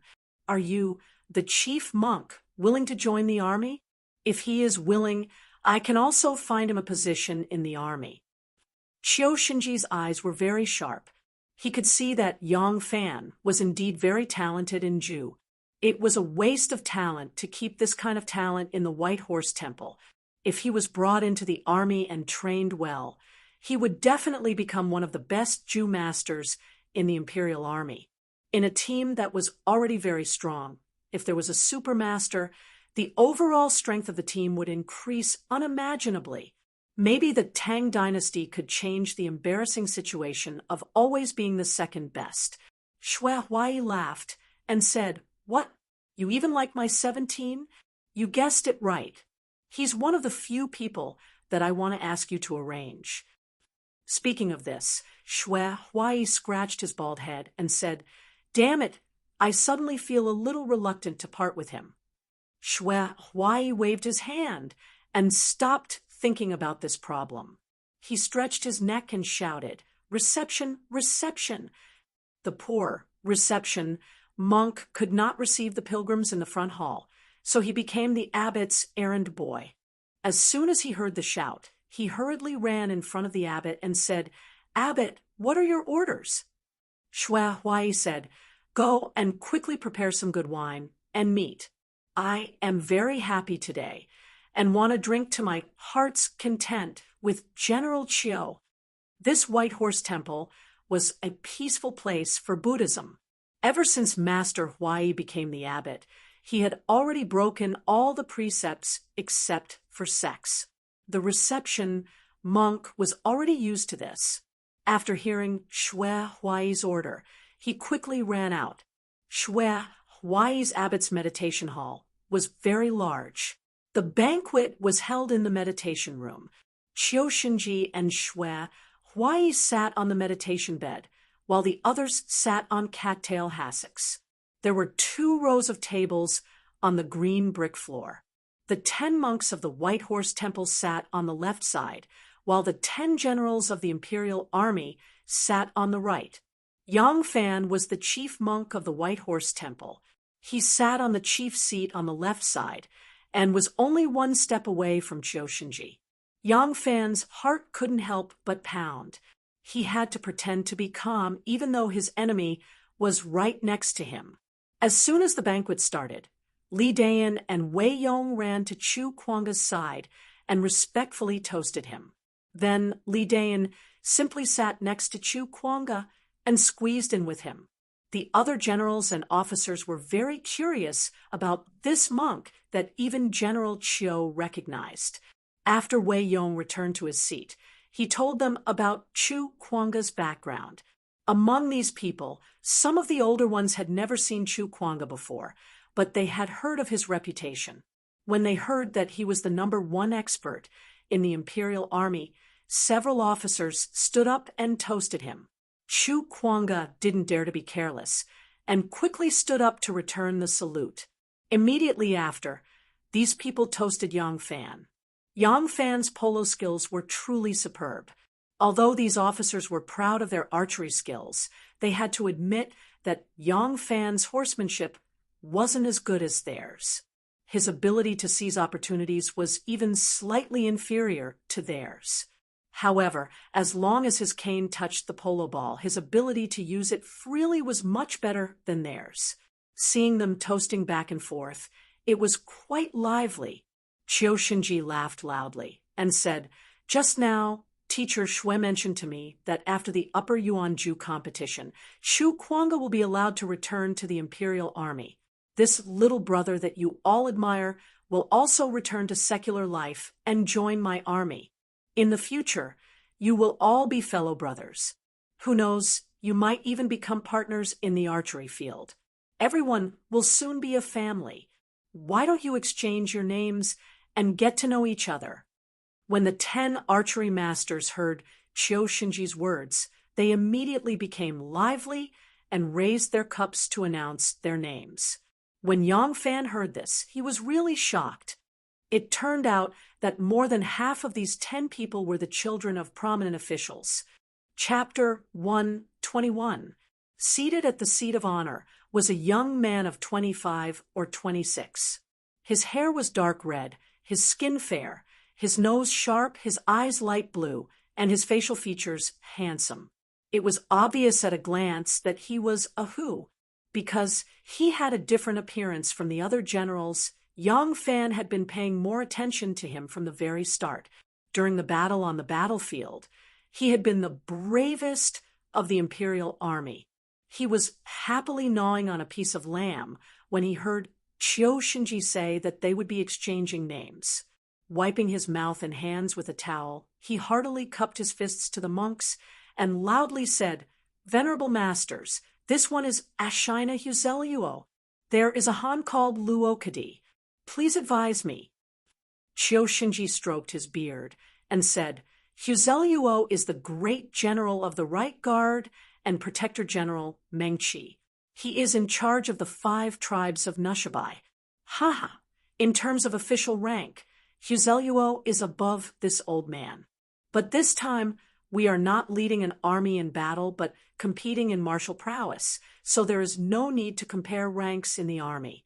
This old man has the word old, and General Huzeluo has allowed this old man to sit at the seat of honor. Ha!" Although Qiu Shinji spoke very politely, his expression did not show the proper respect. This was because Huzeluo was the current Khagan of the Western Turks. After the schism of the Turks, the Western Turks had gradually declined in power while the Eastern Turks had risen once more. Under the pressure of the Eastern Turks, the Western Turks had been forced to rely on the Tang dynasty for protection, and the Tang dynasty needed to support the Western Turks in restraining the Eastern Turks, so it had taken him and his tribe in. Huzeluo was relying on the Tang for protection. No matter what official position the Tang dynasty gave him, it was just an empty title. He could only truly command his own people. Although Qiu Shinji's official rank was slightly lower than his, he was a trusted aide of Empress Wu and the great general of the Golden Guards. His authority was far above Huzeluo's, so he naturally did not need to listen to him. Sitting on the second seat after Hasero was a tall and sturdy man in his 30s. This man had thick eyebrows, a wide mouth, and a squarish face. After Hasero finished speaking, he smiled and cupped his fists. He simply and clearly introduced himself. "I am Xuana, the current commander of the Right Imperial Guard." The third person was short and stocky. His facial features were rather flat, but his eyes were extremely sharp. He also cupped his fists and said, "This one is Li Zhan, currently holding the position of commander of the Northern Gate Guards." The fourth person was tall and sturdy. Even sitting down, he was as majestic as a mountain. His figure was comparable to Chu Kuanga. His nose was high, and his eye sockets were deep. It seemed that he also had some Western region's bloodline. Sure enough, he introduced himself and said, "I am Yi Huli, the current general of the Left Feathered Forest Guard." The fifth person had a clear and fair complexion. He lacked the fierceness of a martial artist and had more of the elegance of a scholar. However, Yang Fan clearly remembered that this person's fighting style was very fierce on the court. It was completely different from his current elegance. He also smiled and cupped his fists at the monks opposite him, saying, "I am Di Guangyuan, the current general of the Fengtian Guards." The sixth person looked to be around the same age as Yang Fan. He was also not yet 20 years old.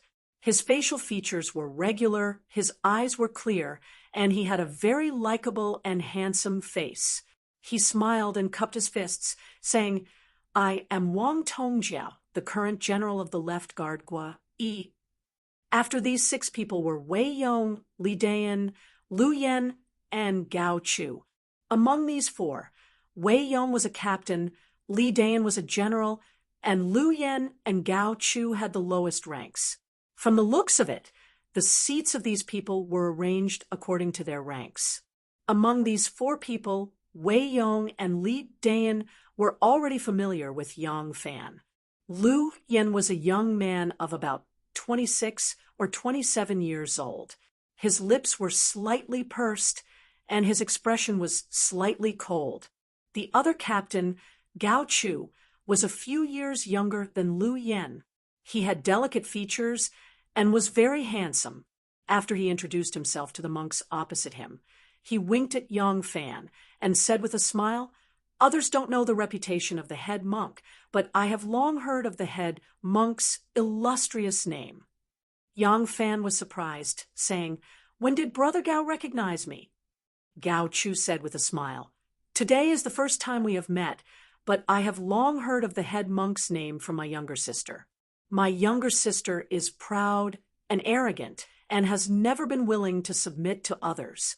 However, she sincerely admires the head monk's cupping technique." Yang Fan hesitated, saying, "May I know who Brother Gao's younger sister is?" Gao Chu said, "My younger sister, Gao Ying, is now a female guard in the palace. When the head monk goes to the palace to play cupping, the ball has been broken from under my younger sister's feet more than once.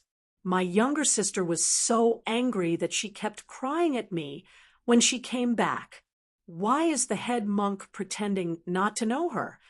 Yang Fan cried out involuntarily, I remember now. So that young lady is Brother Gao's younger sister. Ha! Your younger sister's cupping technique is also quite brilliant. I am very impressed." Lu Yen joked, "Listening to what you said, it is indeed the scene of no discord, no concord. Gao Chu, I remember that your younger sister hasn't been betrothed yet. Look at the head monk's appearance and talent. Do you want to acknowledge him as your younger sister's son-in-law?" Everyone in the hall laughed when they heard this, and they all started to talk at once. Gao Chu was also a forthright person, so he didn't feel offended. He laughed and said, "My younger sister is a military officer in the inner guards. She is more promising than this older brother of mine. If you want to be my younger sister's son-in-law, you should at least be a general." Their banter was originally nothing serious.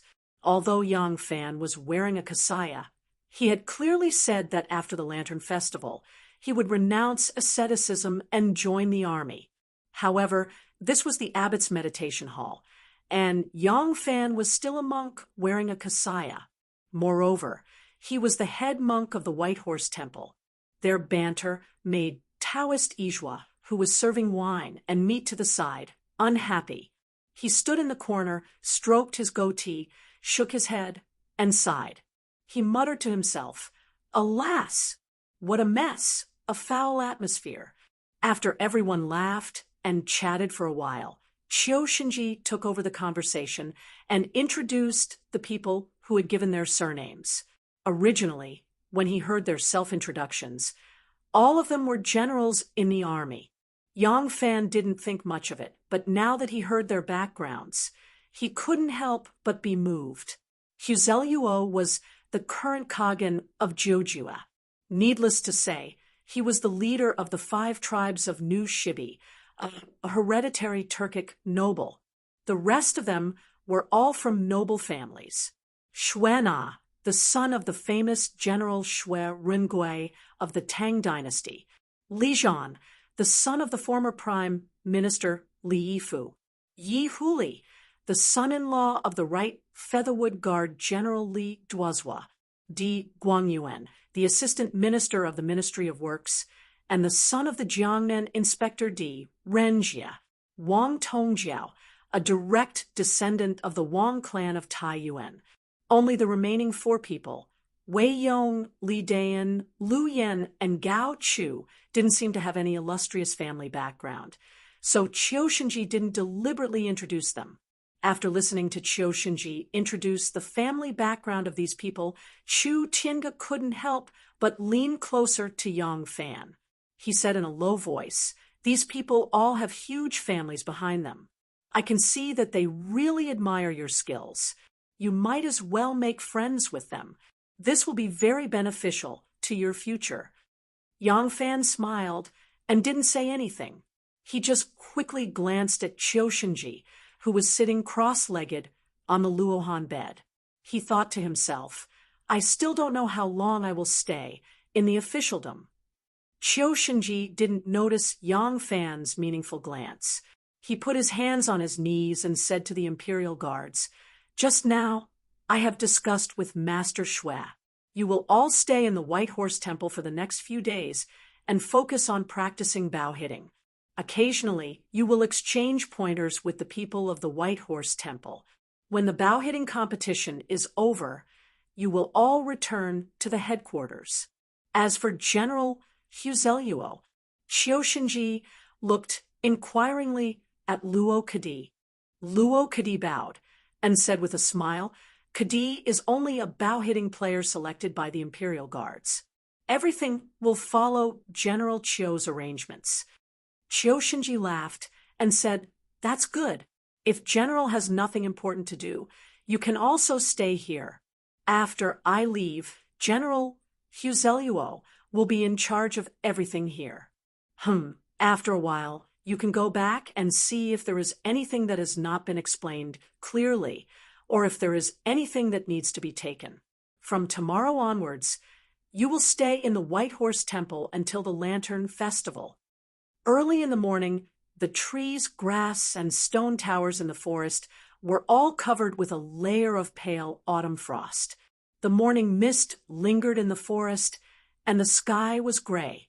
The morning stars had already disappeared, and the sun had not yet risen. Ma Qiao held a Buddhist commandment blade in his hand. He faced the air in front of him and very seriously slashed with it. Today, he woke up early in the morning. He was full of joy, thinking that Yang Fan was going to teach him some profound martial arts. He was also very worried that he would not be able to comprehend it with his aptitude. He did not expect that what Yang Fan taught him was actually so simple. Yang Fan took a Buddhist commandment blade, stood still, and slashed with it. He then threw the blade to him and told him to practice slashing. This morning, he did not do anything else. He only swung the blade, slashed, sheathed the blade, and swung it again. After he had slashed dozens of times, Yang Fan, who was watching from the side with his arms crossed, walked over. He told him the posture of holding the blade, the angle of the slash, the strength of the blade, and the secrets of breathing when performing this series of actions. After he had memorized it, he still wanted him to continue slashing, and then he went into the forest to practice martial arts. So simple. This is martial arts. With his back bare, he chopped mechanically and impatiently. Ma Qiao gradually became confused. He did not know when, but Yang Fan came back from the morning mist and stood quietly to watch him practice. When Ma Qiao's energy was no longer focused, and the slash in his hand became a little sluggish, he suddenly said, "In fact, there is nothing magical about martial arts. Practicing martial arts is also not a very interesting thing. In the final analysis, there are only two things to practice martial arts. One is the body, and the other is the skills.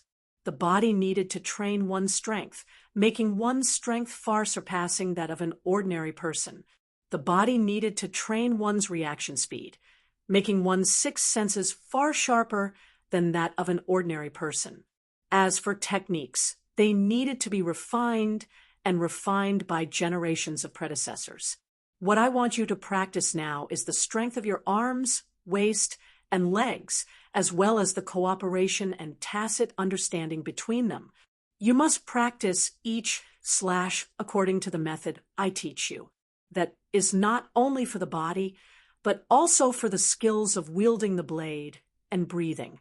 In the past, I stood on a stake in the middle of a huge wave for 3 years.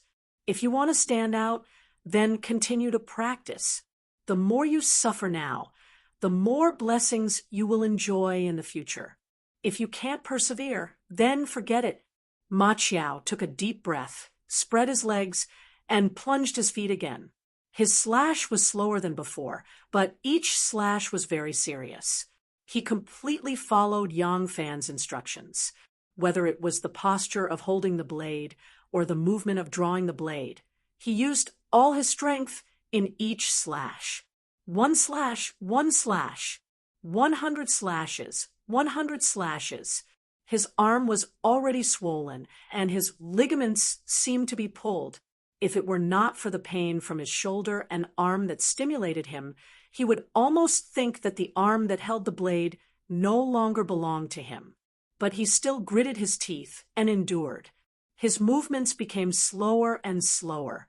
Sometimes after drawing the blade, he needed to take a few breaths to adjust his whole body's strength and strive to make a slash that satisfied him. The sun came out, shining on his body that was covered in sweat. The sunlight reflected off his sweat, making it sparkle. He still gritted his teeth and persevered, seriously slashing out with each slash. The bell rang, the sound of the morning bell echoing throughout Luoyang City. This morning, perhaps in a certain workshop, there was a certain shopkeeper with eye ulcers, yawning like a hippopotamus, trembling as he went to open the door. But that person would definitely not be called Ma Qiao. Chapter 122. Every morning, the monks of White Horse Temple and the imperial army would hold a match against each other. In the afternoon, they would train separately. For the monks of the White Horse Temple, competing against such a strong team was definitely a process of rapid improvement. Almost every time a match ended, they could learn something or comprehend something from it. These experiences might not be immediately transformed into substantial improvement, but they would be remembered in your mind and be digested and absorbed. At that time, your strength would be greatly improved. For the imperial army experts, such as Xue Na and Di Guangyuan, the matches against the monks of White Horse Temple were not completely useless. They were carefully selected from the experts of the imperial army. In the usual internal confrontations, they were clear about the level of other people. However, they were not familiar with Yang Fan and Chu Kuanga. These two people, one had a rough fighting style, while the other had exquisite techniques. They were the type of people that they were unfamiliar with in the past. So every time they fought, in order to strengthen the confrontation, they would withdraw half of their team members and only send out 5 people. With 5 people against 10, they would fight with all their strength. This way, the strength of both sides could more or less be balanced. These days, Ma Qiao was almost completely ignored. No one noticed where he was. He had never been the focus of other people's attention. Every day, Ma Qiao would practice martial arts in the silent pagoda forest. When Yang Fan and the others came down from the court, they would be covered in dirt and sweat. At this time, Ma Qiao would also come out of the pagoda forest. He was also wet as if he had just been fished out of the water. There was a mountain spring behind the White Horse Temple. Even though it was a bit cold in autumn, it was still a bit warm at noon. In addition, their bodies were strong, so they didn't feel cold while bathing naked at the edge of the spring. After a morning of matches, Yang Fan and the others came to the spring in 2s and 3s to bathe. At this time, Ma Qiao also came out of the pagoda forest with tired steps. Yang Fan and Ma Qiao stood in a water hole to bathe. Yang Fan scooped up half a bucket of water and poured it on his head. Then he picked up a loofah and rubbed his chest. He said to Ma Qiao, "I am relieved that you are so hard-working. However, going too far is just as bad as not going far enough. It's enough to practice in the morning. Don't practice in the afternoon and evening. Later, I'll teach you how to train your waist and legs. Come, help me rub my back." Ma Qiao took the melon pulp. Yang Fan leaned against a rock. Ma Qiao rubbed his back vigorously and said, "Good." After practicing for a few days, I feel that there is indeed something different when I use my saber. I can't explain it clearly. It's not that I've suddenly become much stronger. It's just that I feel, in the past, I could only use the strength of my arm when I swung my saber. Now, it seemed as though all the strength of my body could be concentrated in my hand. Not only is his attack powerful, but his speed is also extremely fast. The method you taught is indeed brilliant. I think I'll just concentrate on practicing martial arts. After all, The army is a place where ability is the most important. Even Shui Na, Di Guang Yuan, and the others, although they have an amazing father, they also have real ability. Only by training a body full of real ability can they have the opportunity to stand out. Yang Fan smiled and said, "That's right. Later, I'll accompany you back to Xiaowen workshop and tell Auntie about your plan. Auntie will definitely be very happy when she finds out. It will also save her the trouble of always playing with those little things. Auntie is old and her eyesight isn't good. If you want to marry a wife, it's better to rely on your own ability." After Ma Qiao finished rubbing Yang Fan's back, it was Yang Fan's turn to rub his back. Ma Qiao leaned against the rock and half bent his body as he said, "Yeah, I'll listen to you. You have a body full of good ability. It seems that great General Cho also appreciates you. In the future, you will definitely have a bright future. Us brothers will join the army together. One day, we will all become great generals, bringing honor to our ancestors and blessing our descendants." "Haha, you're right to think that way. Brother Chow, this is an important opportunity in your life. You must grasp it." "What are you talking about? You're laughing so happily." Chu Kuanga walked over the stream and asked with a smile. Without waiting for them to answer, he said, "Li Da and Wei Sen have not seen me for many years. They want to invite me out for a drink. Lu Yan and Gao Chu also want to come along. How about it? Do you and Brother Chow want to come along?" Yang Fan asked, "Have you decided on a place to go?" Chu Kuanga said, "The two of them grew up in the army and are not familiar with the restaurants in Luoyang. The places I usually go to are small restaurants. Once we leave the White Horse Temple, we can just look for one." Yang Fan said with a smile, "I know a place. The environment is quiet and the food is good." Chu Kuanga smiled and said, "Okay, then I'll trouble you to lead the way." Yang Fan patted Ma Qiao's buttocks and said with a smile, "Don't pout. If you keep rubbing it, the skin will fall off. Quickly put on your clothes and let's go eat." Yang Fan washed up and put on his clothes. He carried the wooden bucket and washing utensils back to the White Horse Temple. Before he entered the meditation room, Wang Tongjiao rode a white horse and greeted him with a smile. "Xiao Fan, General Luo, Brother Shui, we're going to the Golden Hairpin Drunk to eat. Do you want to go together?" Yang Fan had been in contact with them for a few days. He had already discovered that the 10 Imperial Army archery masters were basically divided into two groups. Luo Kadi, Shui Na, Di Guang Yuan, and the other children of the officials were one group. Li Dayin, Wei Yong, Gao Chu, and Lu Yan were the other group. This group did not mean that the two sides were opposed to each other, but that they would naturally gather together. As the saying goes, birds of a feather flock together. Different origins, family backgrounds, and statuses naturally formed a gap between them. Therefore, they formed different social circles. Yang Fan was startled and replied, "Unfortunately, I've already made an appointment with Brother Kuanga and the others to go out for a drink. If there's a chance, I'll drink with Brother Shui and Brother Wang again." Wang Tongjiao was slightly surprised. She laughed and said, "All right, then let's meet up another day. We'll be leaving first." At the temple gate, Luo Kadi, Shui Na, and the others were already on their horses. It seemed like they were waiting for him. Wang Tongjiao whipped her horse and left. Ma Qiao anxiously said, "You idiot, they invited you with good intentions. Why did you refuse? These people are either the sons of nobles or the disciples of generals and ministers. If you can make friends with them, it will be very beneficial to your future. Why did you?" Yang Fan lightly said, "Since I've already promised to go out with Brother Chu, how can I break the promise?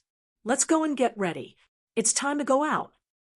At this time, Chu Kuanga had already walked out of his residence.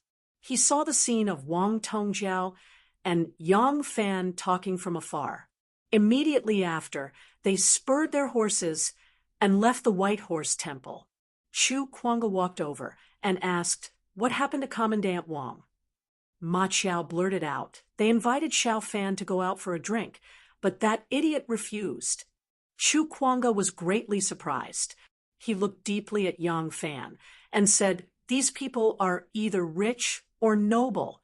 You really shouldn't have refused. If you could become brothers with them, it would be of great help to your career. We brothers don't need to be outsiders. If you want a drink, won't there be plenty of opportunities?" Yang Fan smiled and said, "Big Brother Chu, are you trying to talk like that? Don't say any more. Look, Brother Li and Brother Wei are already ready. Let's go."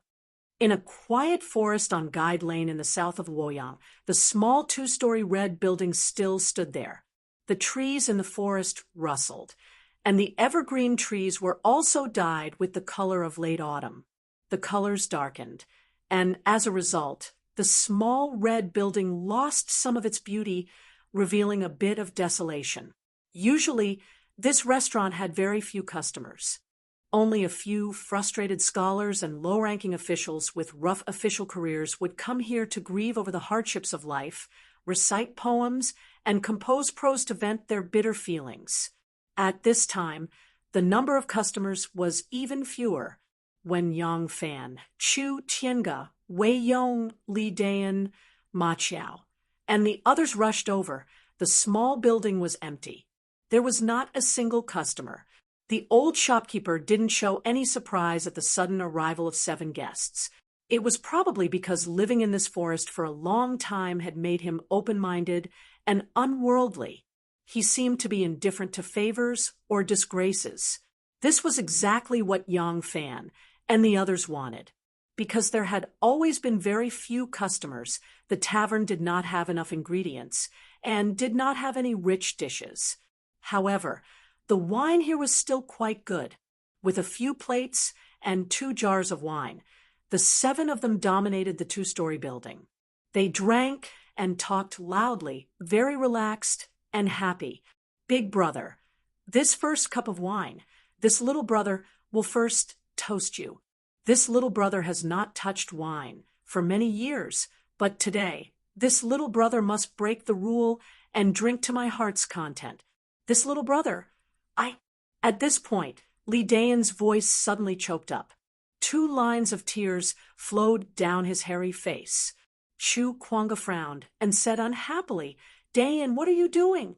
Don't mention that matter in the future.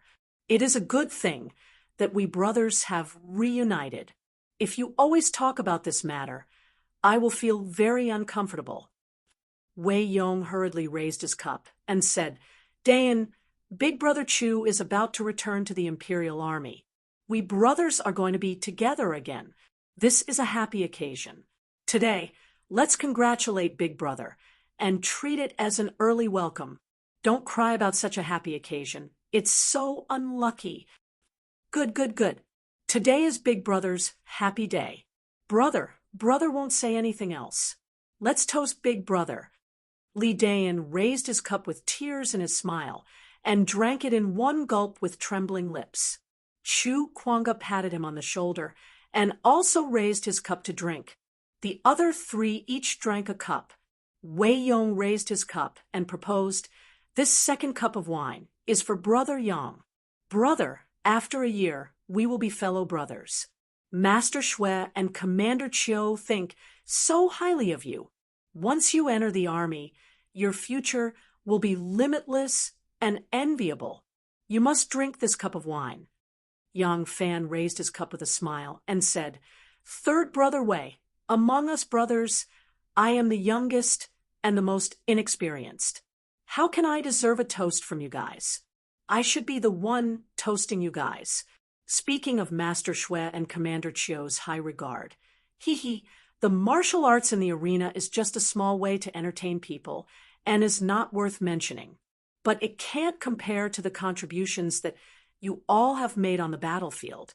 My brothers are all commoner clans, but to have such a status today, it is all because of your military exploits. This little brother admires you from the bottom of his heart.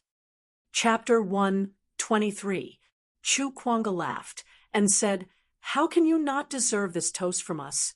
Not to mention anything else, just the fact that you can refuse General Shue's invitation and accompany us here to drink wine.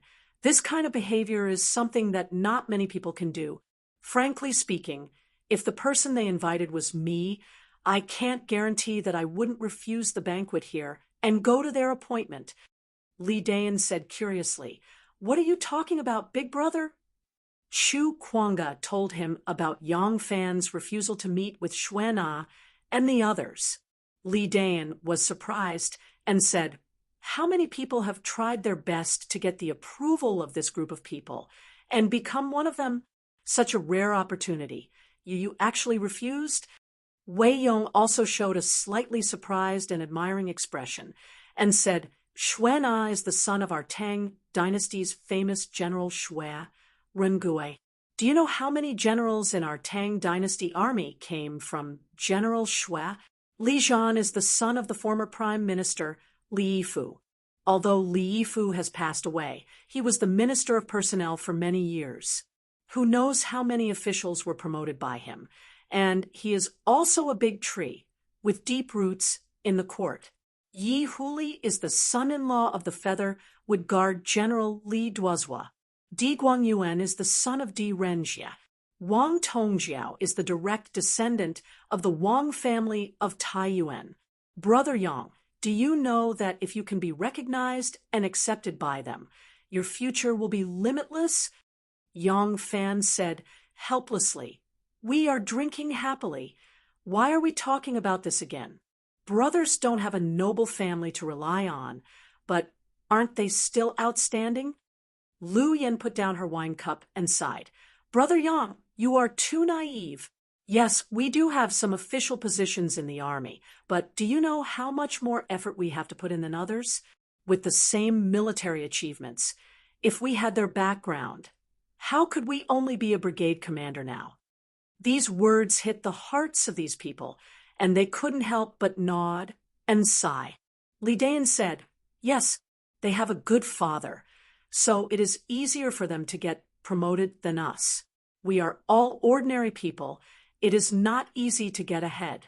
If I, Li Dayan, had such a background, I wouldn't have been bullied by my superiors, and I wouldn't have implicated Brother Chu." He paused for a moment and glanced at Wei Yong.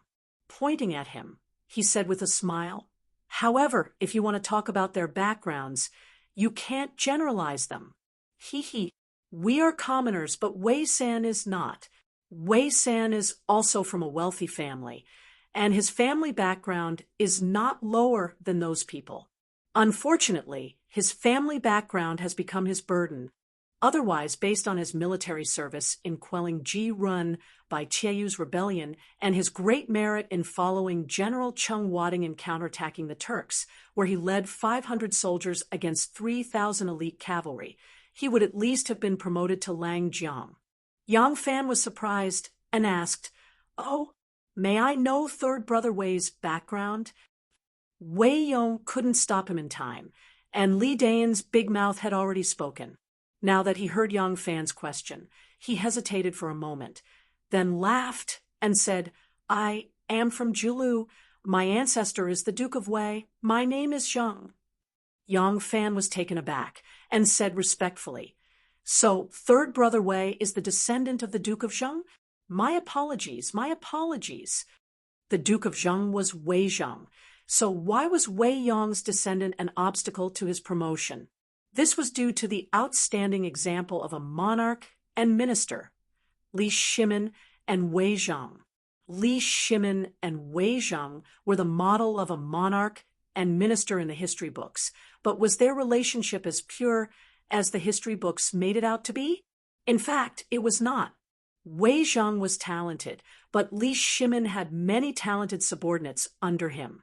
At the very least, Wei Zhang could not be compared to Feng Xianling and Du Ruhui. After Li Shimin started the coup of Xuanwu Gate, killed his brothers, and seized the throne, why did he try so hard to recruit him? The main reason was political necessity. At that time, the Tang dynasty was not stable both inside and outside the country. Liang Shidu and other separatist forces had not been completely eradicated, and the remnants of Li Jianqing and Li Yuanji's faction were scattered everywhere.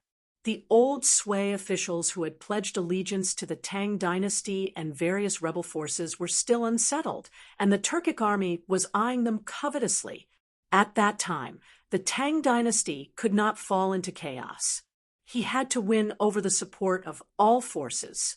What was the biggest force in the Tang dynasty at that time? The aristocrats of Shandong, aristocratic families east of Mount Taihang. The aristocrats of Shandong were too powerful. Li Shimin had to use them and guard against them at the same time. Who could keep them in check? The heroes of Shandong, of course. The heroes of Shandong were the leaders of the rebel army in Shandong during the chaos at the end of the Sui dynasty. After they surrendered to the Tang dynasty, they became the new landlords of Shandong. Wei Zhang was the leader of the rebel army who participated in the Wagong village uprising and was one of the heroes of Shandong. He was the key figure in Li Shimin's subjugation of the heroes of Shandong. Now that he was the head of Li Jianqing's Eastern Palace's strategist, he was the best candidate to contact the various forces. Li Shimin would never kill such a person.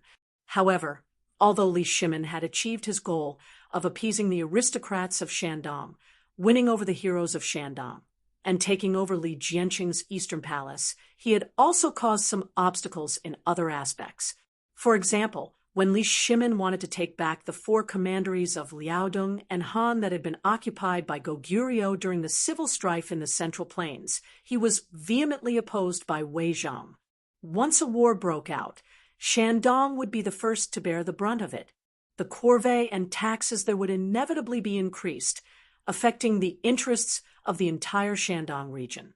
The common people of Shandong hoped that the world would have less corvée and less corvée because the fall of the Sui dynasty was closely related to the heavy corvée in Shandong. The Shandong group had suffered greatly and was naturally sensitive to such matters. Li Shimin gave up on attacking Goguryeo. Rather than saying that he had been persuaded by Wei Zhang, it was more because he had seen the strong opposition of the entire Shandong group. Later, when Li Shimin was preparing to ascend Mount Tai to perform the ceremony, Wei Zhang was adamantly against it, saying that it was a waste of manpower and money. Although it was a waste of manpower and money, Wei Zhang's opposition had a deeper political reason. The Shandong group did not want the Guanlong group, represented by the emperor, to take advantage of the ceremony to infiltrate and encroach on Shandong. Li Shimin was well aware of the power behind Wei Zhang. He had just ascended the throne, and the country was not yet at peace, so he could not confront this powerful force head-on. Therefore, he had no choice but to go against his will and accept Wei Zhang's direct remonstrations. But while Li Shimin was enduring to achieve enlightenment, the anger in his heart continued to accumulate. On the surface, the two of them continued to put on a political show of a wise ruler and a virtuous minister in front of the world. 10 years after Li Shimin became the emperor, the world gradually stabilized, and his power grew stronger. Wei Zhang was no longer of much use to him, so he was chased away by Li Shimin to revise the history books. At the same time, he began to weaken the Shandong group. After Wei Zhang's death, Li Shimin became in-laws with Li Shimin. This political show, which benefited both Li Shimin and Wei Zhang, could have come to a perfect end. Unexpectedly, 2 incidents happened one after another, both of which were related to Wei Zhang. Li Shimin's suppressed anger finally exploded. First, Du Zhongluan and Hou Junji, who were highly recommended by Wei Zhang, met with misfortune one after another. One was demoted, and the other was killed for treason. Li Shimin began to suspect whether Wei Zhang's recommendation of these 2 people was out of the public interest. Then, to his surprise, he heard another incident that drove him to the limits of his tolerance. It turned out that every time Wei Zheng admonished the emperor, he would make a copy of his memorial and send it to Chu Suiliang, who was personally recommended by him. Li Shimin had killed his brothers and forced his father to abdicate the throne. This had always been a sore point for him. He interfered with the revision of the history books, tampered with the history books, and repeatedly asked the historian what was written in the daily notes. He even demanded to see the daily notes for himself before he could be at ease. This was all because of his sense of moral crisis. Now, he heard that Wei Zheng was doing such a thing. What was Wei Zheng trying to do? Did he want to leave a good name in the annals of history and leave it to me? Ma Zhou was also famous for his straightforward admonitions. Before his death, he ordered his family to destroy all the manuscripts that advised Li Shimin to hide the wrongs of the emperor. This was the complete opposite of Wei Zheng's approach. It was obvious which of the two liked to put on a show. The suppressed anger in Li Shimin's heart finally erupted like a volcano. The furious Li Shimin lifted his hammer and smashed Wei Zheng's tombstone with his own hands. Naturally, the marriage between Wei Zheng and Wei Zheng was ruined. In the 18th year of Zhengguan, Li Shimin's first expedition to Gaoli failed. Hence, he rebuilt Wei Zheng's tombstone and consoled Wei Zheng's family. However, it was just another political show to repair his reputation and rebuild his image as a courtier. In the end, the marriage with the Wei family was never mentioned again. In fact, the descendants of the Wei family were still neglected. For thousands of years, the story of Li Shimin and Wei Zheng, a wise ruler and a frank minister, had been widely spread. No one knew that there was also a struggle for fame and fortune behind it. It was a legend of a wise ruler and a good minister. It was a model example of a pair of politicians using each other. There was a type of history called a fairy tale. Unfortunately, the history that we know is often a fairy tale or a myth. Just like Yao Xuanyu's abdication of the throne, under the warm and affectionate atmosphere was a bloody attempt to force the emperor to abdicate use of military force and seize power.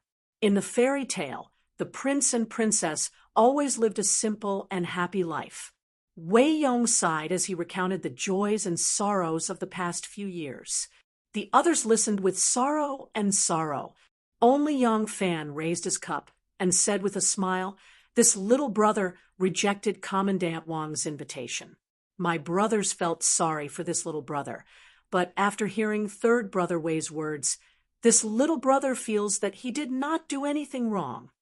He swept his gaze across the crowd and said, "Even the story of a ruler and minister for thousands of years is not so simple, let alone you and me. If we did not have the same ambition or the same path, and only because of my outstanding Bao technique, I was favored by Generals Xue and Di. Even if I pandered to them in every possible way, could I really gain their respect? The noble families also started out ordinary. Thousands of years ago, weren't they also commoner families? I advise you not to belittle yourselves. As long as we are willing to work hard, there may be a chance that we will meet again in the future." Chu Kuanga listened with lofty sentiments. He raised his cup and said, "Xiao Fan's words are reasonable. Let's drink to the future, to our world. Cheers, cheers, cheers." On this autumn, in the forest of Guide Lane, above a small building, 7 people and 7 cups of wine clinked together.